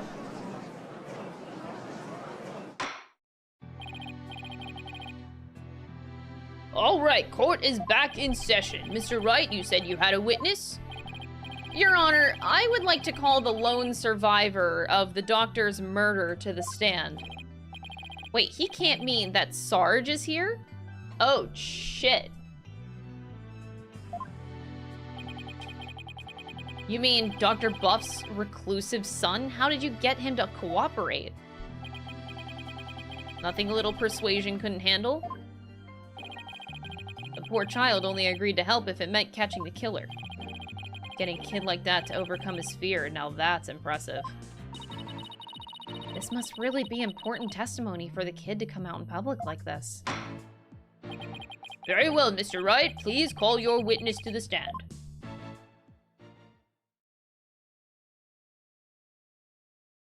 He's not going to be here in person. It's going to be the helicopter.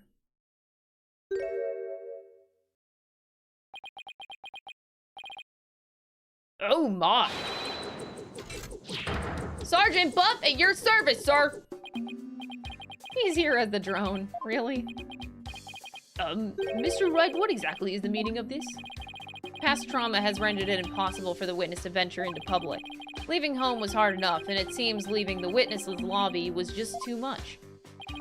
But I would still like to continue with testimony delivered via this drone. I understand it must be terrible to lose one's father like that. But testimony via a remote-controlled toy? Well, let's take things for a spin and see how it goes. The judge is like, yeah, sure, fuck it. Just who is piloting this trial anyway? The judge sure wanted to warmed up to the idea fast. I think the phrase you're looking for is gave up.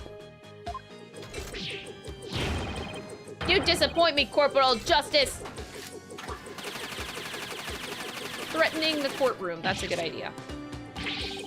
Defending the man who killed Papa, that's full-on treason, soldier! I hereby demote you back to private! Corporal? Private? What's he talking about, Apollo?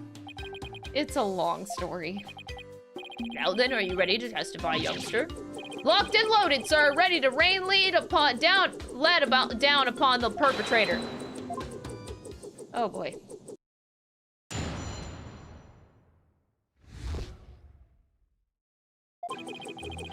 Papa met with someone the night that he died. I didn't have eyes on the ground as I had already mounted my siege defense, but I did hear him arguing with someone in this study.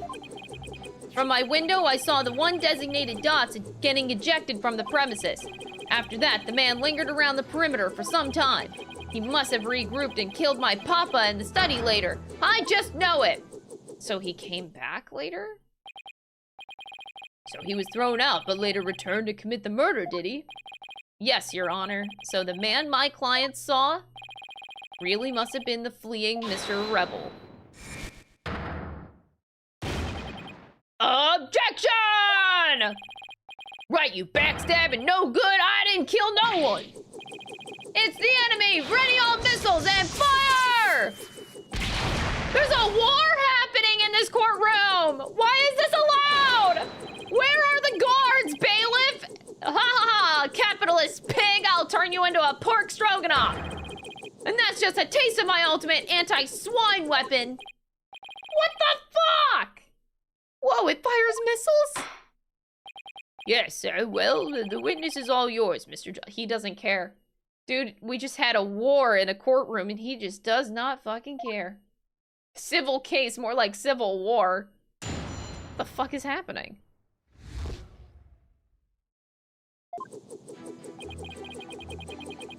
Papa met with someone the night he died. I didn't have any eyes on the ground as I'd already mounted my siege defense. I'll go through.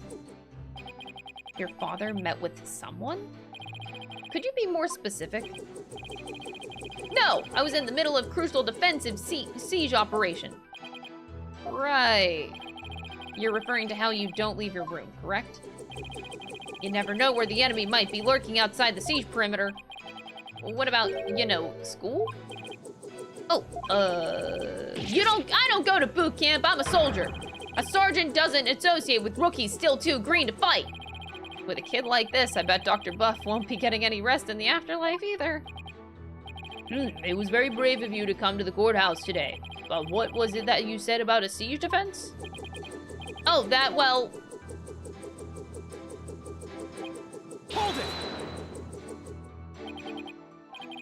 Sarge, I've always wondered. Who or what are you battling? That's classified. Even so, it may be relevant to this case. Objection! I don't know if you're the right person to be asking about things like that. Pet's right. Such matters need to be handled with a certain delicacy.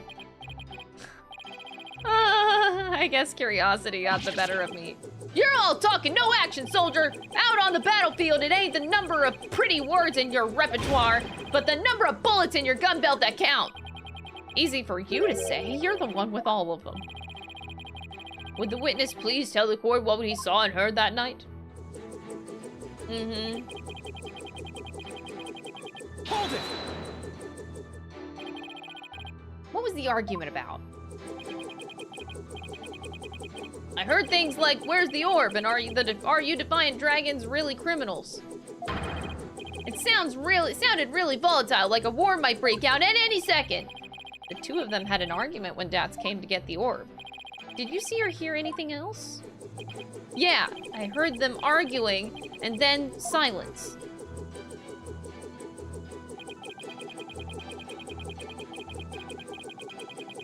Hold it! How was Mr. Rebel acting? Like a conquered trooper retreating with his tail between his legs. A trooper? Well, I guess he does dress like he's in the military. I bet those two would have really hit it off had they met under different circumstances. Yeah, I can see that. And so the defeated soldier was expelled, but that wasn't the end.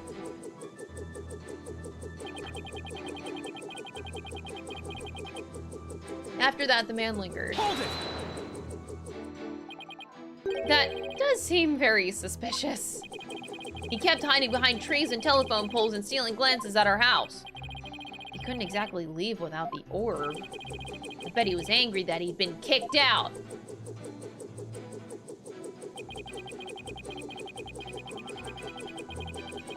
Hold it! But don't you keep your front door locked? If so, then anyone could have gotten in. That's true. Papa didn't keep our house locked up. He said there was no need because there was only good people in Kurain village. Yet, he ended up dead. Only a monster could do what they did to my kind, trusting Papa. There will be no mercy. I vow swift and terrible vengeance. I'll carpet bomb the killer with everything in my arsenal. Fire! While I sympathize with you, witness, you will refrain from firing Gatling guns in this court. So Sarge saw doubts too. And just when I thought things couldn't get any worse. I wonder why he hung around after being thrown out. I hate to say this, but if Dats is proven to be the killer, we'll lose the orb to the plaintiff. So our only option is to prove the Defiant Dragons had nothing to do with the murder.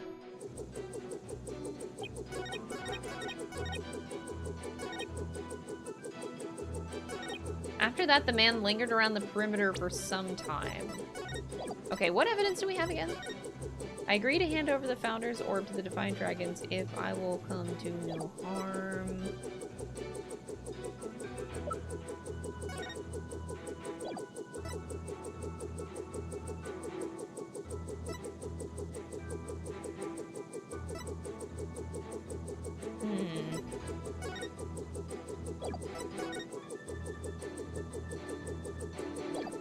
I feel like I have no evidence. Why do I feel like I have nothing?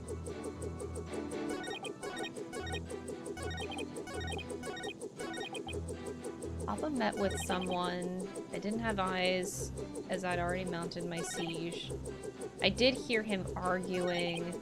From my window, I saw that one designated Dots getting ejected from the premises. After that, the man lingered around the perimeter for some time. He must have regrouped and killed my papa in the study later.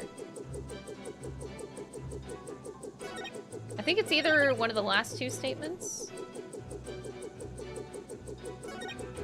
The man lingered around the perimeter for some time, or he must have regrouped and killed my papa in the study later.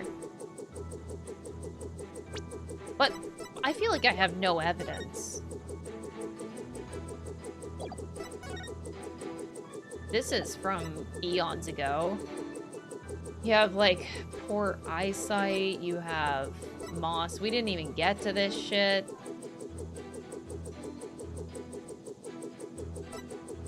Do we... Maybe he lingered around...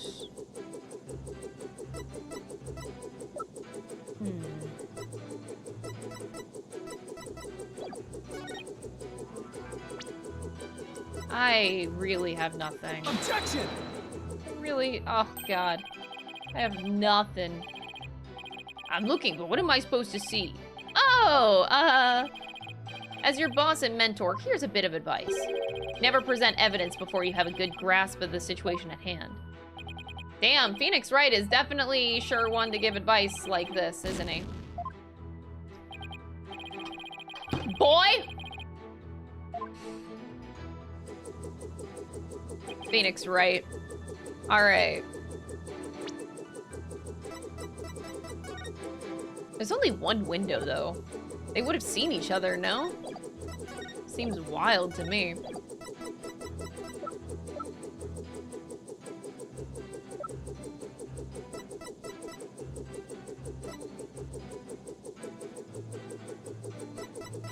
Objection!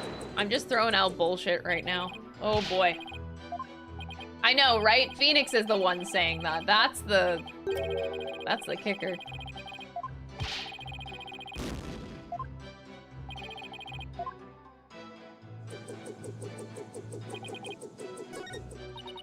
Is it just me, or does that statement sound a bit... Oh, they don't really... Oh. I hate when they don't give you anything. But just that. I didn't have eyes on the ground as I have already mounted my siege defense. Oh, it's that? Whoa, whoa, whoa, whoa, whoa.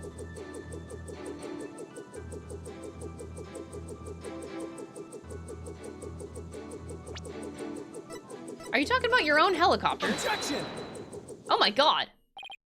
Sarge, are you hiding something from me? How dare you question your superior officer like that? I want to get in on the Stroganoff action with Pig Boy over there, soldier! Sorry, but I'm afraid lawyers are missile-proof. Wait, they are? I didn't know. What? Would the defense care to explain?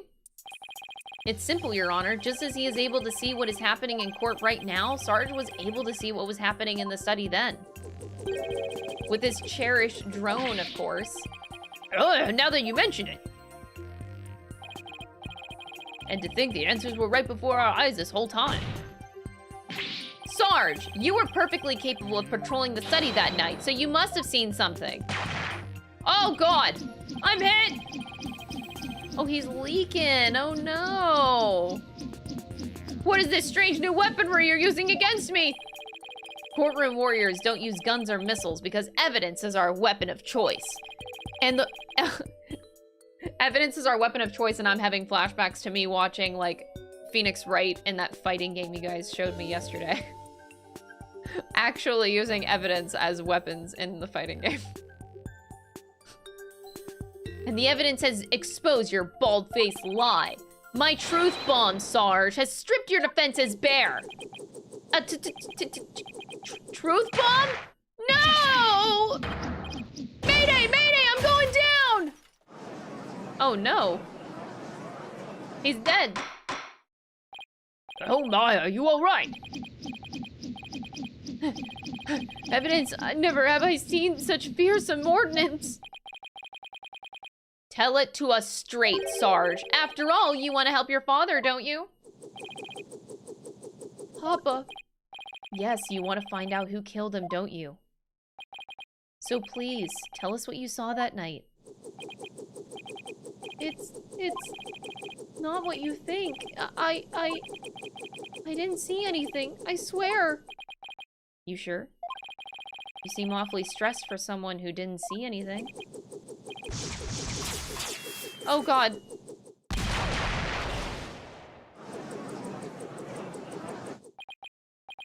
Sarge, you need to answer my question. Shut your pie hole, maggot. It'll be a scorching day in Siberia before a lowly private like you orders me around. What's with him in Siberia of all places? But if a scorching day is what it'll take, then maybe it's time to turn up the heat. Hey, Athena, you think a therapy session might help? Well, it could help alleviate some of his anxiety. Plus, I'm picking up a lot of... Okay. Oh. That usually means the patient wants to say something but can't for some reason. Here we go! Therapy with a child.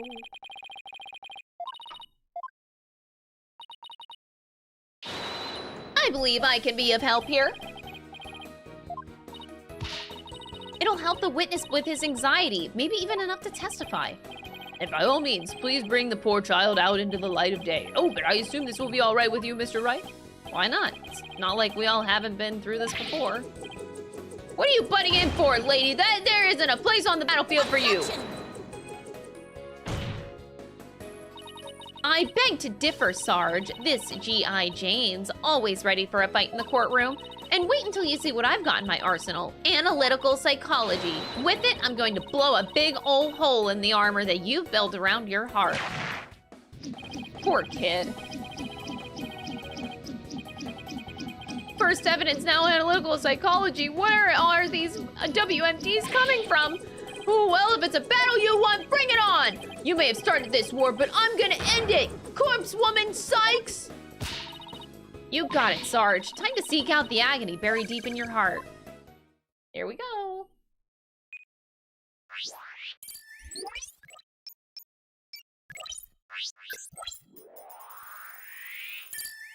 Poor child. Oh, this is so cute. I stayed in my room with my drone that evening. I heard Dats and Papa arguing with each other. Dats got kicked out, but I saw him still hanging around outside. I was in my room, so I didn't know Papa was dead until the next day. Whoa. So, I'm looking for unexpected emotions and unnatural reactions, right? Right, emotions and reactions that don't fit the content of his testimony.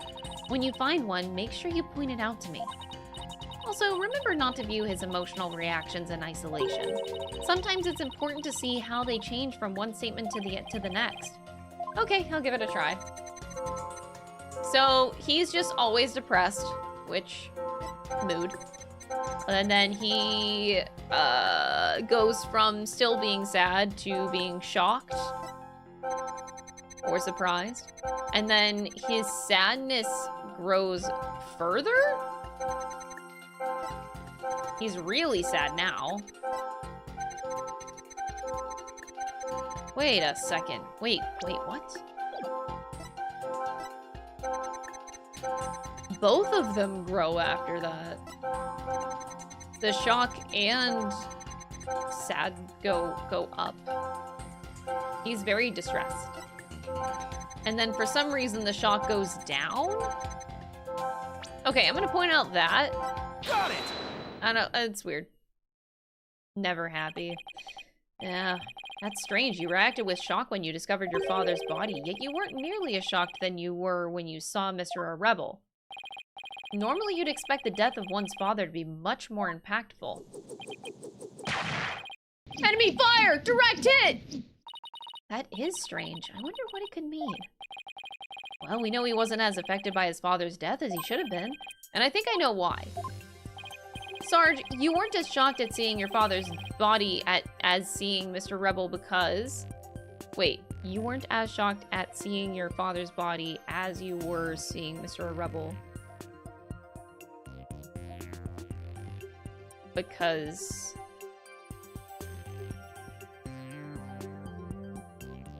something else shocked you. Did something else shock you when you saw Mr. Rebel? Chris Hall stream? I think not. Thank you so much, Elusive Fangirl, for the 3-month resub. I appreciate it. I hope you enjoy your ad-free viewing and your beautiful, beautiful emotes. Like what exactly, Apollo? I don't know. Maybe a mouse or a cockroach? Ew, gross! Foolish cannon fodder, vermin are powerless in the face of my deadly arsenal. I'll pump them full of blood. Sounds kind of messy, don't you think? Then I'll develop new weaponry. Maybe a flamethrower would do the trick. Sure, as long as you keep it for vermin use only. Guess it wasn't something like mice or cockroaches after all. No, but it was worth a try, especially to see your reaction. I don't get penalized for this. You're scared of Mr. Rebel. Maybe you were scared of him? Why, you... How could you even think I was scared of that capitalist pig? So you weren't scared? Listen up, trainee, you feckless amateurs don't even know what true fear is. Naive little babies like you wouldn't last 2 seconds out there. So here's your first lesson, Private. A heaping spoonful of true battlefield terror. Okay.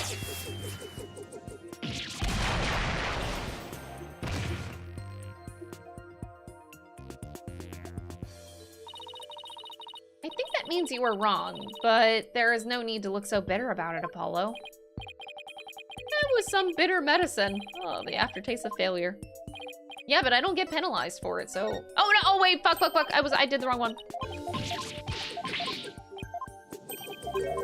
Again, I don't get penalized, though, so what do I care? Okay. Maybe the truth is that you left your room that night, and that's when you saw it, your father's body. I saw no such thing! Really? You didn't see his body? All right, then. Then what did you see?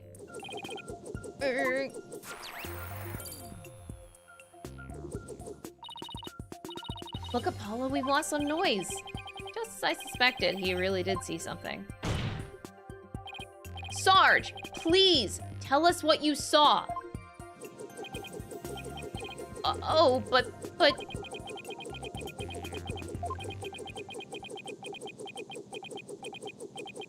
Okay. The moment I saw it, I couldn't bear it. I couldn't stand to lose yet another loved one. Am I missing something here? Is this why you weren't very shocked when you found out your father was dead? Because you had already sensed that he was a goner somehow? Maybe. Please, Sarge, what was it that you saw on the night of your father's murder? Oh, I saw...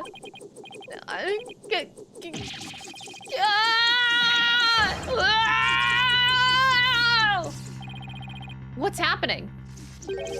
I don't like where this is going. Yeah! No more, please! Eee! Help! Wait, Widget! Widget! I've confiscated your little toy. The battlefield has no place for unauthorized equipment. Widget! Apollo, I can't continue the session without him. Calm yourself this instant, witness. I hereby order you to submit to your therapy session. What in the Oh my god, the gavel! Look at me, I'm judge, jury, and executioner now. I hereby convene a military tribunal. He stole the fucking gavel! Whoa. This has gone way too far. Bailiff, arrest that drone this instant. What's happening?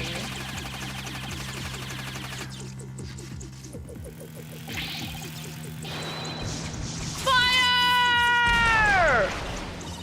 Give Widget back right...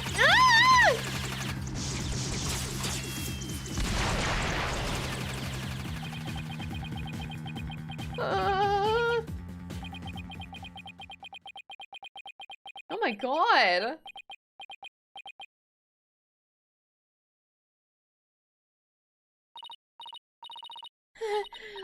You finally got him back. Nice work. This witness is truly a handful. 2, 3, 4. Oh! Miss Sykes, what's the witness' current psychological state? Let's see. He's emotionally all over the map. Does that mean we can calm him down if we can figure out the root cause? Yep. So let's see what we can find. Sarge, can you hear me? Oh, is that you, Corpse Woman Sykes? I'm here. Now, I want you to take a few deep breaths. Just try to relax. Try it with me. Breathe in, breathe out. Breathe in, breathe out. In, out. And now, let your emotions take you where they will. Go on, just let it all out. All forces, attack! That's the least relaxing breathing exercise I've ever seen. Athena's like, yeah, let's go. All of them. Give me everything you got.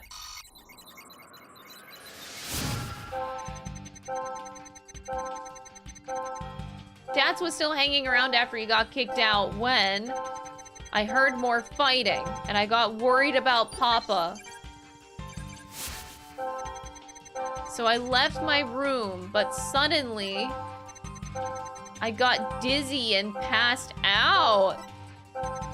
I remember a flame lighting up the room. Oh, trauma. And Papa grinning with delight. What the fuck? That's when he must have been killed. If only I hadn't passed out.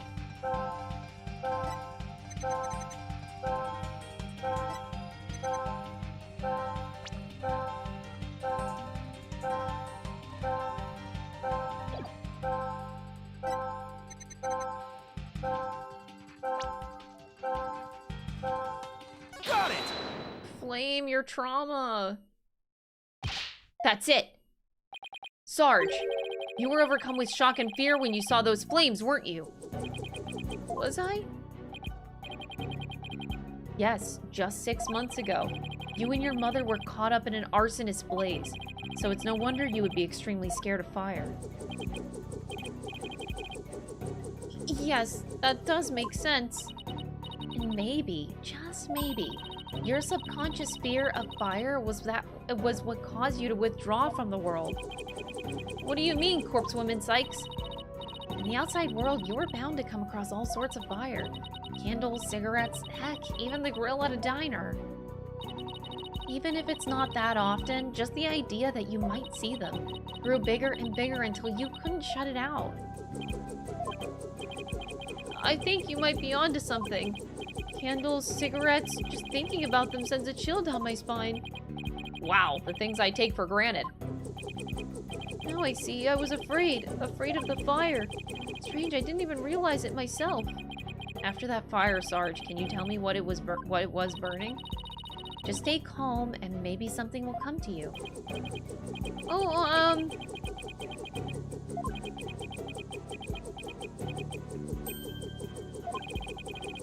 starting to remember. It was that relic.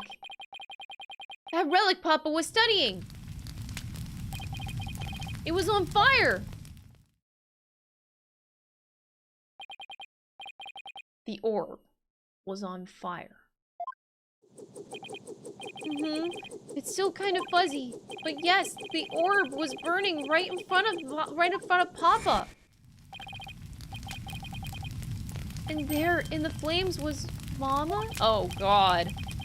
Now I remember. I saw Mama appear amid the dancing. Oh my God. Oh, okay. Okay. Bro. I'm gonna need you to dial back 200% on that statement. Holy fuck. What?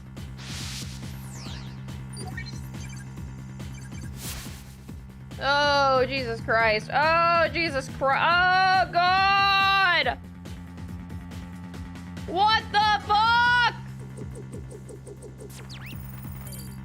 Ah! What's going on here? Maybe it's a memory from the fire that killed his mother. You might be confusing it with what really happened when his father died. So, let me guess, more therapy. Yep, but this time it seems that there's an inconsistency in his statements. Yeah, and I think we should be able to prove it with the evidence at hand. I guess this inconsistency is the key to proving that the relic really is the Founder's Orb. Okay, Dax was still hanging around after he got kicked out when I heard more people fighting and I got worried about Papa.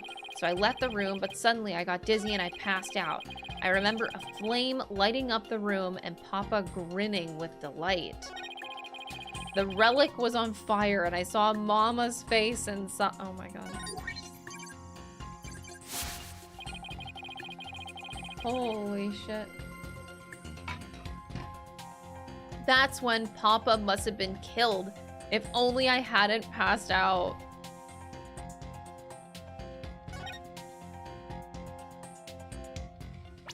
This is insane.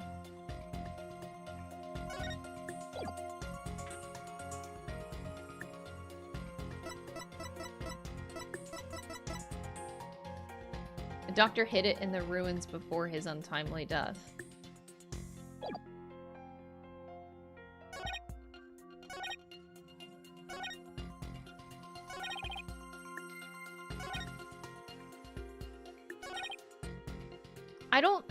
I think that has to be it, the fact that it shouldn't have been there, but I just want to make sure. Yeah. Don't see how it can be anything else, really. I just don't know if I'm presenting it here, or I might be misplacing it. Objection! I think I'm misplacing it on the wrong statement. That's so. Would you be so kind as to point it out to the court? Well, if you're gonna put me on the spot like that, I admit my confidence is waning. I could say the same about my confidence in you, Mr. Justice. Sarge is saying that his father was burning the orb when he was killed. But it doesn't seem funny to you? Considering what the doctor was up to that night, it doesn't add up. So it was the previous statement.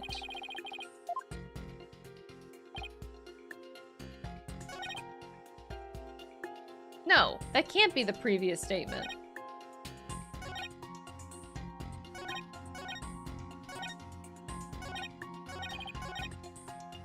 It doesn't make sense if it's this one. Objection! So am I... okay, maybe the raincoat stuff. That doesn't make sense.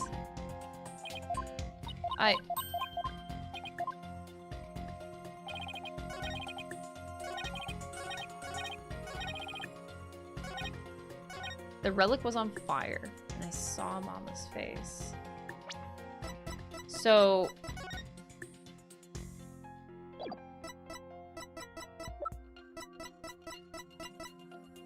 the doctor wore this last night. Bears a distinctive yellow and green two-tone stuck on the insole of the doctor's boot. It probably had got there when he went to hide the Founder's Orb. Hopefully both of these work. Oh god, I'm gonna get a game over. We're about to get a game over. Like, I know what I want to say. It's one of those cases where I know what I want to say, but I don't know how the game wants me to say it. And I just, like, he's not... that can't be possible. Ugh.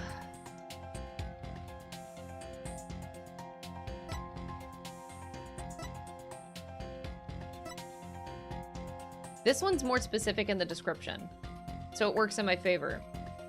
He got this when he went to hide the Founder's Orb.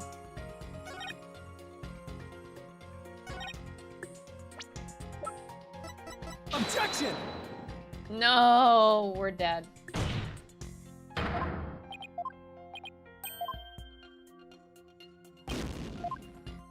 Goodbye, Your Honor.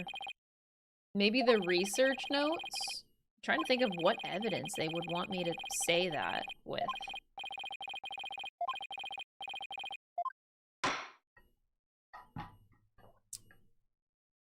We get the sad, sad ending.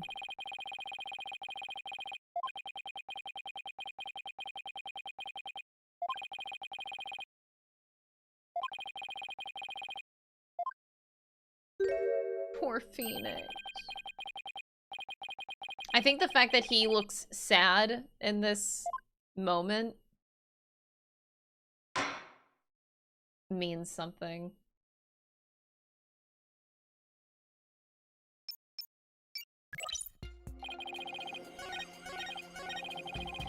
Okay, I remember a flame lighting up the room and Papa grinning with delight. The relic was on fire. Maybe- oh, am I on the wrong statement? Like, should I do- but this one doesn't make sense, either. So, okay. He wasn't holding the Founder's Orb, so try it here? Objection! Oh my god. Don't blame yourself, Sarge. After all, even if you hadn't passed out, the outcome would have been the same. What do you mean? I'm talking about the time of death. Your father wasn't killed right after you left your room. What? Explain yourself at once, Private Justice! You said you saw your father burning the orb, right? But that night, he went out to hide it in a cave. So what you saw, Sarge, was something that happened before your father left to hide the orb. So you see, you didn't pass out right before he was killed. You passed out right before he left for the cave to hide the orb in the ruins within. So if I hadn't passed out... That's right. The outcome would have been exactly the same. That's because your father, Dr. Buff, was killed after he returned from the ruins. And therefore, Sarge, there's no need for you to blame yourself. Oh, I see.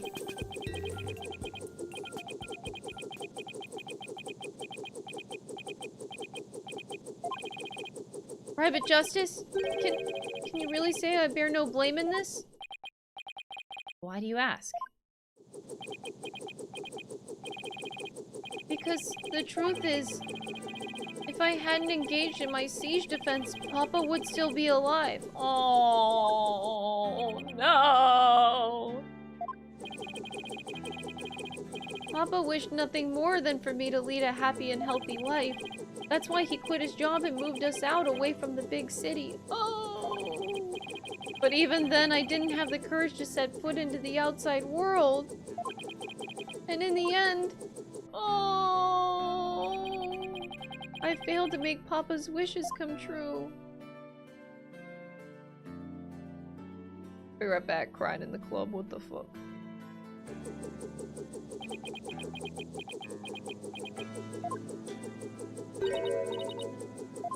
Sarge? If you want your father's wishes to come true, if that's what you really want, then who's to say it's too late? Why don't you take the first step now? My first step? That's right. You can cast off all of your regret.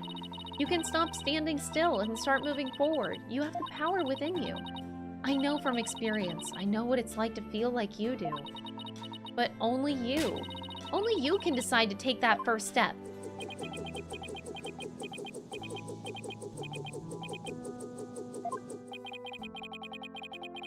If you don't change your tactics now, Sarge, the victory you seek in the war you're waging will always lie beyond your grasp.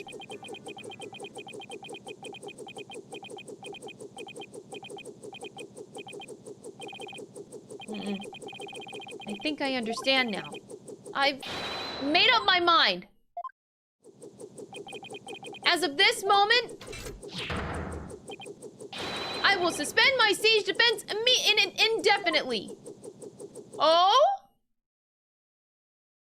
Oh? Oh, hello. Oh, he's too small. Wait, how do we get him above the stand? Wait, somebody help. He's too small. She's too small. Girl, you. Holy shit, you are the spitting image of your mother. Sergeant Buff reporting for duty. What? I thought you were a guy. You're definitely not the gruff drill sergeant I envisioned. Well, my mama was in the Russian army. Whew. I was just as shocked, but it certainly explained a few things when I found out, too. May I introduce you to Miss Army Buff, age 12. No way. Careful, soldier. Don't forget I could blow you away at a moment's notice. She's just too cute. So, have you always been in a wheelchair, Sarge? Negative. Only since I was injured. In the fire. Your voice sounds awfully different from before.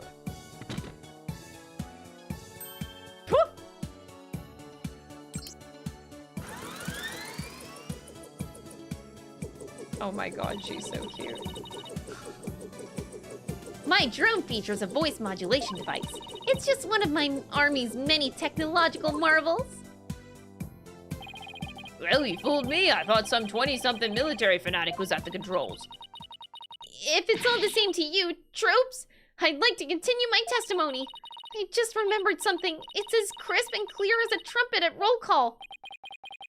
What did you remember? It wasn't my mother who appeared in the burning orb. It was some lady Papa had shown me a picture of a long time ago. He said it was the Holy Mother, the founder of Kuraianism. She appeared right there, right in the burning orb. Okay, stop right there. What did you just say? Holy fuck.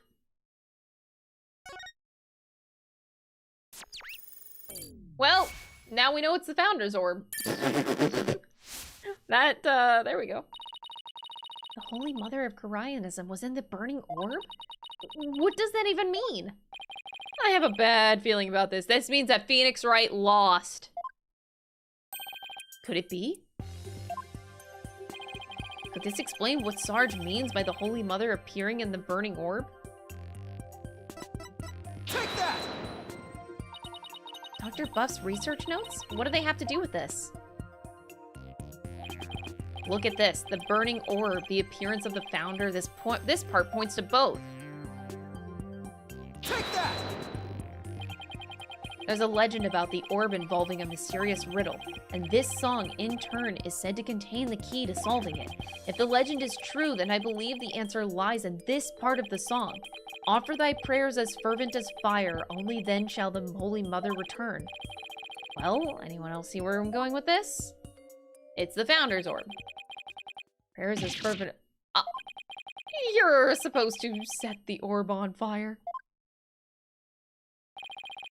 The whole stanza seems to suggest that the Founder will appear if the orb is set on fire. Wait, so the doctor, Yes, Athena. He had solved the ancient riddle of the Founder's Orb. Phoenix Wright lost in the court of law. Let's go.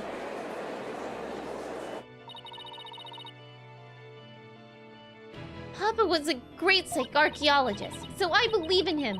And I want to believe he achieved his longtime dream of solving that riddle before he died. Well, we won't know for sure until we try it for ourselves.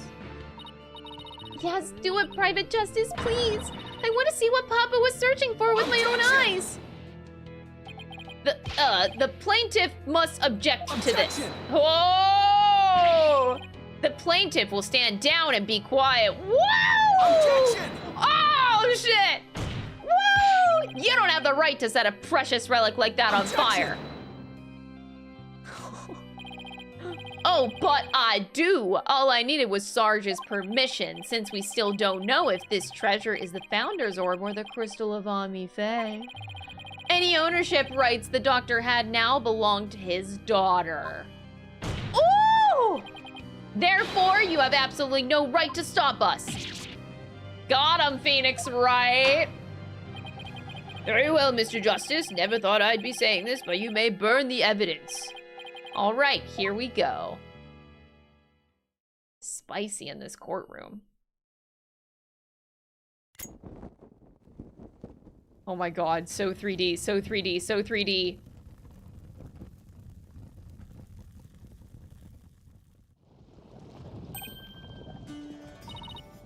Apollo, the inside of the orb, it's melting.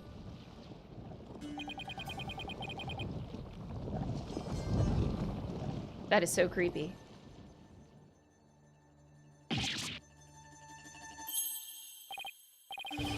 Dhurke, isn't she...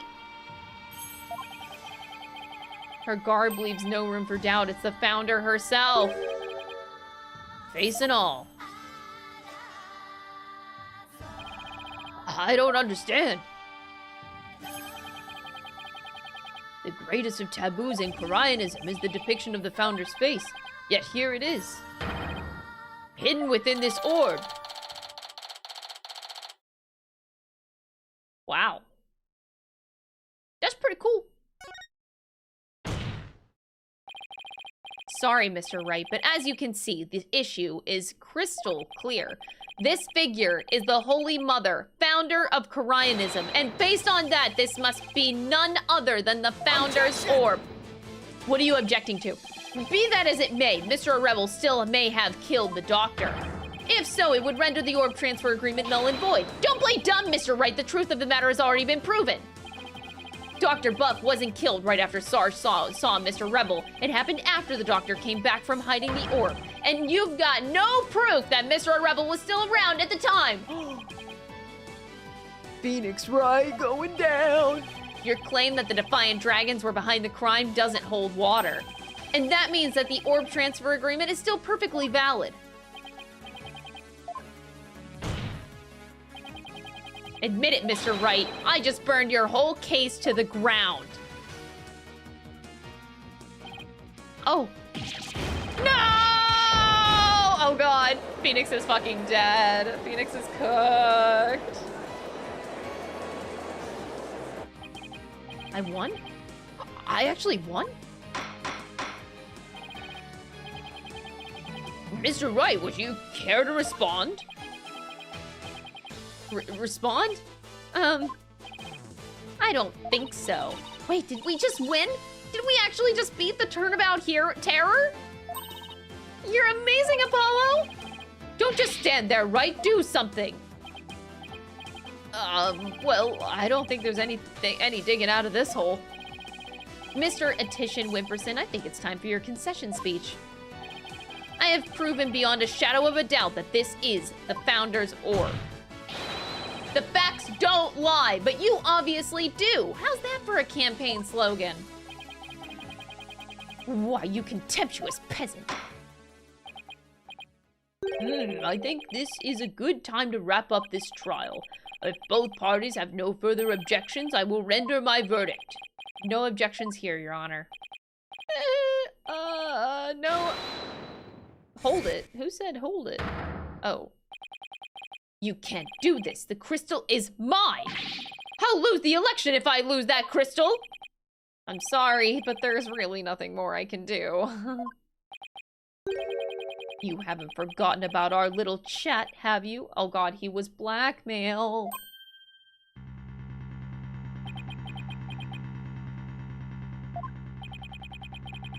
Objection! Your Honor, I object to the defense's last claim. What? I don't believe that they have truly proven that the relic is indeed the Founder's. Objection! Mr. Wright, I don't even think you could bluff your way out of this one. What possible argument could you have to claim that this isn't the Founder's Orb? About that. Oh, of course. Oh, no. He can't possibly have hit on something. The defense's assertion is incomplete. And this is why. Their claim that this relic is the Founder's Orb is based on a legend. And that legend claims that the Founder will return when the riddle is solved at last. And that's what happened. The Founder was revealed for all to see. But Mr. Justice, what about the rest of the legend? According to the legend, once the Founder returned, she would bestow spiritual power onto the person who solved the riddle. You're kidding, right? Well, Mr. Justice, do you feel great spiritual power coursing through your veins? No. But receiving spiritual powers and stuff, it's all just mystic mumbo-jumbo, right? Maybe so, but you're the one basing your claim on some legend. And what we saw here does not fully fulfill it, does it? No, but... consequently, you cannot rightfully claim that this is the Founder's Orb.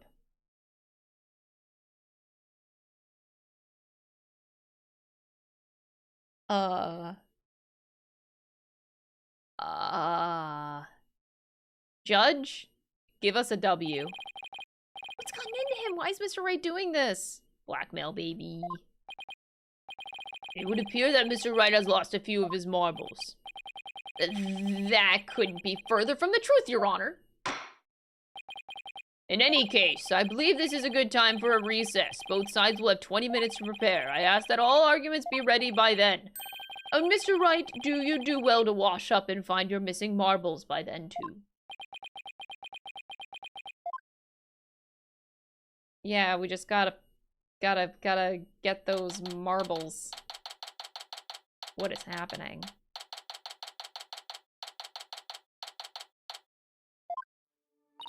Mr. Wright is sure acting funny. I mean, he's famous for going out on a limb, but that last assertion was just plain crazy. It's either a bluff or a Hail Mary. Either way, it doesn't make much sense. Maybe there's something we're missing here. Although he seemed perfectly normal when we spoke earlier. Apollo, I have a bad feeling about this. I'm gonna go check up on him. What's going on with you, Mr. Wright? Hey, Private Justice. Oh, Sarge. I forgot to mention something. On the night of Papa's murder, a strange thing happened. Oh, but why are you only telling me about it now? Well, I didn't say anything before because I thought Papa's death was an accident. But now that we know otherwise, I figured it might be important. There's still more to this case? When I left my room and lost consciousness, I passed out right there. That's right above the coffee bar. But when I came to, someone was pushing my wheelchair. I was so scared I beat a hasty retreat as fast as my wheels could take me. Do you know who it was? No, it was pitch black. But plus I fled to my room so fast I didn't even have a chance to turn on the lights. Maybe it was your father. No, he would have said something to me. Besides, I'd have known if it was him. So then it could have been your father's real killer. My thoughts exactly. But you didn't report this to the police? It didn't even occur to me. It's okay, you were obviously still upset, so don't beat yourself up over it. Apollo, this could be really important information. I think the act of pushing Sarge's wheelchair could be part of some bigger scheme. It's hard to see why else the killer would have done such a thing. I guess I should take her statement down as evidence.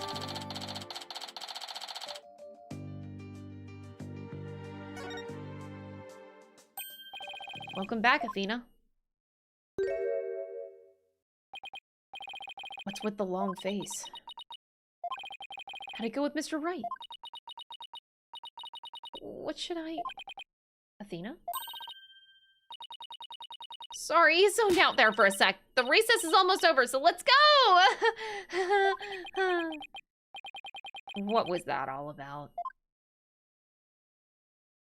She's gonna take Mr. Phoenix Wright's side now, isn't she? Now that she knows the situation. Oh boy.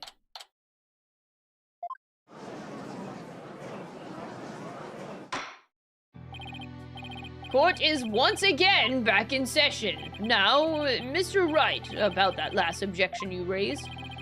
We, the plaintiffs, still believe that the defense has yet to sufficiently prove its case. They claim that, according to legend, the Founder's Orb would bestow spiritual power, yet the relic in question has failed to do so. Therefore, it has failed its own test. He's sticking with that ridiculous argument? Furthermore, even if it is the Founder's Orb, it can't be awarded to the Defiant Dragons. After all, they were the ones who killed Dr. Buff. What are you talking about? That was already proven to be false. There are no grounds for asserting that the Defiant Dragons murdered the Doctor. Oh, but I'm afraid there are, Mr. Justice. Your Honor, I would like to present new testimony to this court. Testimony that will show that Datsa Rebel did in fact kill Dr. Buff. Very well, you may call your witness. I guess Mr. Wright found another new angle. What new testimony could there be this late in the game?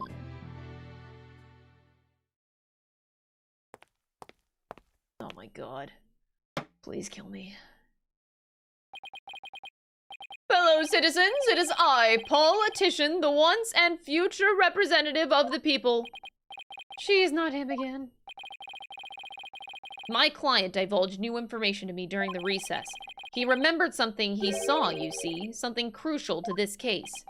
How very convenient.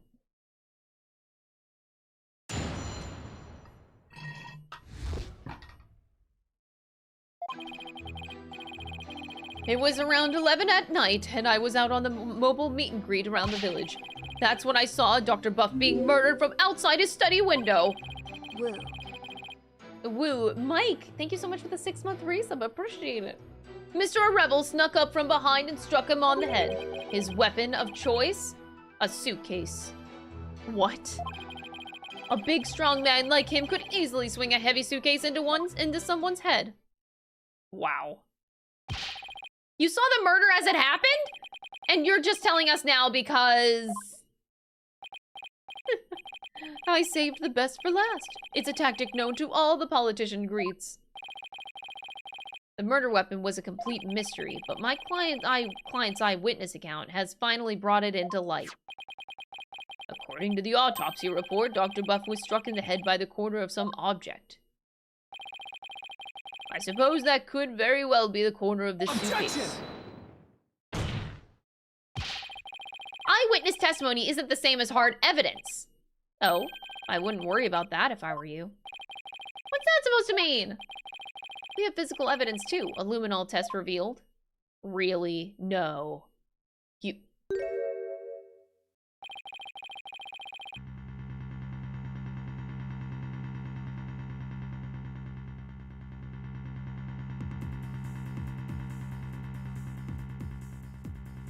Wow. Really? How does that prove Mr. Rebel used it as a weapon?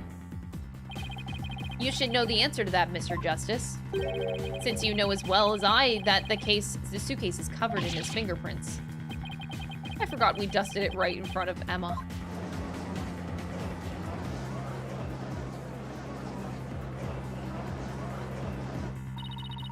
The turnabout terror strikes again. In my head right now, the blackmail that's going on is they kidnapped Miles Edgeworth, even though he has nothing to do with anything as of right now. That's it. That's it. That's just it. Oh wait, why am I saying Miles Edgeworth? They kidnapped Maya Fey because Maya Fey is the queen of getting kidnapped. They kidnapped Maya Fey.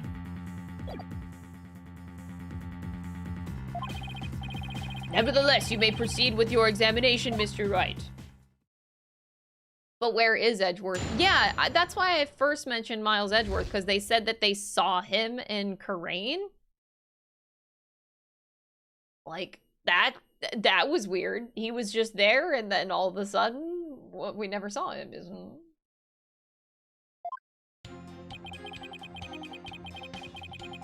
Really weird. Okay, it was around 11 at night, and I was out on the mobile meet and greet around this village. That's when I saw Dr. Buff being murdered from outside his study window. Mr. Rebel snuck up from behind and struck him on the head. His weapon of choice, a suitcase. A big, strong man like him could easily swing a heavy suitcase into someone's head. I hate that I don't see anything wrong right now. Hold it! Fuck. You were on a so-called mobile meet and greet at 11 at night?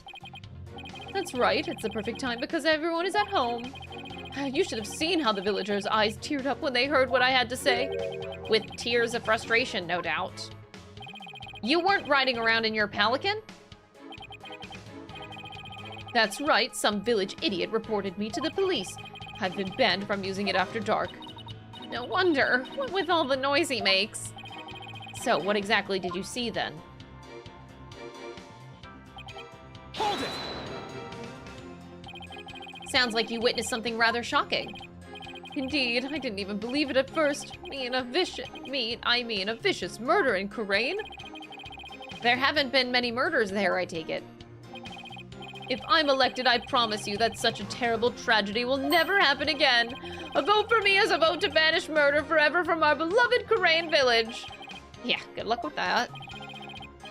Mr. Attition Wimperson, please tell the court what you saw at the scene of the crime.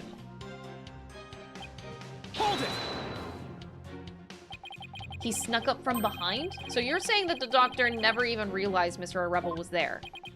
That's right, he was utterly absorbed in a book. I see. And what did you see Mr. Rebel do next? He climbed up the bookshelf ladder and dumped a bunch of books down onto his body. I believe he was trying to make it look like an accident. But that idiot didn't realize I could see everything from outside the window. One of those statements doesn't feel right. Your Honor, I believe the witness made an important statement just now about how Dats is a fucking idiot.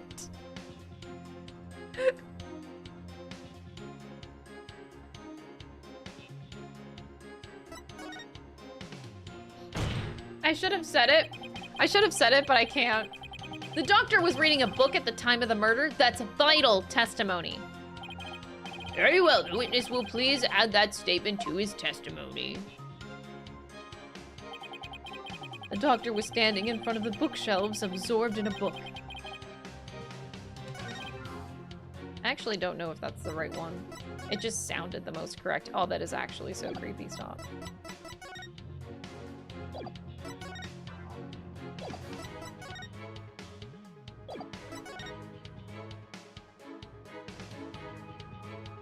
The whole, I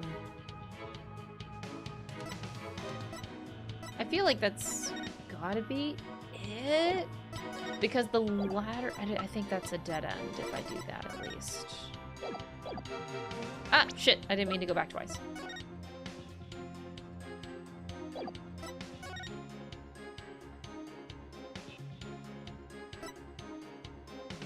The night of the incident, Army fainted in the hallway above the coffee bar after witnessing the doctor burning the treasure. When she came to, someone was pushing her wheelchair frame. She quickly got... Okay, that's not here then. No.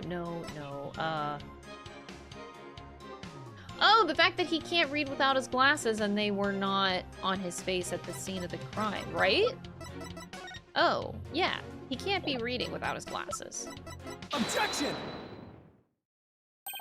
The doctor was standing in front of the bookshelves, absorbed in a book, you say? I'm sorry, but it seems that your testimony is completely unreliable. Quite a bold statement. Well, let's hear you back it up. I challenge you to prove that I am anything but 100% reliable. It would be my pleasure. Lately, it seems the doctor's eyes has gotten so bad he needed reading glasses. However, his reading glasses were over on his desk.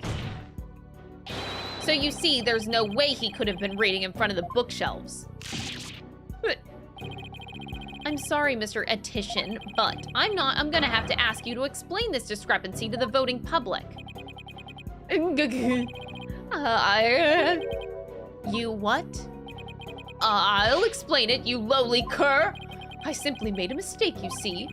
The doctor was actually sitting at the desk when Mr. Rebel hit him over the head. But then the doctor would have been facing him. Surely he would have seen him and tried to run. Dr. Buff was nodding off. You could tell because his eyes were closed and he wasn't moving. Sounds more like what you would do. Then, how do you explain the fact that he was struck in the back of the head? Isn't that something that should be impossible from the front of the desk? Oh, about that. He bowed his head when he nodded off. That's when he was clobbered. So that's what you saw. Well, Mr. Justice, this sounds like a perfectly reasonable explanation to me. Do you have a problem with the proposal that the doctor was struck while nodding off? A big problem, yes, Your Honor. You can't see that. There is a problem. A very big, glaring problem! What evidence you have to justify this? Of course, I have a fucking photograph, and it's a great one, Your Honor. It's so full of photos and photos. A diagram of the study. Mr. Etition allegedly viewed the murder from here. And the doctor was allegedly nodding off here. But from his vantage point, the bookcase would have blocked the witness's line of sight. Well, yes, I believe you're right. But... Objection! The fact remains, my client knew that the suitcase was the murder weapon. So he definitely has first-hand knowledge of the crime scene.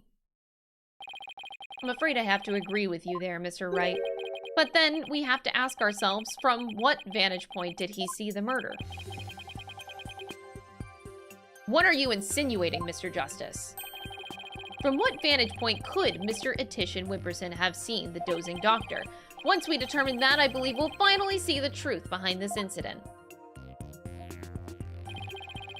The witness saw the murder from right here. Take that! You've got to be kidding me, but that's... It is indeed, but everything only makes sense if the witness was there in the study. Inside the study, but that's the scene of the crime. I know, Mr. Etienne, the man who claims to be a witness to the murder, was most certainly in that very room. Apollo, are you suggesting? Woo! Mr. Etienne, weren't you the one who actually swung that suitcase? Objection! What you're proposing is ludicrous. My client is a small, thin man, whereas Mr. Rebel is a musculature to pull it off. Phoenix with the burn. My client is a big, fat wimp. He has a point. I gave up trying to lift that thing after one go. That's right, he's the only one who could have lifted such a heavy object. Now do you understand? The rebel that's a rebel is the doctor's killer. As long as this suitcase is the murder weapon, the suspicion falls entirely on Tats. You'll have to poke a hole in Mr. Wright's argument somehow, Apollo. Oh, I will, and with his own technique, no less. If Mr. Etienne Wimperson couldn't swing the suitcase around, we'll just have to consider another way he could have used it as a murder weapon instead. I'm gonna turn this case on its head, Mr. Wright, just like you taught me. You talk big, Mr. Justice, but do you have what it takes? Well, this should be interesting. Mr. Etienne's testimony has been filled with one inaccuracy after another. First, he stated that Dr. Buff was in front of the bookshelves, and now he claims that the doctor was sitting at his desk. So, where was the victim really when he was killed? Also, where was his killer, and how was the murder weapon really used? So the important thing here is the position of the victim and the killer relative to each other? Yes, Your Honor. If they were positioned in a certain way, it would be possible to use the suitcase as a weapon without lifting a finger. You can't mean. I would ask the court to recall the study's layout. It's quite distinctive, as you can see. Now, if Dr. Buff were sitting in a certain spot and his killer was at a certain other spot, the suitcase would become a weapon anyone could use. All right, let's go, let's go. Whoop! I just threw the ring off of my finger. I'm like, yeah, I know what's going on. Okay, let's go. Let's just do this, Okay, where was Dr. Buff's killer? All right, the killer. Take that! Oh, this should wrap things up nice and pretty for you, Mr. Wright. I don't even want to call him a twink. Why would you even consider calling him a twink in the first place? Don't. Take that back. I would ask the court to recall the study's layout. But this time, instead of thinking in 2 dimensions, let's think in 3. Only then can we clearly see the killer's method at work. Wow, so 3D! The killer didn't have to swing the suitcase. This is so 3D, holy shit. If he used gravity to his advantage, that is. That's right, it was the plaintiff, one politician who used the suitcase. He pushed it from the 2nd floor and sent it hurling down onto Dr. Buff, who was sitting at the coffee bar. The psychology book has been at the coffee bar, no doubt. The doctor must have set it down there after he'd finished reading it, or the like. But his blood got on it, which is why the killer thought to hide it in the mountain of books. Objection! Quite an entertaining theory you have there, Mr. Justice. But there's no evidence. I'm not so sure about that, Mr. Wright. I'd say that evidence of the murder occurring at the coffee bar... Oh, God. Oh, yeah, it exists. I'm a dumbass. The evidence does exist, and I'm gonna show you. Oh, with a good old classic photograph! Yeah! Look at this photograph, buddy! Take that! This brown stain was determined to be coffee. What's more, it was still a bit damp when we saw it yesterday morning. One look at this book speaks volumes, I'm afraid, Mr. Wright. It tells us the doctor was having a cup of coffee at the coffee bar. And when the suitcase came hurtling down, striking him on the head, causing both his blood and his coffee to splatter onto it. Okay, I feel bad. Is somebody gonna die because Phoenix is losing here? Athena's gotta stop this. Athena's gonna stop us. Athena, speak up. She's been quiet this whole time. What motive could I have possibly had to kill Miss Dr. Buff? And there it is, that final excuse cornered killers are so fond of. Well, the doctor never returned your crystal to you, did he? Instead, he hid it in the cave ruins. Telling him that the Defiant Dragons were a dangerous bunch was a huge blunder. I kind of want Apollo to have an Edgeworth moment where it's like, back in 2-4, it's like when Phoenix was blackmailed, he pushed the whole time but didn't realize until the very end that, like, something is wrong with Phoenix. But, like, Apollo's also not picking up on it. I just need a moment where he's like, okay, maybe I should back off. All it did was make him hide the orb. Your lie came back to bite you in the end. Even worse, the doctor saw the news reports, so he knew the relic was the Founder's orb. Being the conscientious researcher he was, he knew that he had to return it to its rightful place, and that meant keeping it out of your hands. You were so angry that he refused to return the relic to you that you killed him with your own hands. Isn't that right, Mr. Attition?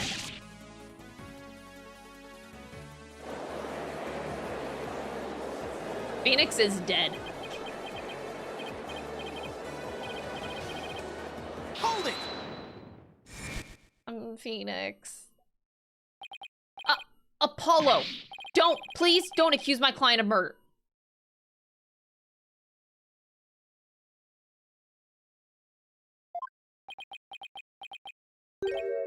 Huh? What do you mean, don't accuse him? Why would you even say that, Mr. Oh, come on.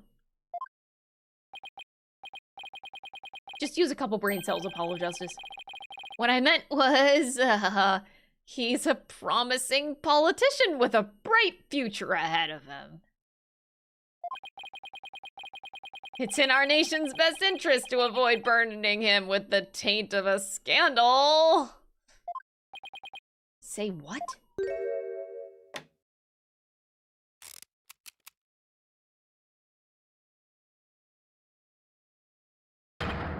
Right, you'd better do something to change the current courtroom climate, or I'll be charged with murder.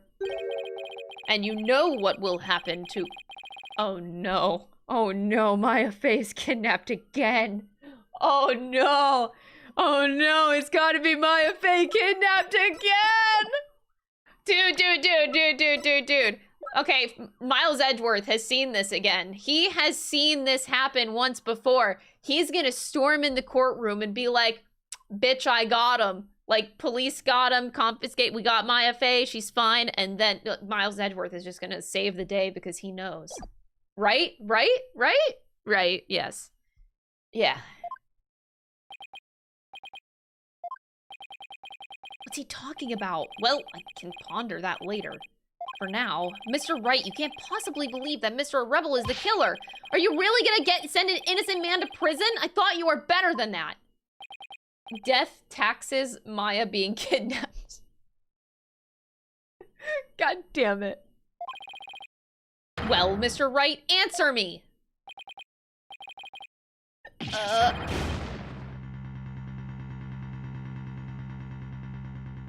Okay, this is the first time since 2.4 that I genuinely feel like this sprite hits. The last times that they have been using this sprite for Phoenix, it doesn't feel... It just doesn't feel right. Now it hits.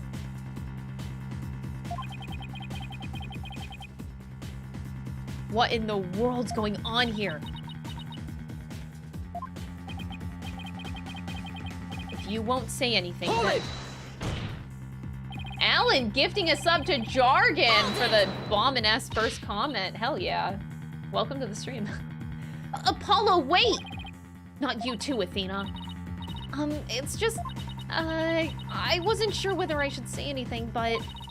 During that last recess, when I went to check on Mr. Wright, I overheard something I shouldn't have.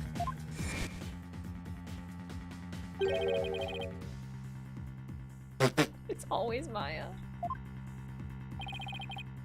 He was in his Pelican app! Oh my god!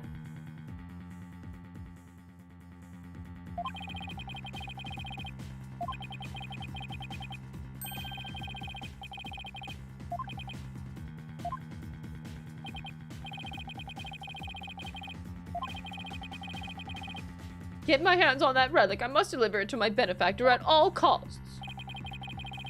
What do they want that relic anyway? Anyway? My patron seeks the great power said to be granted to whoever solves its secret. It's the Gairin clan or whatever. I forgot their name already. The boss's legendary former assistant. Miss Faye's being held hostage. What else is new? What else is new? So it seems. Why didn't you tell me as soon as you heard this?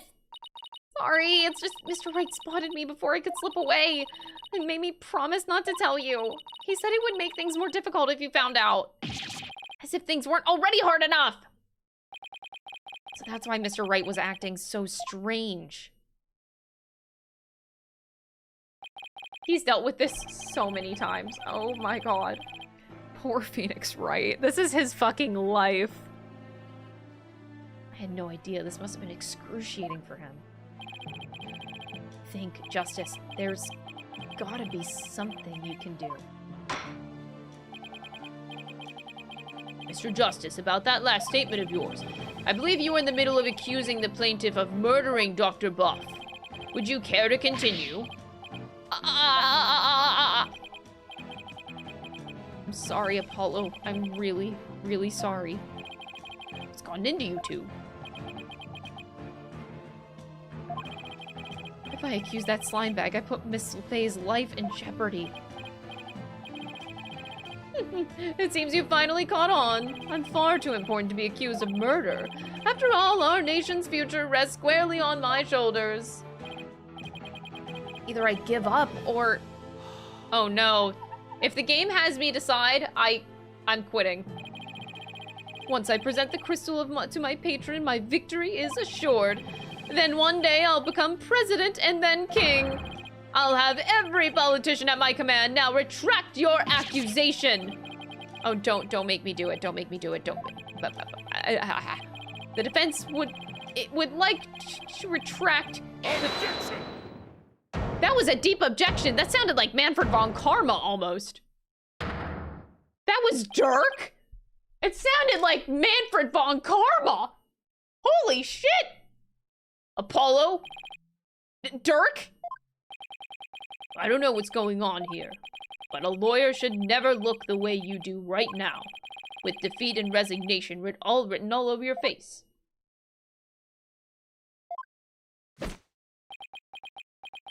A dragon never yields. Okay, but like, you don't know the situation. You can't just say that. It doesn't mean anything. I'm like, bro, but I can't.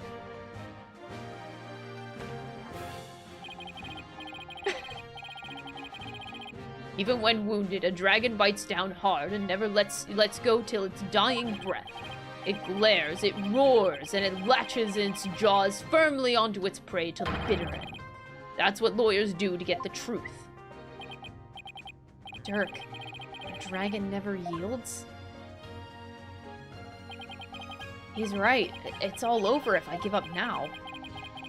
If Mr. Wright's hands are tied, it's up to me to do what must be done. He's saved my neck so many times. Now it's my turn to save his. Dhurke, thanks for the wake-up call. Now that's the face of a lawyer you've got there, son. Where there's a will, there's a way. And I'm gonna find the way to save Miss Faye and see that justice is served. Oh, God. That scumbag is holding Miss Faye hostage to ensure he gets the orb from his patron, and it seems that said patron believes in the orb's legend.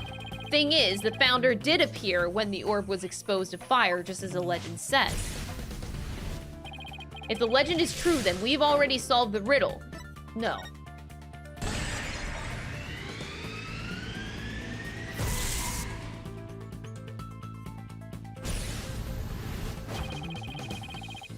Can you blackmail the blackmailer?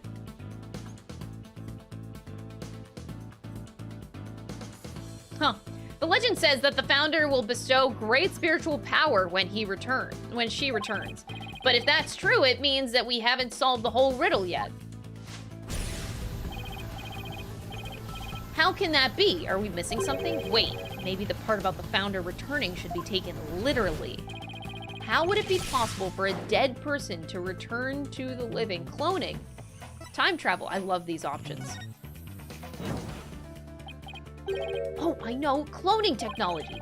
I bet some of the founder's DNA is hidden somewhere in the orb. Ugh, what am I talking about? They don't know DNA and cloning back then. I better think of something else. What do you mean? Cloning doesn't exist? What the fuck? Time travel! We could go back to the past and bring the founder here to the present. Wait, what am I saying? Maybe I should cut back on the sci-fi movies. I better think of something else. I think you need to watch more sci-fi movies, in fact.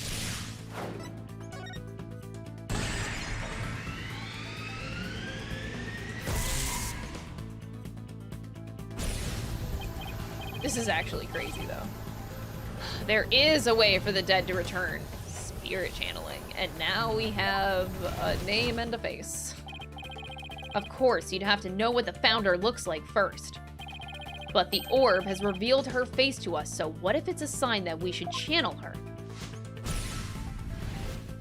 Given the facts, in order to solve the riddle and receive the founder's power, I'd need to practice channeling. All I have to do is train as a spirit medium so I can channel spirits myself. Wait, it can't be that easy. And if I ever did become a medium, I wouldn't need the founder's power anymore anyway. I like these answers, they're pretty fun.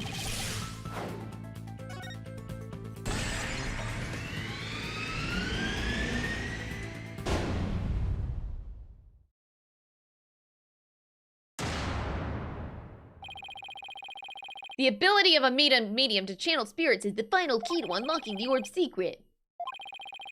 Once the slimy politician realizes that, he won't be able to lay a finger on Miss Faye.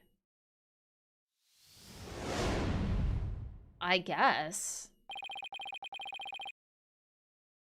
Still could. Wait, yeah, you still can lay a finger on Miss Faye, because she's still a threat, especially if the queen can do spirit channeling.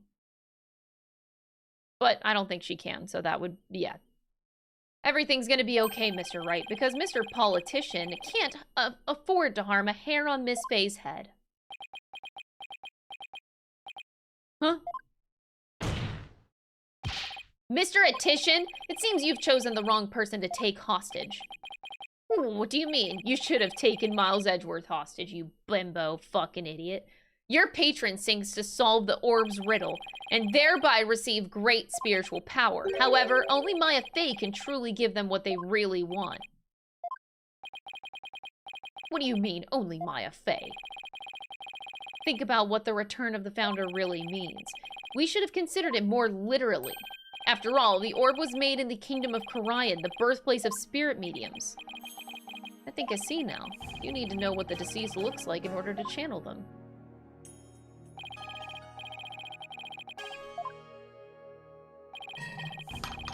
Sad. However, her true face was hidden until the orb. So maybe the orb is telling us to try channeling the Founder. Exactly. Through a spirit medium, the Founder can quite literally return. And if the legend is true, the Founder just might bestow spiritual power on someone when she does. It's like when Pearls imbued my Magatama with spiritual power. If a human could be imbued with such power in a similar manner, it is said the Founder possesses immense spiritual power. Such a great feat would not necessarily be beyond her. Wait a second, the legend is true? Do you understand now, Mr. Attition? You are holding hostage the final key to unlocking the orb's secret. And if anything were to happen to her, the riddle would remain unsolved forever. We're not telling him that Pearl is also a spirit channeler. Yeah. In 3D.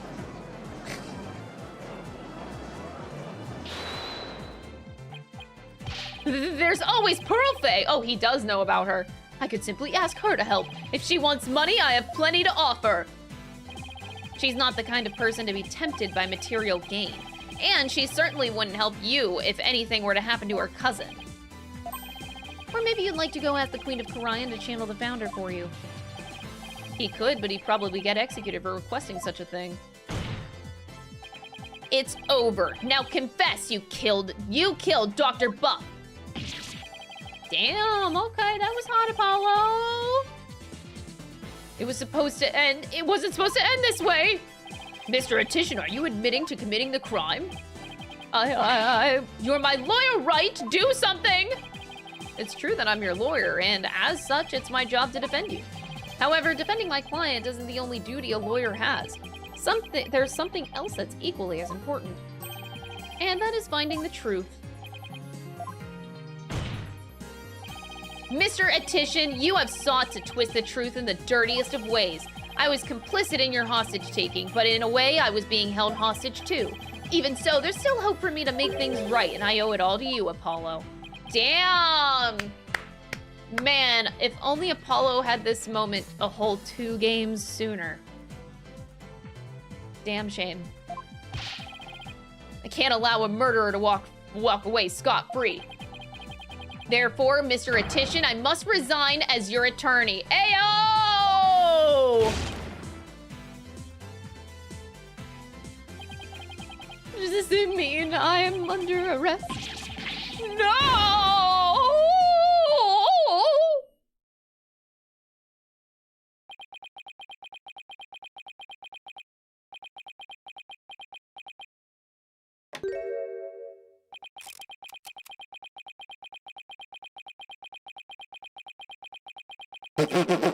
He looks psychotic. I have nothing to confess. What? I said I have nothing to confess. I don't and I won't, especially not to a plebeian like you. This guy doesn't know when to give up. Besides, there's no truth to these allegations. I mean, look at the suitcase. You won't find a single print of mine on it. All that means is you wiped them off, taking care to only leave Mr. Rebels. As many a great politician has said before me, no comment. In that case, try switching things up, Apollo. Look at the situation from a different angle. Is there really nothing that points to the suitcase being dropped from up above?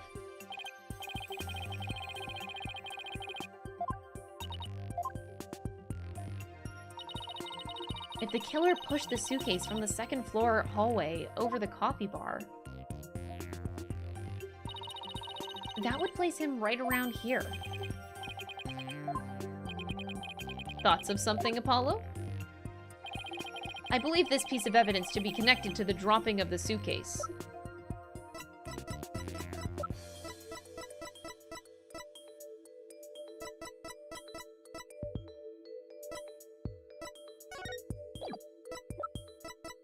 Yeah. Take that! Can't be anything else. That appears to be a statement, but how is this related to the case? On the night of the murder, Your Honor, Miss Army Buff physically left her room. That's when she saw the doctor burning the orb and subsequently passed out, right above the coffee bar. But with her there in her wheelchair, the killer wouldn't have been able to drop the suitcase down onto the doctor. However, according to Sarge, she woke up just as someone was trying to move her in her wheelchair.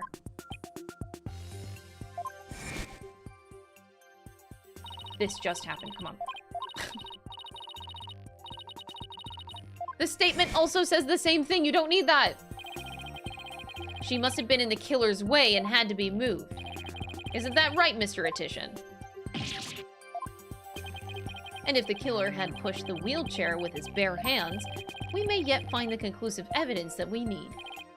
Exactly. Fortunately for us, that evidence slipped right through the killer's fingers.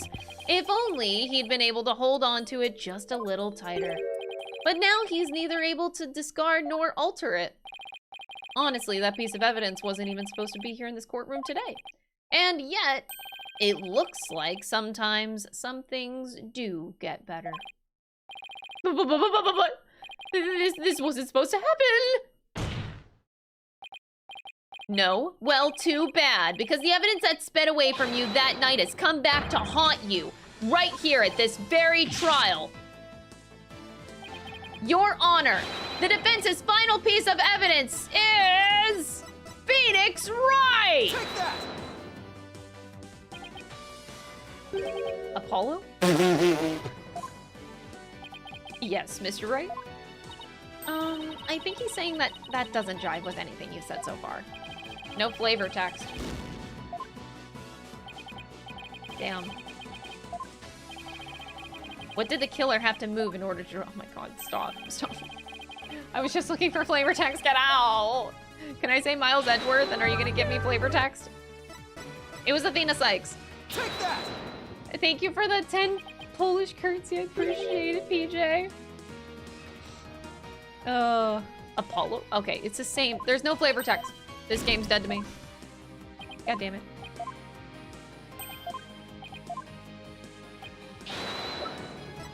Miles Edgeworth? He's in my court record. Come on. Take that! On the night of the murder, Sarge passed out, only to come to and find that someone was pushing her wheelchair. That's when she fled back into her room.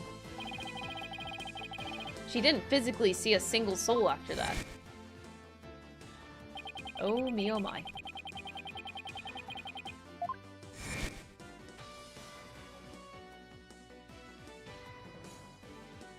Okay, whoa, okay, the long white screen. While the killer was able to wipe the prints on the suitcase off, the same can't be said for the prints that got away. The prints that got away. Well, Mr. Paul Attition Wimperson, try to explain yourself out of this one. The podium is all yours. He's fucking dead.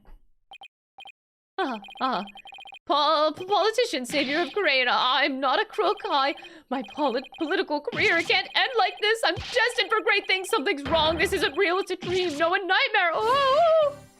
Huh? What? Wait, really? Huh. Whoa, no way! Bonsai! Bonsai! Bonsai! Bonsai!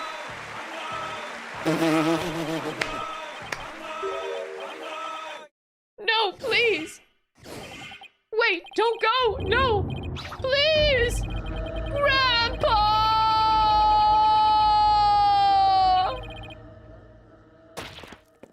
Oh, no.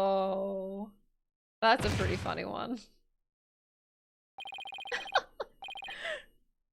Are you all right? Bailiff, get him to the first aid station on the double. Aw, Confidence Phoenix Wright is back. Well, this was yet another unexpected turn of events. In light of everything that's been revealed, it seems the relic is indeed the Founder's Orb. And it seems Paul Attition Wimperson can be considered a suspect in Dr. Buff's murder. Apollo, I want to thank you for everything. Thanks to you, I didn't have to keep bending the truth. I don't know what I would have done without you.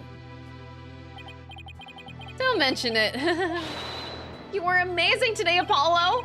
Finally got the character arc he deserved as a protagonist, oh my god. I couldn't have done it without Dhurke. This just happened. A dragon never yields.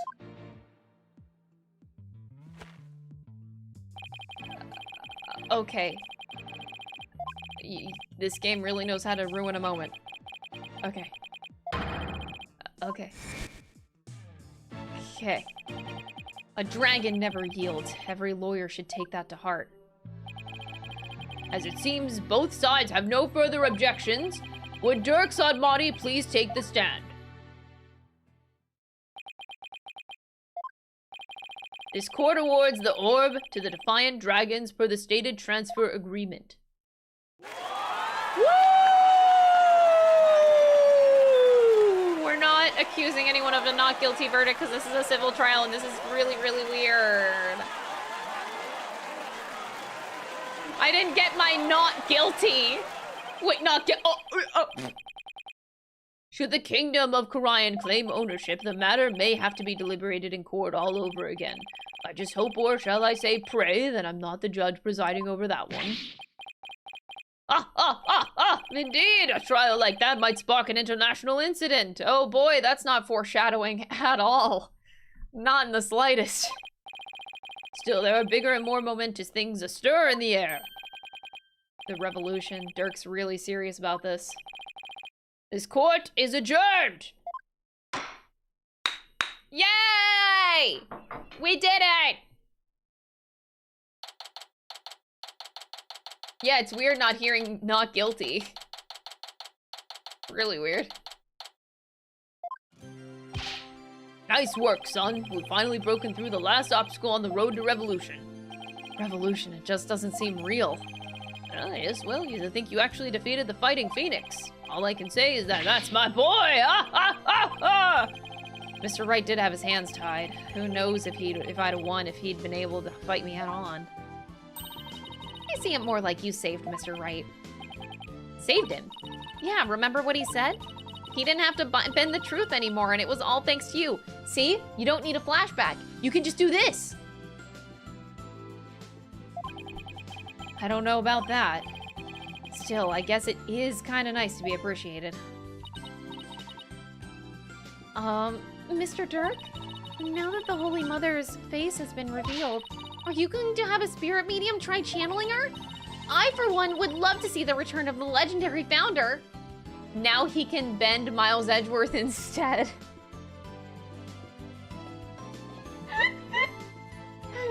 You, my friend, get a gold star for the day. Woo! Enjoy that one.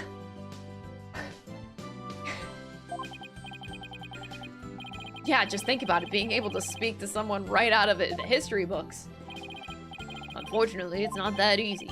What? Why? A face isn't enough. You also need the true name of the one you're attempting to channel. Oh, right, Pearl mentioned something like that. And the founder's true name is only known to the priestess who's been crowned queen. In short, the only living person who knows it is the current queen of Kurain, Garen. So without her help, we won't be seeing the founder anytime soon.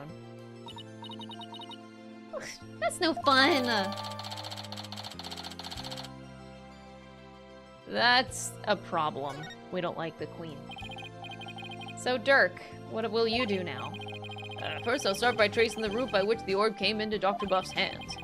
Since we now know it was Politician that asked the doctor to study it. And isn't he the one who stole it? No, a political nobody like him couldn't get anywhere near the orb, let alone steal it. He must have had inside help. My money is on someone connected to the royal family. Right, you said something to that effect back in the cave. Whoever it may be, we need to expose their dirty scheme to the light of day. That Inga guy. I'm sure Mr. Wright has plenty of information courtesy of his dirty client. He might be able to shed some light on this. Private Justice! Oh, it's the drone. That was fine work you did in the trial today. You did your sergeant proud. That got you, Sarge. It took real courage to leave your room like that. It's all thanks to you and Corpsewoman Sykes. With my siege defense over, I can finally sally forth. Sally forth. Interesting. But the battle's only just begun. One for me and one me alone to fight. To lose your mother and then your father. What a terrible thing to endure. Yeah, and while being wheelchair bound doesn't help. Private Justice? I've been thinking. It's about time I stood on my own 2 feet. After all, I no longer have Papa to coddle me. Huh? I'm afraid I don't follow. Take a good look, soldier. This is one small step for man, and one giant leap for me. Oh? Hold my drum for me, would you, Private Justice?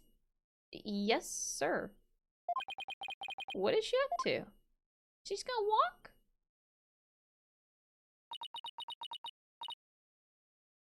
Oh! Oh! Whoa! Oh! She did it! She's standing! What's this, Sarge? You mean your legs? They're...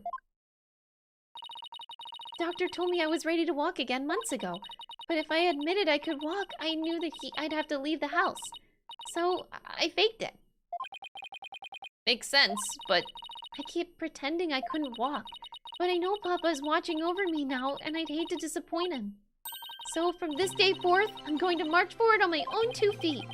What a brave kid trying to move forward like this. But it must be so hard to see this soon. So hard this soon after her father's death. Don't you ever stop. You just keep on walking, comrade. Stay brave, because there will be days when you'll want to stop. But I have faith you'll find a way to muster the strength to push through them. Yeah, you can do it. Hey, Daddy's back! Oh no, he's so sad. Mr. Wright. What's that look on his face for? Oh, Apollo. Is everything alright with Miss Faye? She's safe for now. Well then, we better go save her quickly! Where is she anyway? I'm afraid I have some bad news. Maya's not here in the States. She was kidnapped all the way in Kurain. She's still in Kurain, and she's still being held hostage by the mastermind behind this whole thing. Oh boy. We love more Maya kidnapping. That's right. Politician Wimperson was nothing more than a pawn. Maya's true abductor is in the kingdom of Kurain. What? I don't understand, Mr. Wright. What in the world's going on over there? Viva la revolution! But as shocking as that news was, it was only the beginning. The beginning of something big. Big enough to shake Kurain to its very core. Revolution. It was being swept up in a mighty wave that nothing could stop. Of course, at the time, I had no idea what the days ahead had in store for us. Oh no, we're gonna end like that? No! I do have to get off. I have a meeting in 15 minutes, but like, goddamn. So we'll have to start the next... Oh, it's still episode 5. We'll have to start the next part of this episode on Monday. Reminder, friends, we play Metaphor tomorrow at 5 p.m. Eastern. It is an evening stream. It is a very big sponsored stream, so if you could come over, click links, and support the stream, even for like a minute, if you don't want spoilers, I would greatly appreciate it. But yeah, I hope you guys have a really great evening, and I will see you in about 26 hours, 25 hours? Wait, I can't do math. 25 hours, I will be live again. All right, so I'll see you guys tomorrow for the big old Metaphor Day. Also, I'll be cosplaying. I didn't mention that. I probably should. I'm doing a cosplay stream. I'm going to cosplay as Gallica tomorrow for the Metaphor stream. Okay? I'll see you guys tomorrow in Gallica cosplay. Rare cosplay stream. Bye! Don't be stupid.